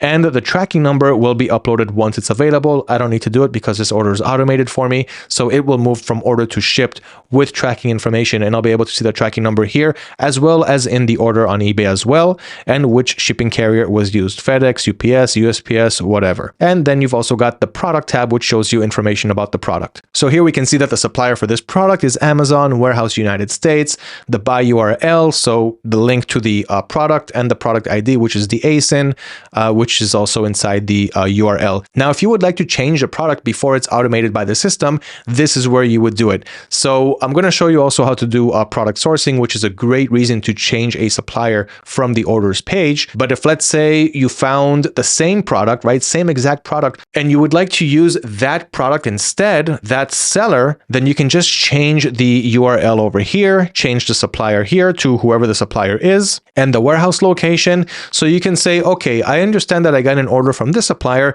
but I would like to use this supplier, this product instead. This is where you would update that, and then you would move it to send to auto order, and that way the system will automatically order the product that you actually switched with. So let me show you first how to set up fulfilled by AutoDS or automatic orders, how to top up your balance, auto order credits, and all of that. And then I'll process an order manually to show you how to do that as well. Okay, so let's go to the settings page really quick. And from here, you need to go to plans and add-ons. And you want to make sure that the orders processor is enabled. Okay, so at $8 a month, you make up that profit from just one order, and you will have automatic orders enabled on your account. Okay, so this means that you can start using automatic orders or fulfilled by AutoDS. But first, the system needs to know which one do you want to use, automatic orders or fulfilled by AutoDS. In order to let the system know that, then we are going to go to the supplier settings and we're going to set that here. So let's say I want to enable fulfilled by AutoDS using Amazon as a supplier. So here I would choose Amazon US under the supplier. If I don't see the supplier in the list, I can click here on add supplier and just find him on the list, and the warehouse of course as well, and say, okay, every time I use this supplier, every time I get an order from this supplier using eBay store 1 or whatever you called your eBay store, you can select any other store that you have here. Then every time I get an order from this supplier on this selling channel, then these settings should happen. Then I'm going to go to the orders tab here on the right side. And here you can see that it says process orders using the fulfilled by AutoDS service. So once I activated the orders processor under plans and add-ons, and here under the order settings, when I click on the supplier and the selling channel, I enable process orders using the fulfilled by AutoDS service. Then when an order comes in, the system knows that we are going to fulfill it using fulfilled by AutoDS. But next, you also have automatic orders. And this requires a buy account or fulfilled by AutoDS orders management. So what does that mean, this or this, if we want to use, let's say, only this, fulfilled by AutoDS? So what happens is if you have the first one checked in because you want to use fulfilled by AutoDS, and then you click in the second one as well, automatic orders, then the orders will not come in pending status as I showed you on my account. As soon as an order comes in, it'll be processed automatically using fulfilled by AutoDS, and you won't even need to change the status. It'll do it by itself. But if you want to use fulfilled by AutoDS, but you want the orders to come in pending status like I showed you on my account, then you would have the first one ticked in to use fulfilled by AutoDS, but I don't want to automate the order status as soon as it comes in. So this means that the order will come in pending. I will move it to send to auto order, but from there, everything also will be automated. Switching from send to auto order to ordered with the order ID, switching from ordered to shipped with the tracking ID, everything else will be automated. So if I have one ticked in, orders will come in pending. Both ticked in, orders will go out as soon as they come in, all using fulfilled by AutoDS. But what if I don't have the first one ticked in and only the second one ticked in? So this will use the automatic orders service, which requires your buyer account because you're not using fulfilled by AutoDS. You don't have it ticked in. So this means that I want to have automatic orders, but I want to use my buyer accounts. So this means that I need to let the system know what are my buyer accounts. I need to share my credentials with them. So I will do that here under the buyer's account tab. Okay, so here I will add a buyer account and I'd say, okay, I want you to automate orders using AliExpress or Home Depot or Walmart or Amazon. Those are the supported suppliers that we have with automatic orders using your buyer accounts at the moment. Okay, so let's say I want to automate my AliExpress orders. Then here I'm just going to click on connect with AliExpress and it'll do a direct connection to my login. If let's say I go with another one like Amazon, then I will need to enter my Amazon credentials here, the payment methods here. So I would add my credit card that I want the system to use to automate my orders, to pay for the orders. And here you've got max pending orders, which you can configure how many orders you would like to have in ordered status before fulfilling the next ones, so long as the order didn't move to shipped yet. Okay, you can read more about that here. And you have a daily orders price limit if you would like to set a cap to how much you spend per day purchasing products using your buyer account. Okay, then you've got auto order. So I would like to enable automatic orders with this buyer account, automate tracking numbers, and of course, scan for orders. Okay, so you would have all those on, and that is how you would add a buyer account. Adding buyer accounts is only if you're using automatic orders that's going to use your buyer accounts to process the orders. I don't recommend this method unless you don't want to use fulfilled by AutoDS for whatever reason. You would like the system to use your buyer accounts, but then again, you're using your credit line, right? So whatever credit card you have on file, and you're just going to have a whole bunch of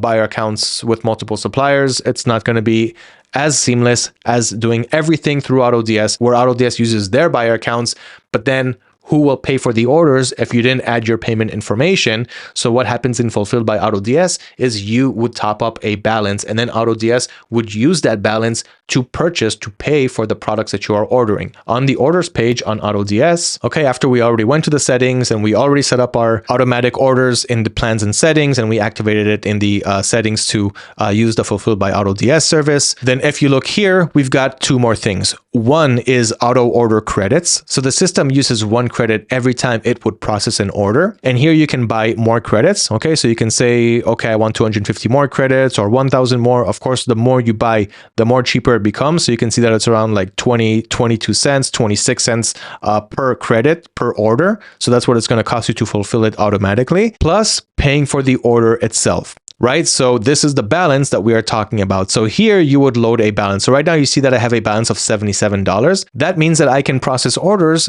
up to $77 on my account. So if this product right here cost me $30, you see that I sold it for $57. My profit here is around $18 after the expenses, after the fees.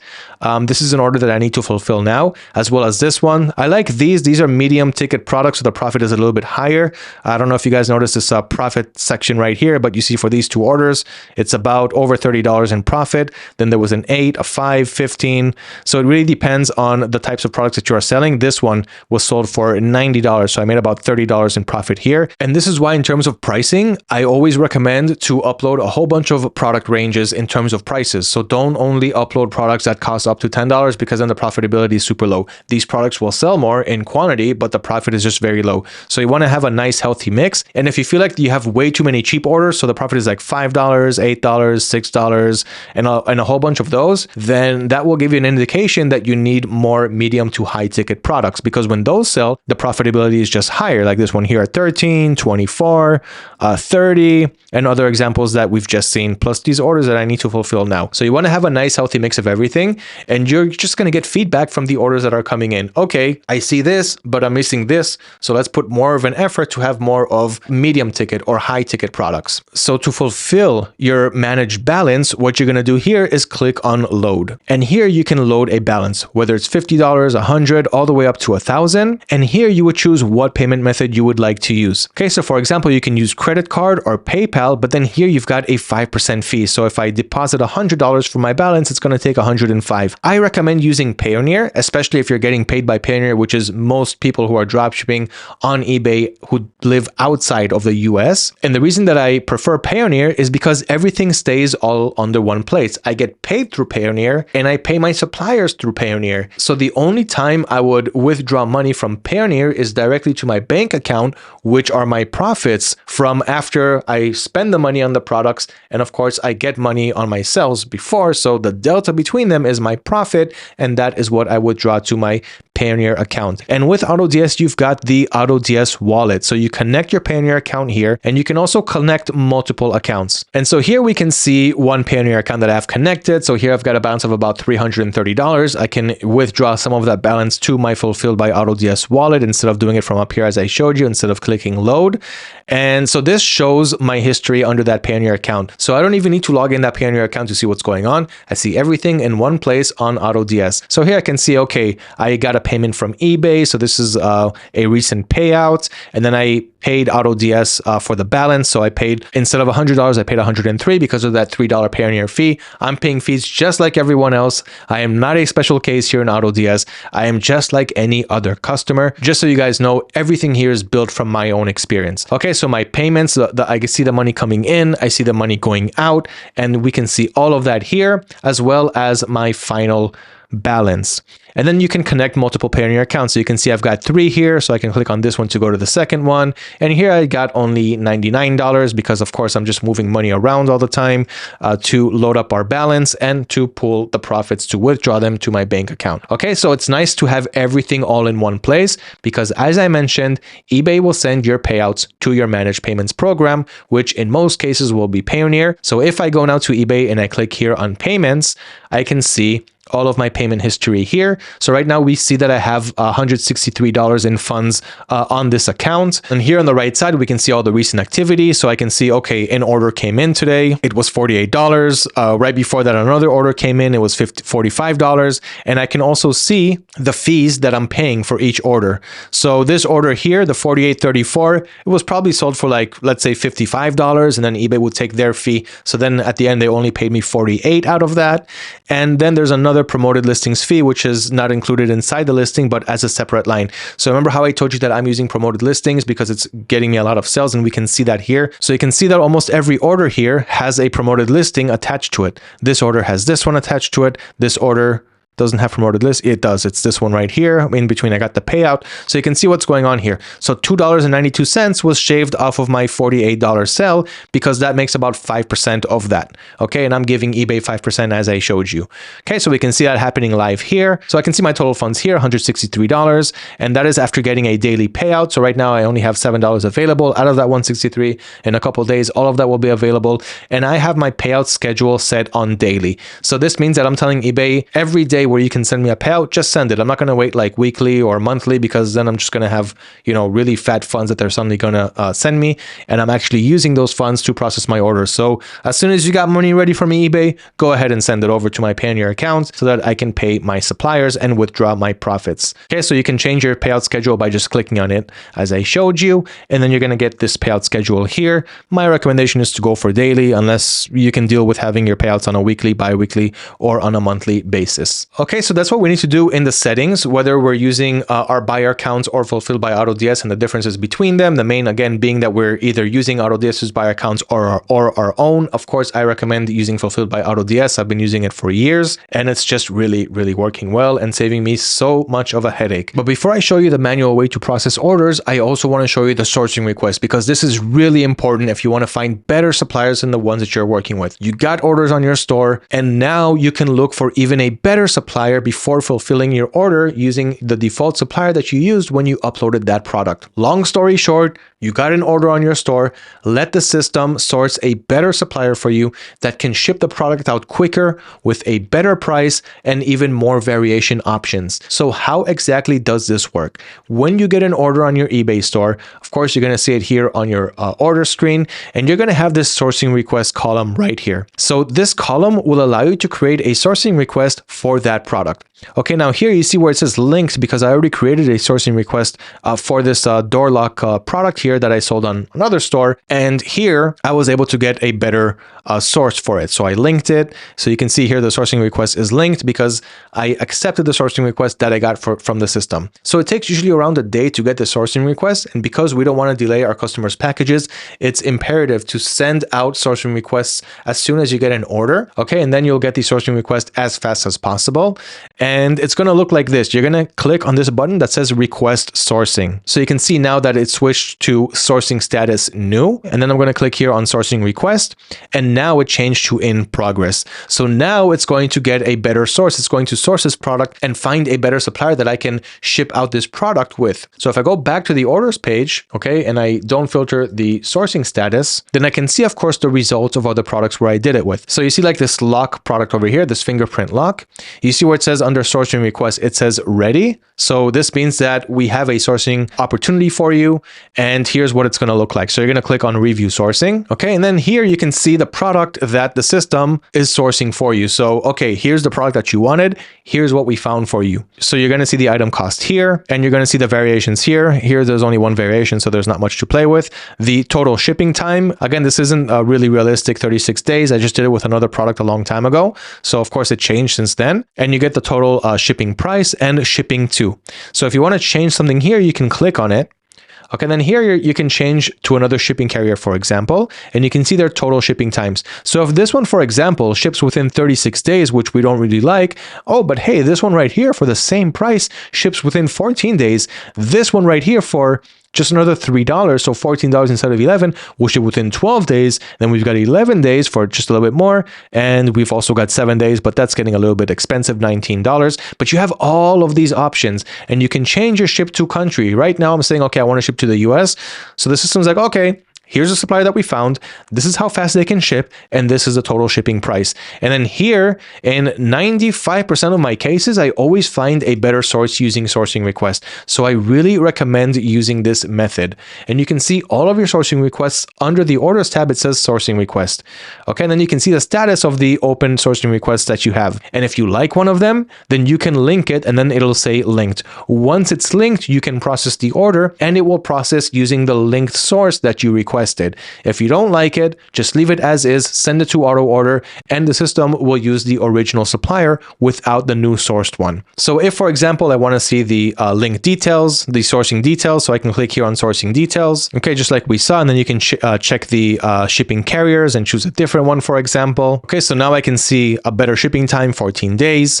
And then here you can also send a message about the sourcing request. So you can, for example, if you have any questions, you can add that there. And you've also got request a change. So let's say you want a different variation, or let's say you want a product that's similar to it. So you would write the change that you would like to see here. The system will see it and try to source it according to the conditions that you asked for. And then kind of similar to message about the sourcing request, it will send a message to AutoDS sourcing. Okay, so we work with great communication and great fast suppliers who ship quickly to our target audiences. The only way to find them is by using AutoDS's sourcing request features. Highly recommended to do so. And again, do it as soon as you get an order so that you can really maximize the shipping time with your better suppliers that the system was able to source for you, no matter what supplier you used before that. All right, so we went over fulfilled by AutoDS, automatic orders, the differences between them, how to set them up in your settings page.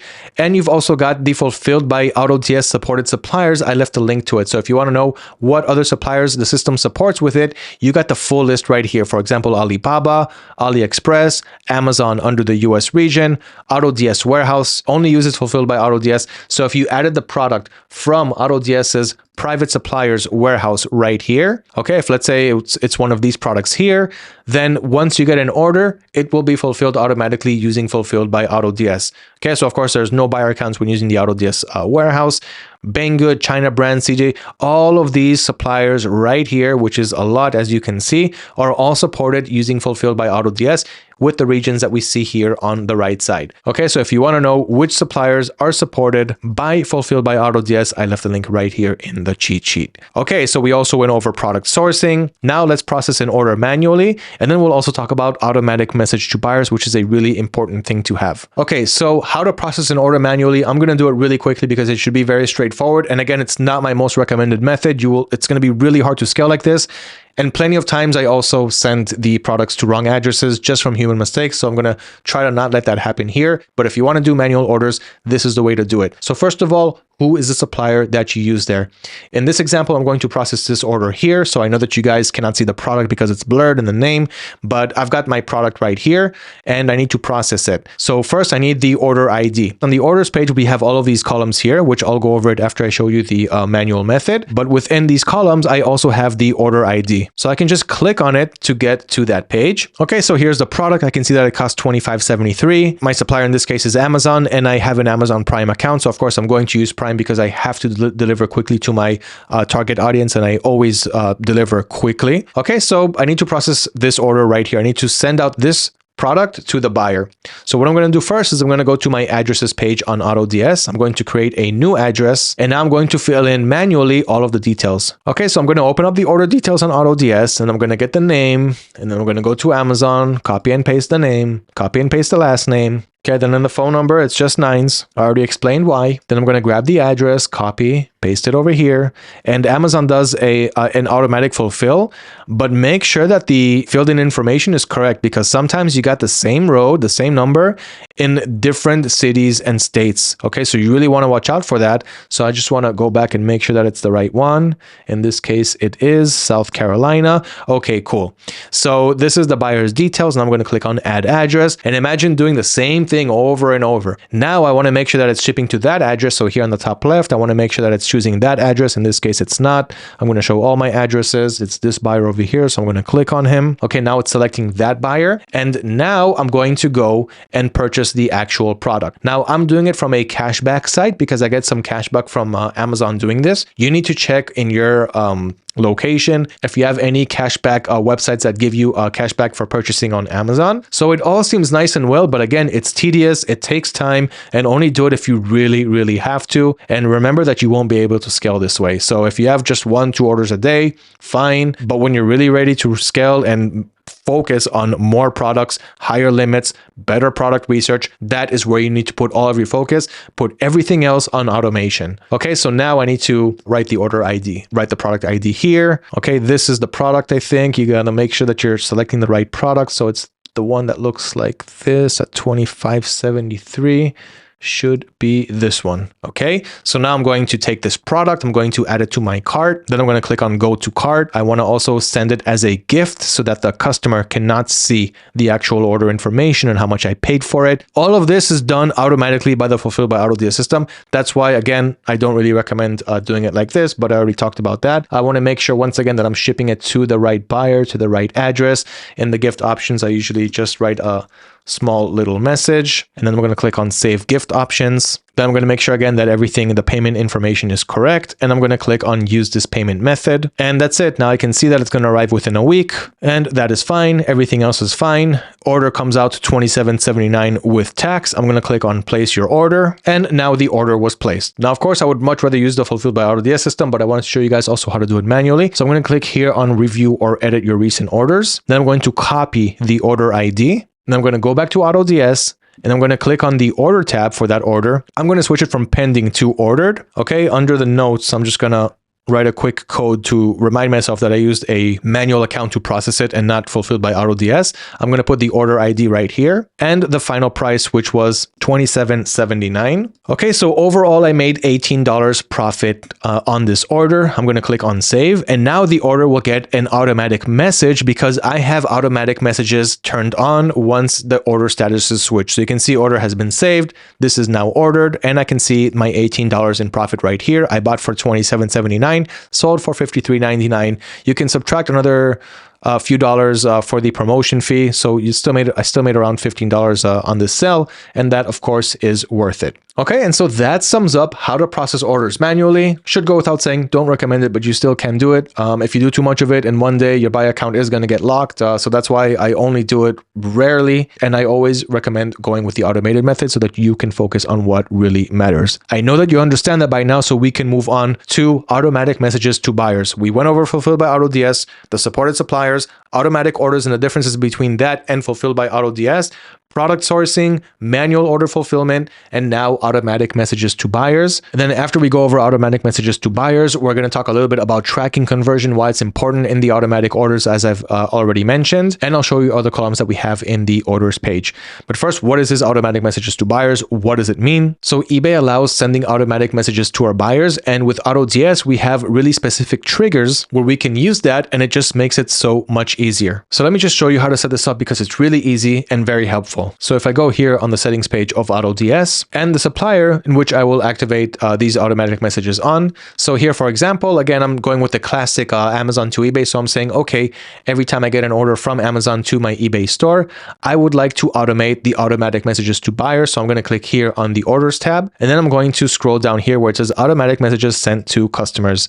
So here I did write very customized messages, which you guys can copy it from. You can create your own messages, and even better through ChatGPT. You can just be like, hey, ChatGPT, I want to send automatic messages to my eBay buyers one time after an order was placed, one time after I have tracking information available, one time after the order was delivered, and one time to remind them to send me a feedback, and one time on a gift message. So remember how we chose Amazon, and I showed you how I can write a gift message on Amazon. So this here, you can change your gift message that comes with the package. Okay, so then with that, ChatGPT can come up with really nice things. I asked it to be funny because I just like adding a little bit of humor, just so that, we don't take life too seriously, and, my customers are happy with the packages, get it with a nice little, smile on their face, and, remember me even more to come and leave a feedback. So every time an order was placed, you can click on the edit over here and toggle on and off whatever messages you want to send. So here it's for, okay, every time an order was placed. In other words, the system understands every time we get a status switch from pending to ordered, so the order was placed, then we're going to send this automatic message to the buyer. So, hey there, thanks for trusting us with your order. We're excited to get your goodies as soon as possible. We'll be processing your order and getting ready for shipment and blah, blah, the whole message that I sent. And then you can toggle another message once tracking information is available. In this case, I don't have it toggled on because anyway, they get like this automatic notification by eBay when we switch from order to shipped on AutoDS, whether we're doing it manually or automatically, it'll will get updated on our eBay store. So eBay will know that there is tracking and they will update the buyer as well. Another one for when the order was delivered. Okay, so the system, of course, sees from the status switch from order to delivered. If you're using automatic orders fulfilled by AutoDS, of course, it happens by itself. And the automatic order was delivered message will be sent. And feedback, so reminding them to send you a feedback for some time after the order was delivered, it will send the feedback message. And as I mentioned, the gift message when you're using Amazon and the product is giftable, which is most of the Prime products. Okay, so it's important to send out these messages because not only will your buyers understand that they are in good hands by someone who's actually communicating with them, they'll know who to reach out to if there's any issues, and they will leave you positive feedback because of all of your good communication and customer service. So I highly recommend having automatic messages on, and that will pretty much summarize our eBay fulfillment section, except for going through the actual order columns, which we will do now. So again, we're in the orders page, and I still need to process these couple of orders, but let me just run fast really quick.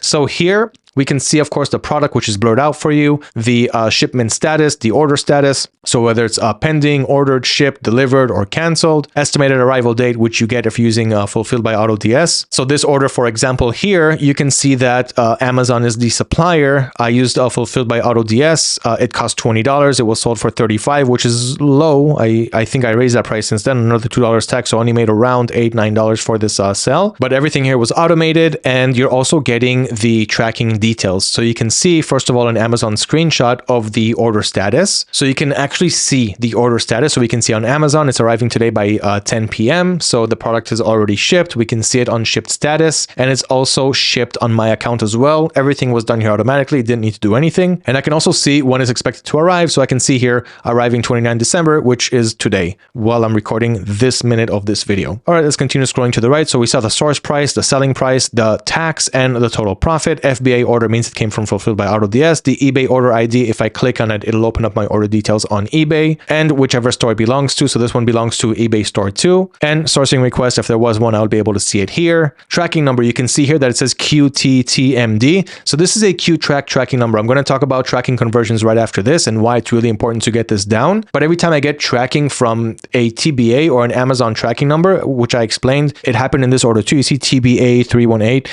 So these types of tracking information is not trackable for the buyer. If I upload this tracking information on eBay, then eBay will not be able to see what is the order, what is the tracking details, what is the status, was it shipped, is it on the way to the customer? None of this is visible, only to whoever processed the order on Amazon. So eBay can't see what's going on, the buyer can't see what's going on. If the buyer opens an INR or an item not received case, you're going to have a hard time proving that this was actually delivered if they cannot see the tracking details. So that is why we use tracking conversions. Okay, so here we've got the tracking numbers, and as I scroll down, you can see that not everything is QTrack that's coming from Amazon. You see this one here is a USPS tracking number.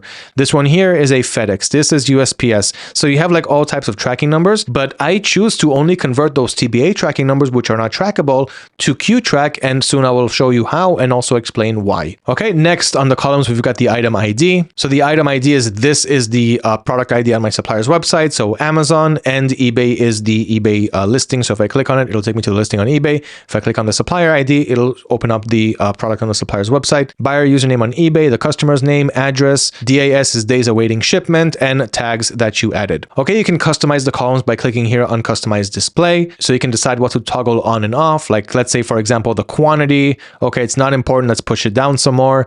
Price, tax, profit, and so forth. This is the order that I like to have, so I'm going to keep it as is, but you can toggle columns on and off and rearrange their orders here. And that pretty much sums up the orders page. But let's see that whole thing about the tracking conversions. So under the settings, again, if you go to the order settings, and again, I choose my store, I choose which supplier to have this tracking conversion on. And then here on the orders tab, where it says tracking conversion, you see that I have this setting, convert Amazon shipping carrier only, those TBA tracking numbers, to QTrack, because QTrack is readable on eBay. And this way, QTrack will show the shipment details from the Amazon buyer account, which can't really be seen anywhere else. So QTrack is going to show the tracking events on eBay where it will be supported. So this way you can keep your top rated level status, and you will have proof that the item was delivered. So you'll of course win item not received cases if it was delivered to the right address. And this simply saved my eBay store. What used to work here was Blue Care Express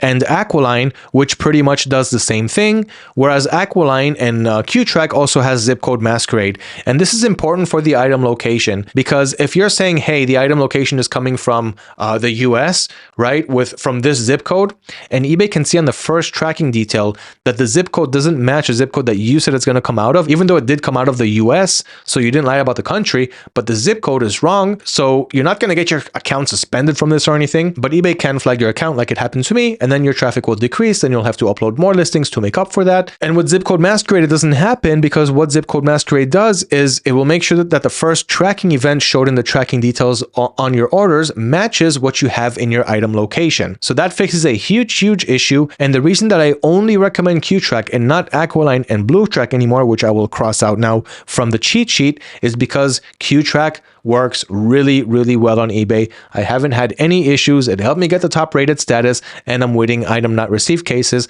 if, of course, the product was delivered to the customer's address. So there's no issues here, and it's working like a charm. So then back to the order settings page, what we're going to do is, again, choose the supplier that you're using, choose the selling channel. Under the orders tab, we are going to, under tracking conversion, choose convert Amazon shipping carrier only to QTrack. Now, again, you have more options like convert all tracking numbers to QTrack, or all tracking numbers to BlueCare, or Amazon shipping carrier only to BlueCare. And you also have generate UPS, FedEx, and DHL tracking number, which will again do it to all your orders. This is another good option that you can use if you don't want to use a QTrack for whatever reason. Then this will generate these tracking numbers. But the only difference between this and QTrack is that sometimes this won't be able to generate a tracking number. In most cases, it will. For the some that it won't, you're going to want to use QTrack. So because QTrack works really well, I just have it on this, but you can definitely use this one as a backup. Okay, either way, you'll get trackable tracking events and tracking information on your orders. And this is really important for the long-term survivability of your eBay stores. Last but not least, in the settings, you may have noticed this little hip shipper tab. So we saw process orders using fulfilled by AutoDS, automatic orders, the differences between having one or two toggled on and off. Hip shipper will also activate hip shipper. So if you want to have the automatic international shipping options to your listings, this is how you're going to do it, by also enabling that. But you also have that in the full guide that I have linked here. So now that you are finally fulfilling your orders and you're seeing the profits coming in, now we need to make sure that we know how to scale correctly, bring as much numbers in as we can. And in order to do that, we really have to know how to deal with cases and returns, which is the next part. I will summarize it because it's actually pretty simple, but it's something that you need to know how to manage to make sure that you have a good seller standing on eBay. So dealing with cases, returns, things like that should take up about 2, maybe 3% of your business, of your total transactions, of your total orders. So this isn't going to be your main job, but it is very important as soon as you have a return request or a dispute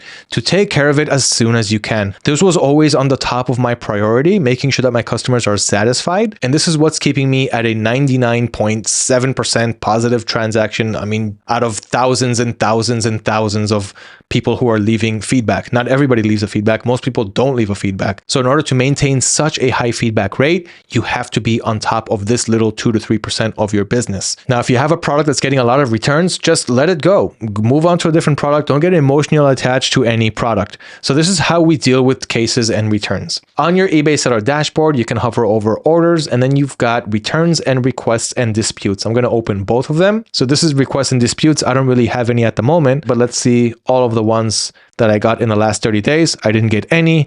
Let's do 90 days. Okay, so I had some item not received cases, as we can see over here, and also a payment dispute. Now, when it comes to the payment disputes, you don't really have to worry about that. This means that the buyer opened up a payment dispute with their payment company, whatever, with their credit cards, saying, oh, I didn't, approve this purchase, whatever. eBay takes care of this for you. You don't really have to worry about that. You'll notice that you'll have all kinds of customers. Most of them at the end of the day just get their product and they're happy with it. But this is that 2 to 3% as I was mentioning. And by the way, maybe even less than 2%. Many times in my seller evaluation, I get less than 2% of this. Item not received. I, of course, proved to them that the item was received and it was always closed. I never had a case that was closed against me. So I never argued with the buyer and then they ask eBay to step in after a while. And then eBay steps in and says, oh, buyer's correct, seller is wrong. That's going to give you a transaction defect rate. And as you saw in my seller account, I've got 0.0% transaction defect. And I've never had a transaction defect over 8 years of doing dropshipping on eBay. And this is exactly exactly why and how. So everything here was resolved. All of the item not received was always close to my favor because I always showed them trackable tracking information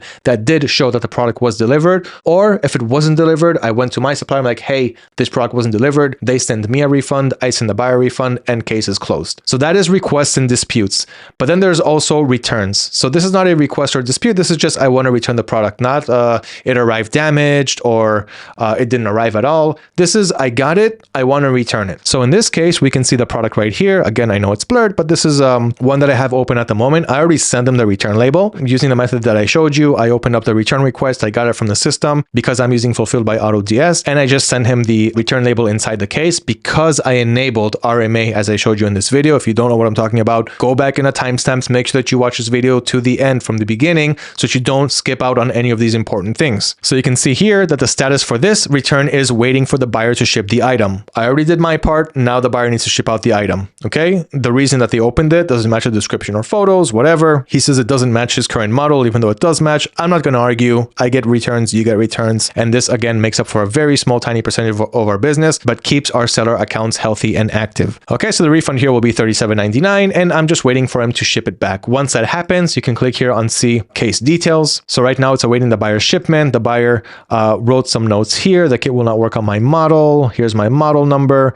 And here is images showing you that it doesn't work. And I uploaded the return label with the tracking details. So once he ships it back, I will be able to track it because there's always a UPS tracking number on these return labels. I can track it, eBay can track it, the buyer can track it. And that's how we know that everything is going according to plan. And of course, I will send him the refund once he sends it back. In all cases, I don't wait for the product to actually return it. Once I see that it's on the way back, I already send them the refund. I don't mind. You don't have to do it. You can wait for it to return. But because I already have the, the money and the balance, I want them to be happy. I don't want them to wait like 4 more days after they shipped it out. So I just give it to them right away once I see that it's actually on the way back. And I've never had an issue getting, of course, the refund myself from the supplier. So you want to make sure that you're checking your eBay messages and cases every day from the seller dashboard. You can see if you have any open cases, or just hover over returns and go to returns as I showed you. You'll also get an email if a buyer opens up a return or a dispute. So you'll always be able to see it as long as you make sure that you're looking for it on a daily basis. Respond quickly to cases. As soon as I get a case, I respond to it.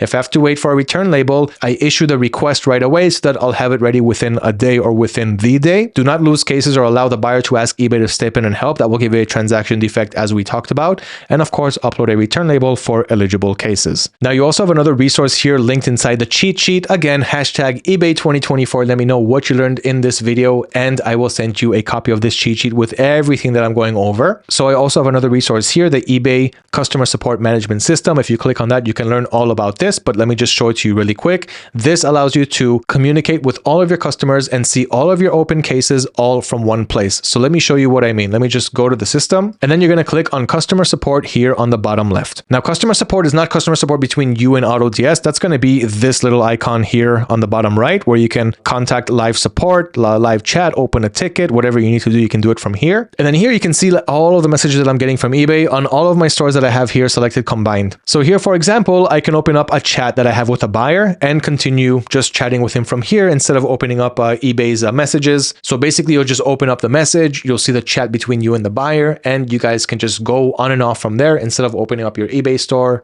whichever store it is, and just looking for the messages there. Also, every time you get a case, you'll be able to see it there, a dispute. So you can see everything all in one place under customer support. So that is also going to make your lives much, much easier, especially once you have more than one eBay store connected, but even if you have only one. And that is the eBay customer support management system, which will also help you to see what cases you have open, if there's anything new, and everything else that's going on inside your eBay private messages. Next, we've got dealing with flagged accounts. So this is something that I already talked about and I already showed you how to work around it, but it's really important to understand. At some point, I had top rated seller status. This was years ago. And then eBay came out and said, hey, your top rated status is going to be removed because of the dropshipping policy, which in other words, they don't mind dropshippers, but they don't like the whole item location thing where we say it's going to come out from this zip code and it comes out from another. So I already talked about that and how to overcome that. But at this point, if you do that, your account gets flagged. Now, they're not going to suspend your account. You can keep selling and all that stuff, but traffic will drop and you're going to have a lot more listings that you'll need to add in order to make up for the traffic drop. And I've been working with this for 7 years, I would say, or 6 years since the account got flagged. And now it's finally unflagged because my account was just doing well for so long. And I got that eBay account manager, as I talked about, and he was able to help me remove remove that. I've seen others that remove it simply by appealing to eBay, answering some questions that they would ask about, their business policies and things like that.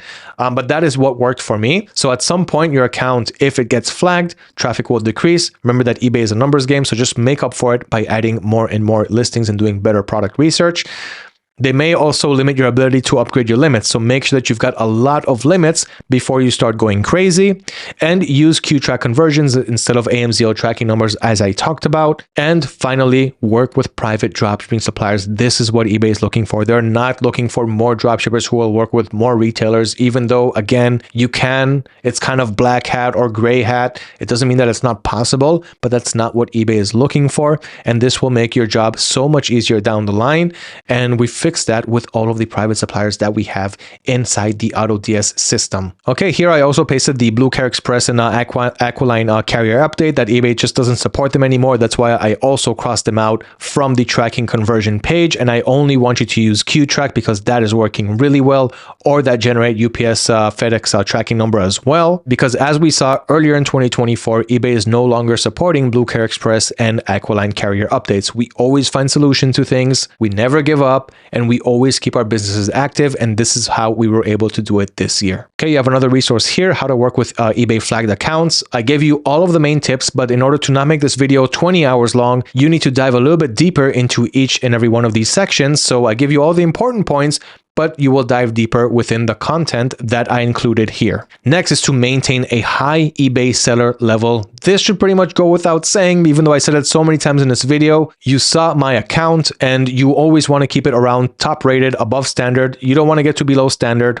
You'll have a risk of being suspended. You don't want to have a transaction defect rate. Keep it around 0 to 1%, late shipment rate below 5%. Okay, you got all the tips here in order to keep your seller account super healthy. Make sure that cases get closed without seller resolution. As I already talked about, keep that below 2%.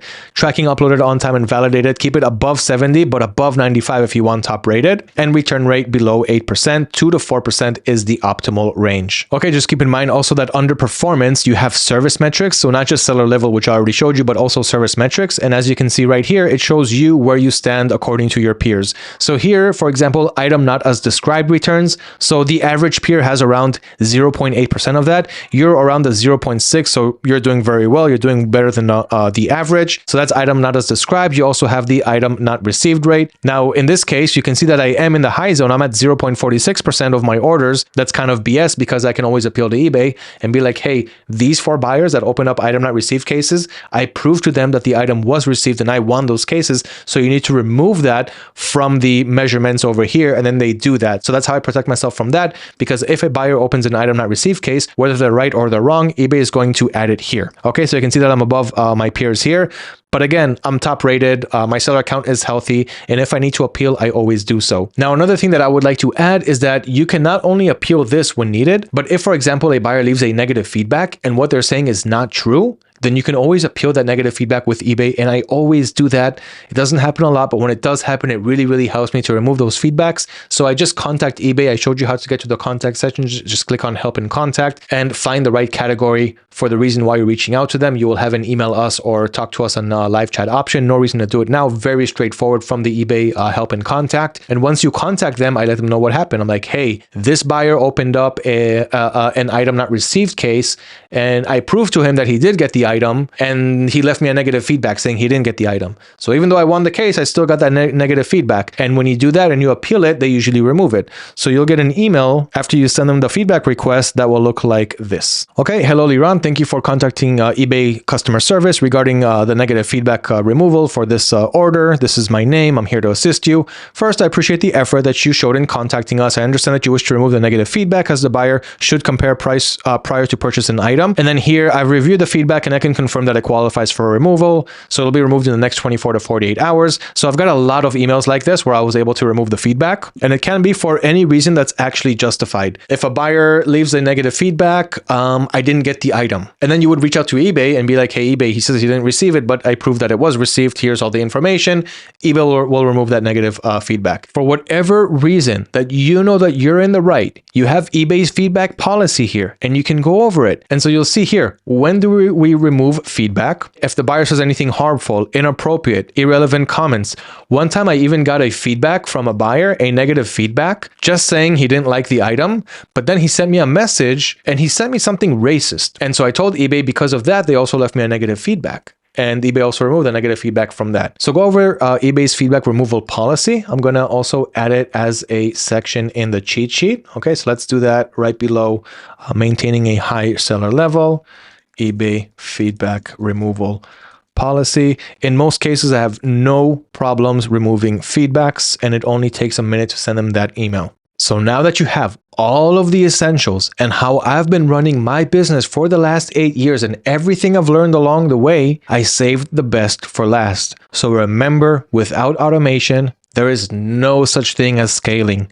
And in order to do that correctly, you need to use an all-in-one software that will get everything done for you so you won't have to have multiple subscriptions to multiple softwares and kind of get lost in the whole process while trying to scale. This is how I've been doing it for a long time now. And I want to go over all of the important features and settings that you need to have on AutoDS in order to really have this complete all-in-one package and have it work smoothly and seamlessly. So automate and scale your eBay dropshipping business. I added a little dashboard photo of my stores. And here I added all of the important things that you pretty much know about it. So you're getting your AutoDS trial for $1. You're going to get 14 days of this so that you can really test it and try before you buy.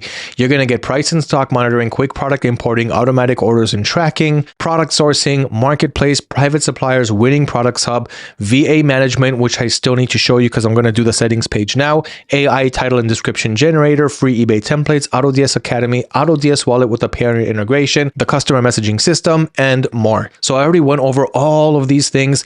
I'm going to go to the settings page now and show you how to configure your eBay store the right way with all kinds of tips and tricks that will help you make more sales, gain higher profitability. So we're going to do that now. Okay, so first things first, I clicked on settings. Here we are on supplier settings. We already went over the orders tab, so I'm not going to go over that now, but this is the lister tab. So right now, keep in mind that I'm just using Amazon as the example for my supplier. So all of the settings that I'm adding now will only be applicable for Amazon US supplier on my eBay store 1. These are the default settings that are going to happen, that are going to occur every time I list a new product after saving these settings. So default product quantity when uploading from Amazon to my eBay store, what is the default product quantity that I'm going to have? Is it going to be 1? Is it going to be 5? We already talked about product quantities. This is where you control that. Default item country, default item zip code. So of course, I just used a zip code that is in the US. As long as I know that I'm shipping from the US, shipping methods should be cheapest with tracking. Now, in my case, because I'm using Fulfilled by AutoDS always uses Amazon Prime. So that is a huge advantage. So I'm not really going to pay anything for shipping anyway. Default template is whatever template that you want to use as a default setting. I showed you all the free templates that you're getting from AutoDS, but you can also add your own customized template. So I didn't show you that, but it's here under the template setting. So when I get to that, I'll also show you how to upload your own template. So you can go, for example, on a platform like Fiverr, find someone who does it for $5, $10, and then you can use a template that will be unique only to your store. So here you would choose a default template to use when listing products from the supplier to the selling channel, selecting your platform policies. So here is the shipping, payment, return policies. You can go with dynamic or go with policies that we already created in this video. So I've got my payment policy, my shipping policy, and my return policy, which will not change as long as I'm uploading products from this supplier to this selling channel. Now, when you are listing a product, you can change these things. So whatever default settings you have set here, you can still change it when listing a product. You have the option to go over the settings. But if you don't do that, then it's going to go with these default settings. Next, we've got advanced lister settings. So allow duplicates will allow you to upload duplicates. This means that if you already listed this product in your store and you're trying to list it again from the same supplier, the system will tell you, hey, you know, you already have this product. Are you sure that you want to upload it? Allow out of stock variations will allow you to upload, well, out of stock variations. So if you're uploading a product and it has some variations and some of them are out of stock and you have this on, it's going to upload them anyway. And I would recommend having this because when they return to stock, it will go back up in stock and then you will have that variation in stock without you having to really do anything because it's all being automated. Capitalized title, doesn't really matter because you're going to optimize your title anyway with AI. Autofill brand, it's better to have this unchecked. So whatever brand is, you're selling, as long as it's not, as we talked about, a big brand, a known brand, it's a brand that,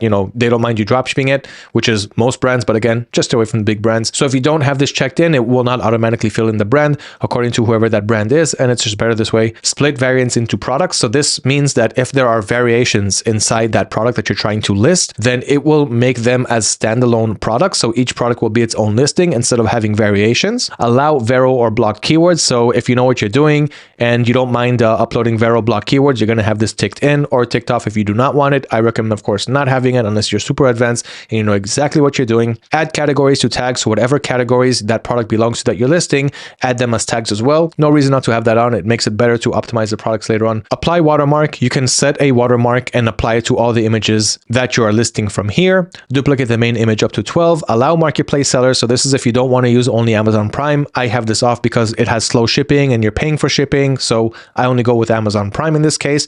Private listing, I always recommend having it on. It just makes it harder for other competitors to open up your store and see exactly what products you're actually able to sell. Once your listings are private, it makes it that much harder. Price and stock monitoring, I always recommend having that on. It should be pretty much explainable now why.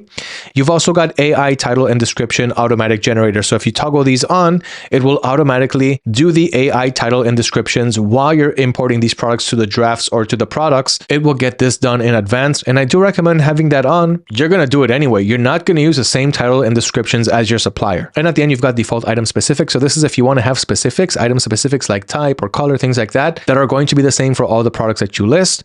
I don't have any examples like that, so I have that off. Next, we've got pricing. So how do you want to price your products? And this is really important. So we know that we're paying around 15% break-even fees. We already got to that.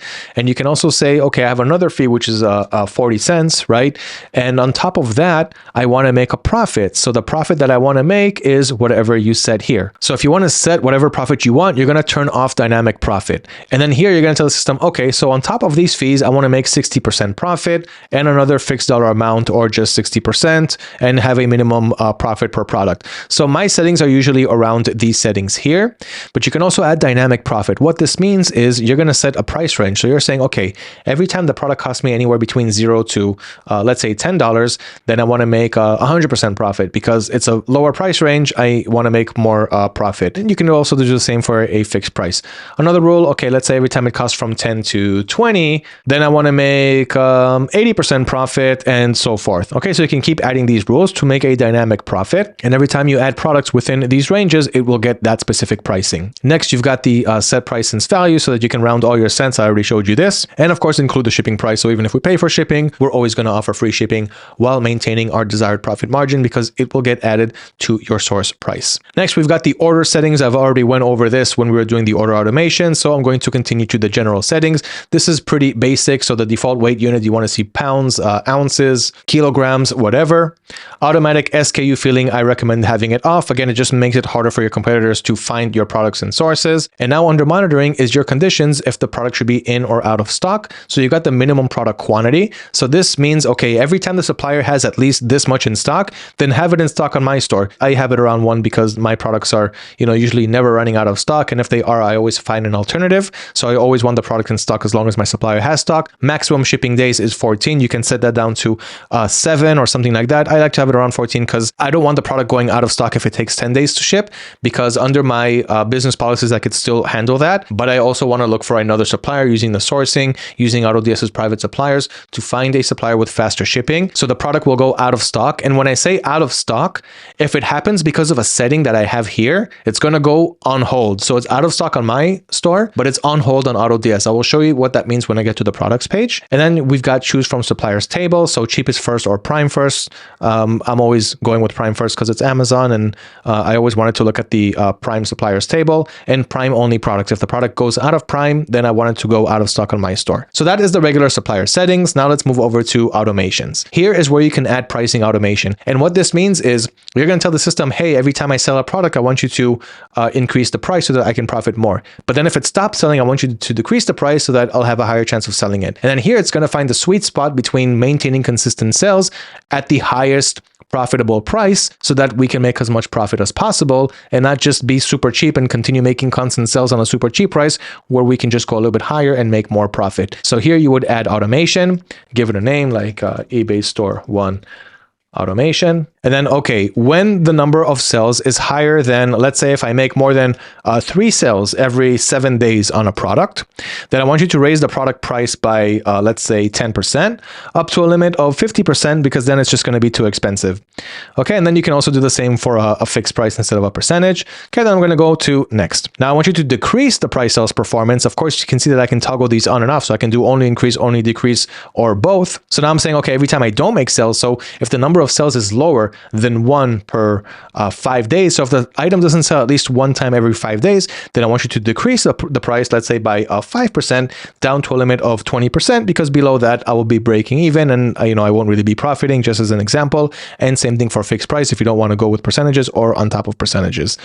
Okay, so you're going to click on next. Then you're going to click on what products you would like to assign these rules to. Okay, so you can also add a filter. So here you can say, okay, I only want to do it on specific products that have a specific tag, let's say. Okay, I only want to do it on, let's say, I don't know, parts that I'm selling or something like that. Or just do it on all products, select all of them, and then select here on all the products and click on finish. So that will set pricing automation, which is great for finding that sweet spot, maintaining consistent sales and profitability. So we already talked about templates, and these are all the free templates that you get with AutoDS, but I also want to show you how to import your own. So you would go here to My Templates and you would click on Add a Blank Template, add a name to it. Okay, so let's say eBay Store 1 template. Then you'll click on Create Template. Okay, here it is down here.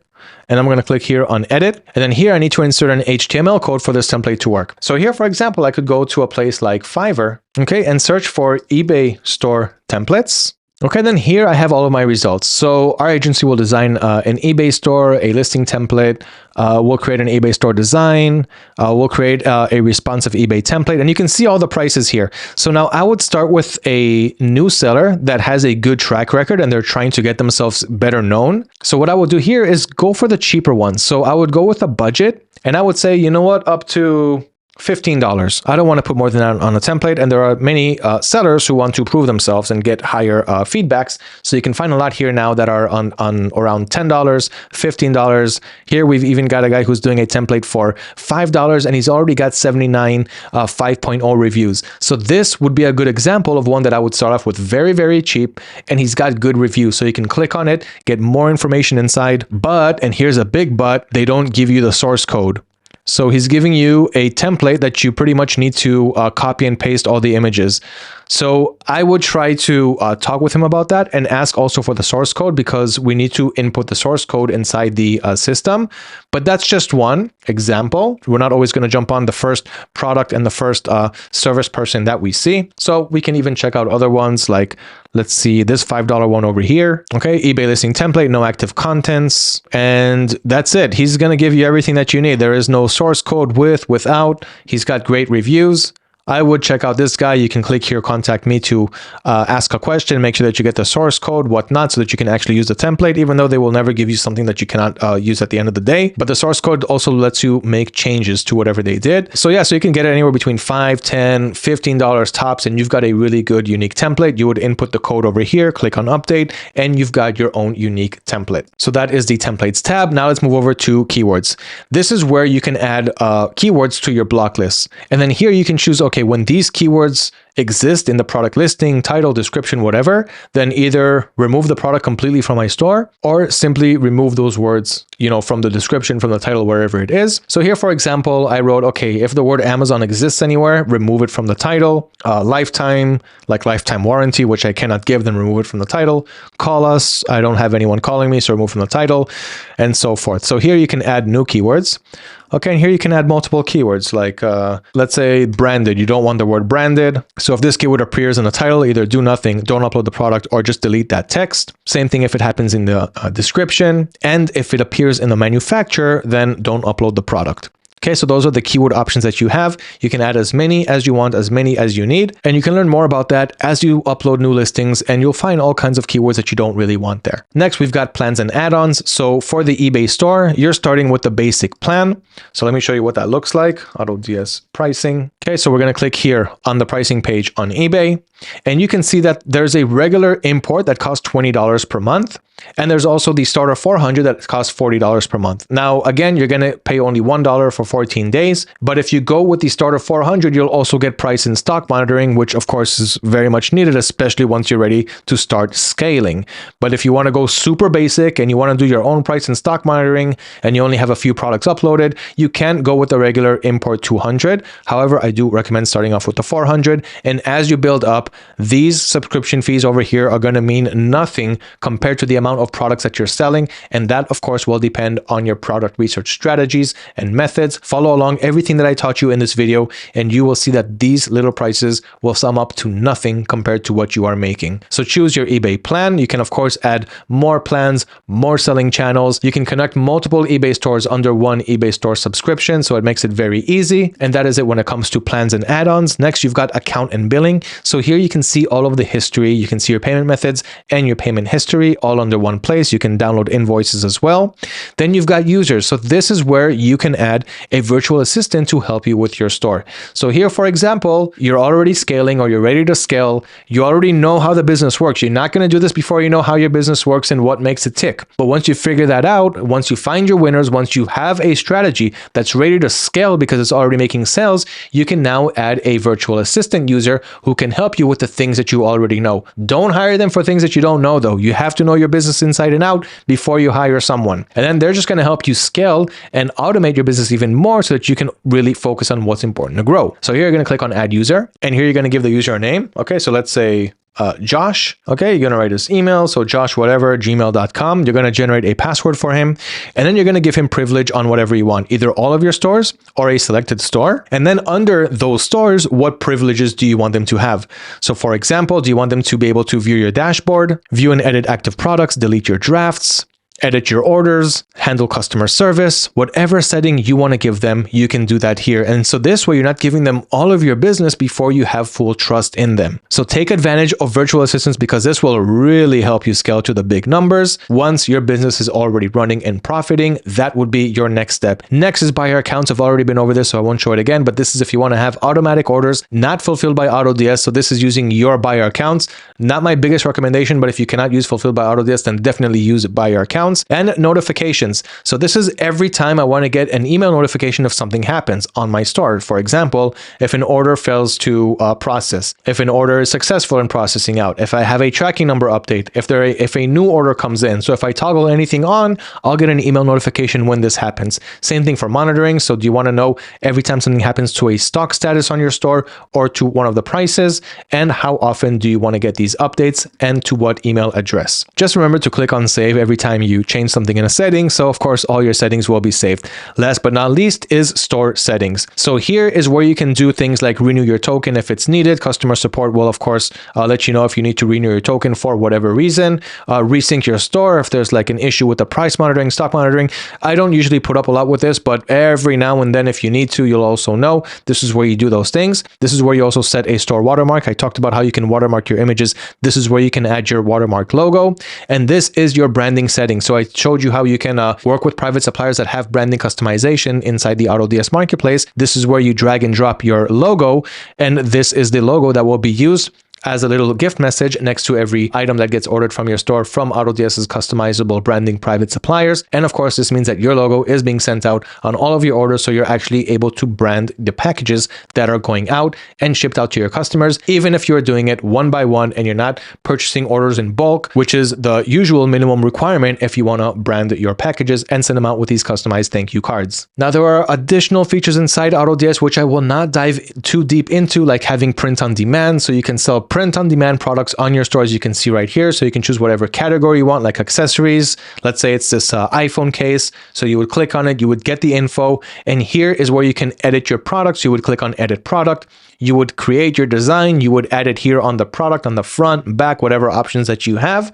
And then you can ship out these products with your branded logo or with some funny text that you added to it or whatever, just so you know print on demand exists and you can have a print on demand dropshipping business on eBay. Again, even when you're sending out products one by one, because we are dropshipping and we are not purchasing anything in bulk in advance. So print on demand is also an option, which I will not dive deep into, but you have that here, and more explanations, tutorials on how to use that on our YouTube channel, on our blog pages. But I do want to show you the products page, which I still haven't showed you yet. So this shows all of the products that you have on your store. And the reason that I want to show you this is because there's a lot of things that you can also learn here to further optimize your store. So what exactly do we see here? All of the products that I have on my selected store. So 300, almost 3,500 products and 12 more untracked products. What are untracked products? Untracked products is all the products that you have on your store, okay, that you have on your eBay store or whatever store you have connected, but AutoDS doesn't have all the information on this product. It's missing some supplier information or something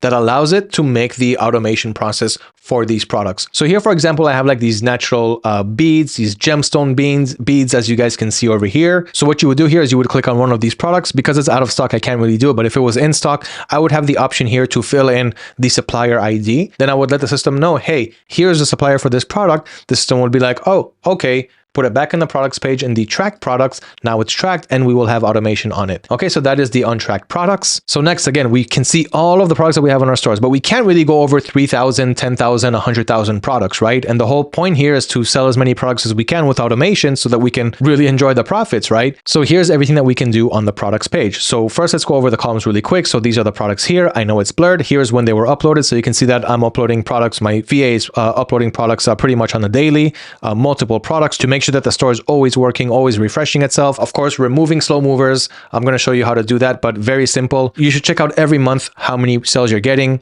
or how many views, how many watchers, and slow movers, products that are not moving so quick, you're simply going to remove them from your store and take up those limits with better products. And you're always going to learn how to refine and refresh this process and get better at it as you go. Next, we've got private notes. So if you have any private notes to add on this product, nobody can see it but you. Then you've got these three dots right here where you can quickly edit the product, relist it, which means it'll delete all of the history on the product, how much it sold, how much views, how much watchers, and it'll simply relist it on eBay, add a tag to it, delete the product, or make a sourcing request. Next, we've got the variations. So available means that it's in stock. You can see all this green here. All these products are in stock.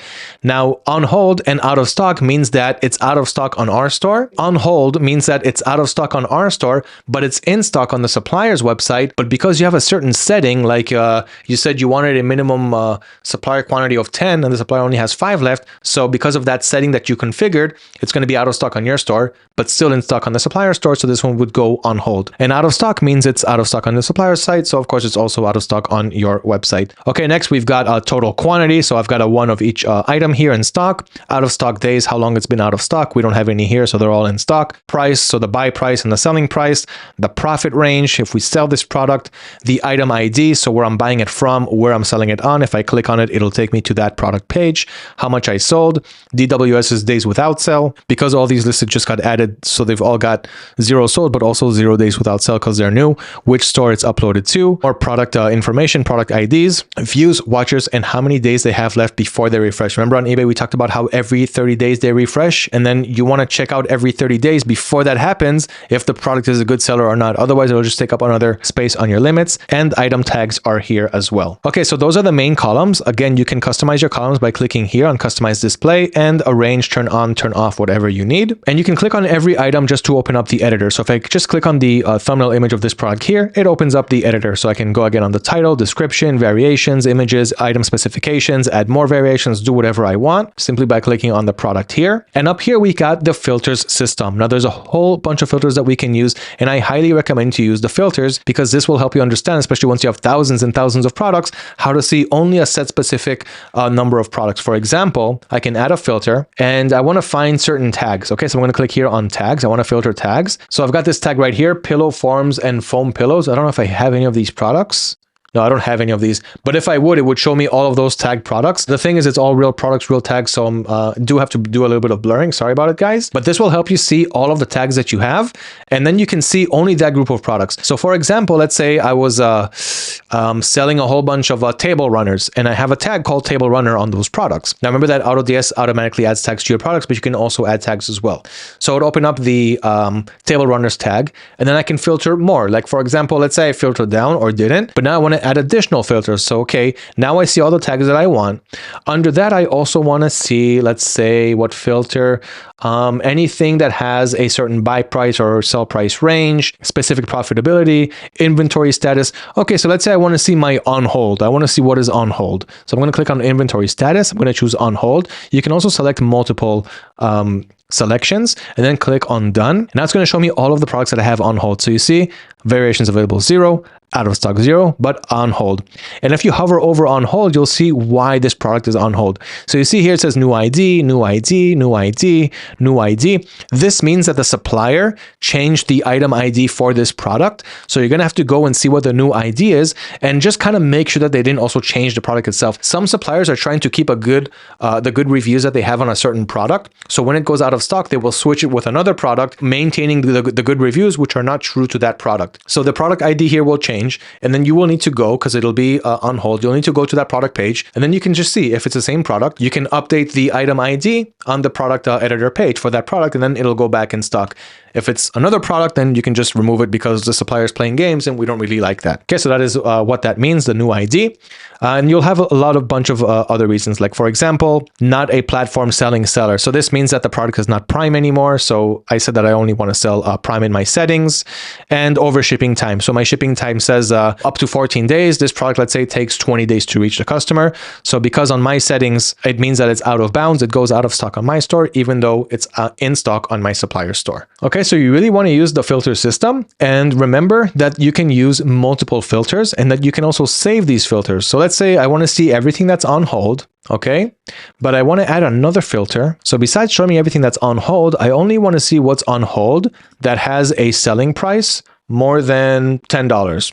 Just because for some reason the ones that cost less than 10 are not important to me. Okay, so now it would narrow down some more and I would get the results. Or for example, let's say you added a whole bunch of Christmas products to your store and now Christmas is over. So you want to remove those products from your store. So you would search for your tag called Christmas or whatever tag you added to those Christmas products. And now it's going to make it easier for you to, first of all, analyze what sold well, keep what sold well, because for next year, you're going to want to reuse it and add more products that are similar to that, or remove it, but save the product ID or product ID on the side so that when the season comes again, you'll fill it up with the right products. And this is how you keep getting better month after month, season after season, and year after year. So take advantage of the filter system on the products page because there are a whole bunch of filters that you can use, and this can really help you narrow down thousands and thousands of products. You can save your filter, so it'll make it easier for you to come back to it later. Just give it a name and click on save.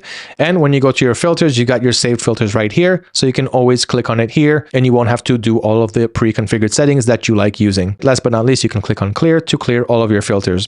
Now you've also got view history, so you can see all of the changes that happen on your eBay store on the products page. Just click on the date and it'll show you what products you added, deleted, if there were any failed products to upload and things like that. And you can also make bulk changes. So let's say I'll grab all the products on this page, which is 20, or select all 3,500 products, and then you can make bulk changes like bulk edit, add item to edit. I want to change the fees for these products, or the profits, or the quantities, or I want to round the cents, or the shipping methods. All of the options that you have for editing products, you have that pretty much there in the bulk editor. And of course, you can select whichever products you want to add these bulk changes to.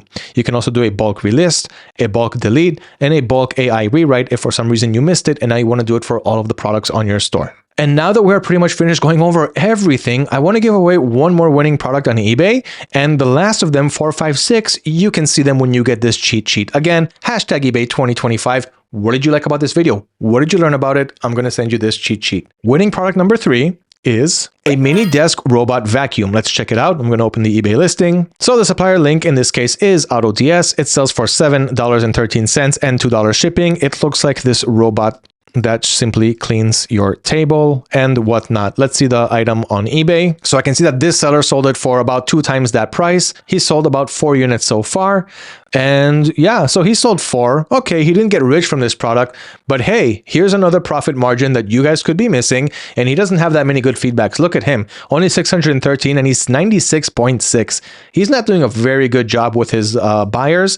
And if you follow my strategies that I went over in this video, it's just gonna be so much easier for you to make it down the line for the long-term survivability and scalability of your business. I really hope that you enjoyed this full course on how to not just get started on eBay, but also learn what to do before, during, after, and how to really get the right products, how to stay on eBay's safe side, making sure that we are scaling the right way and that we are always maintaining a steady income of profit and sales as they start to roll in, as we continue to grow. I just spilled 8 long years of eBay dropshipping experience, and I left nothing behind. Everything was here on the table. By making it this far, it does show how serious you are in taking your eBay business forward. So whether you got started or not, now is the time to take action. You owe that much to yourself.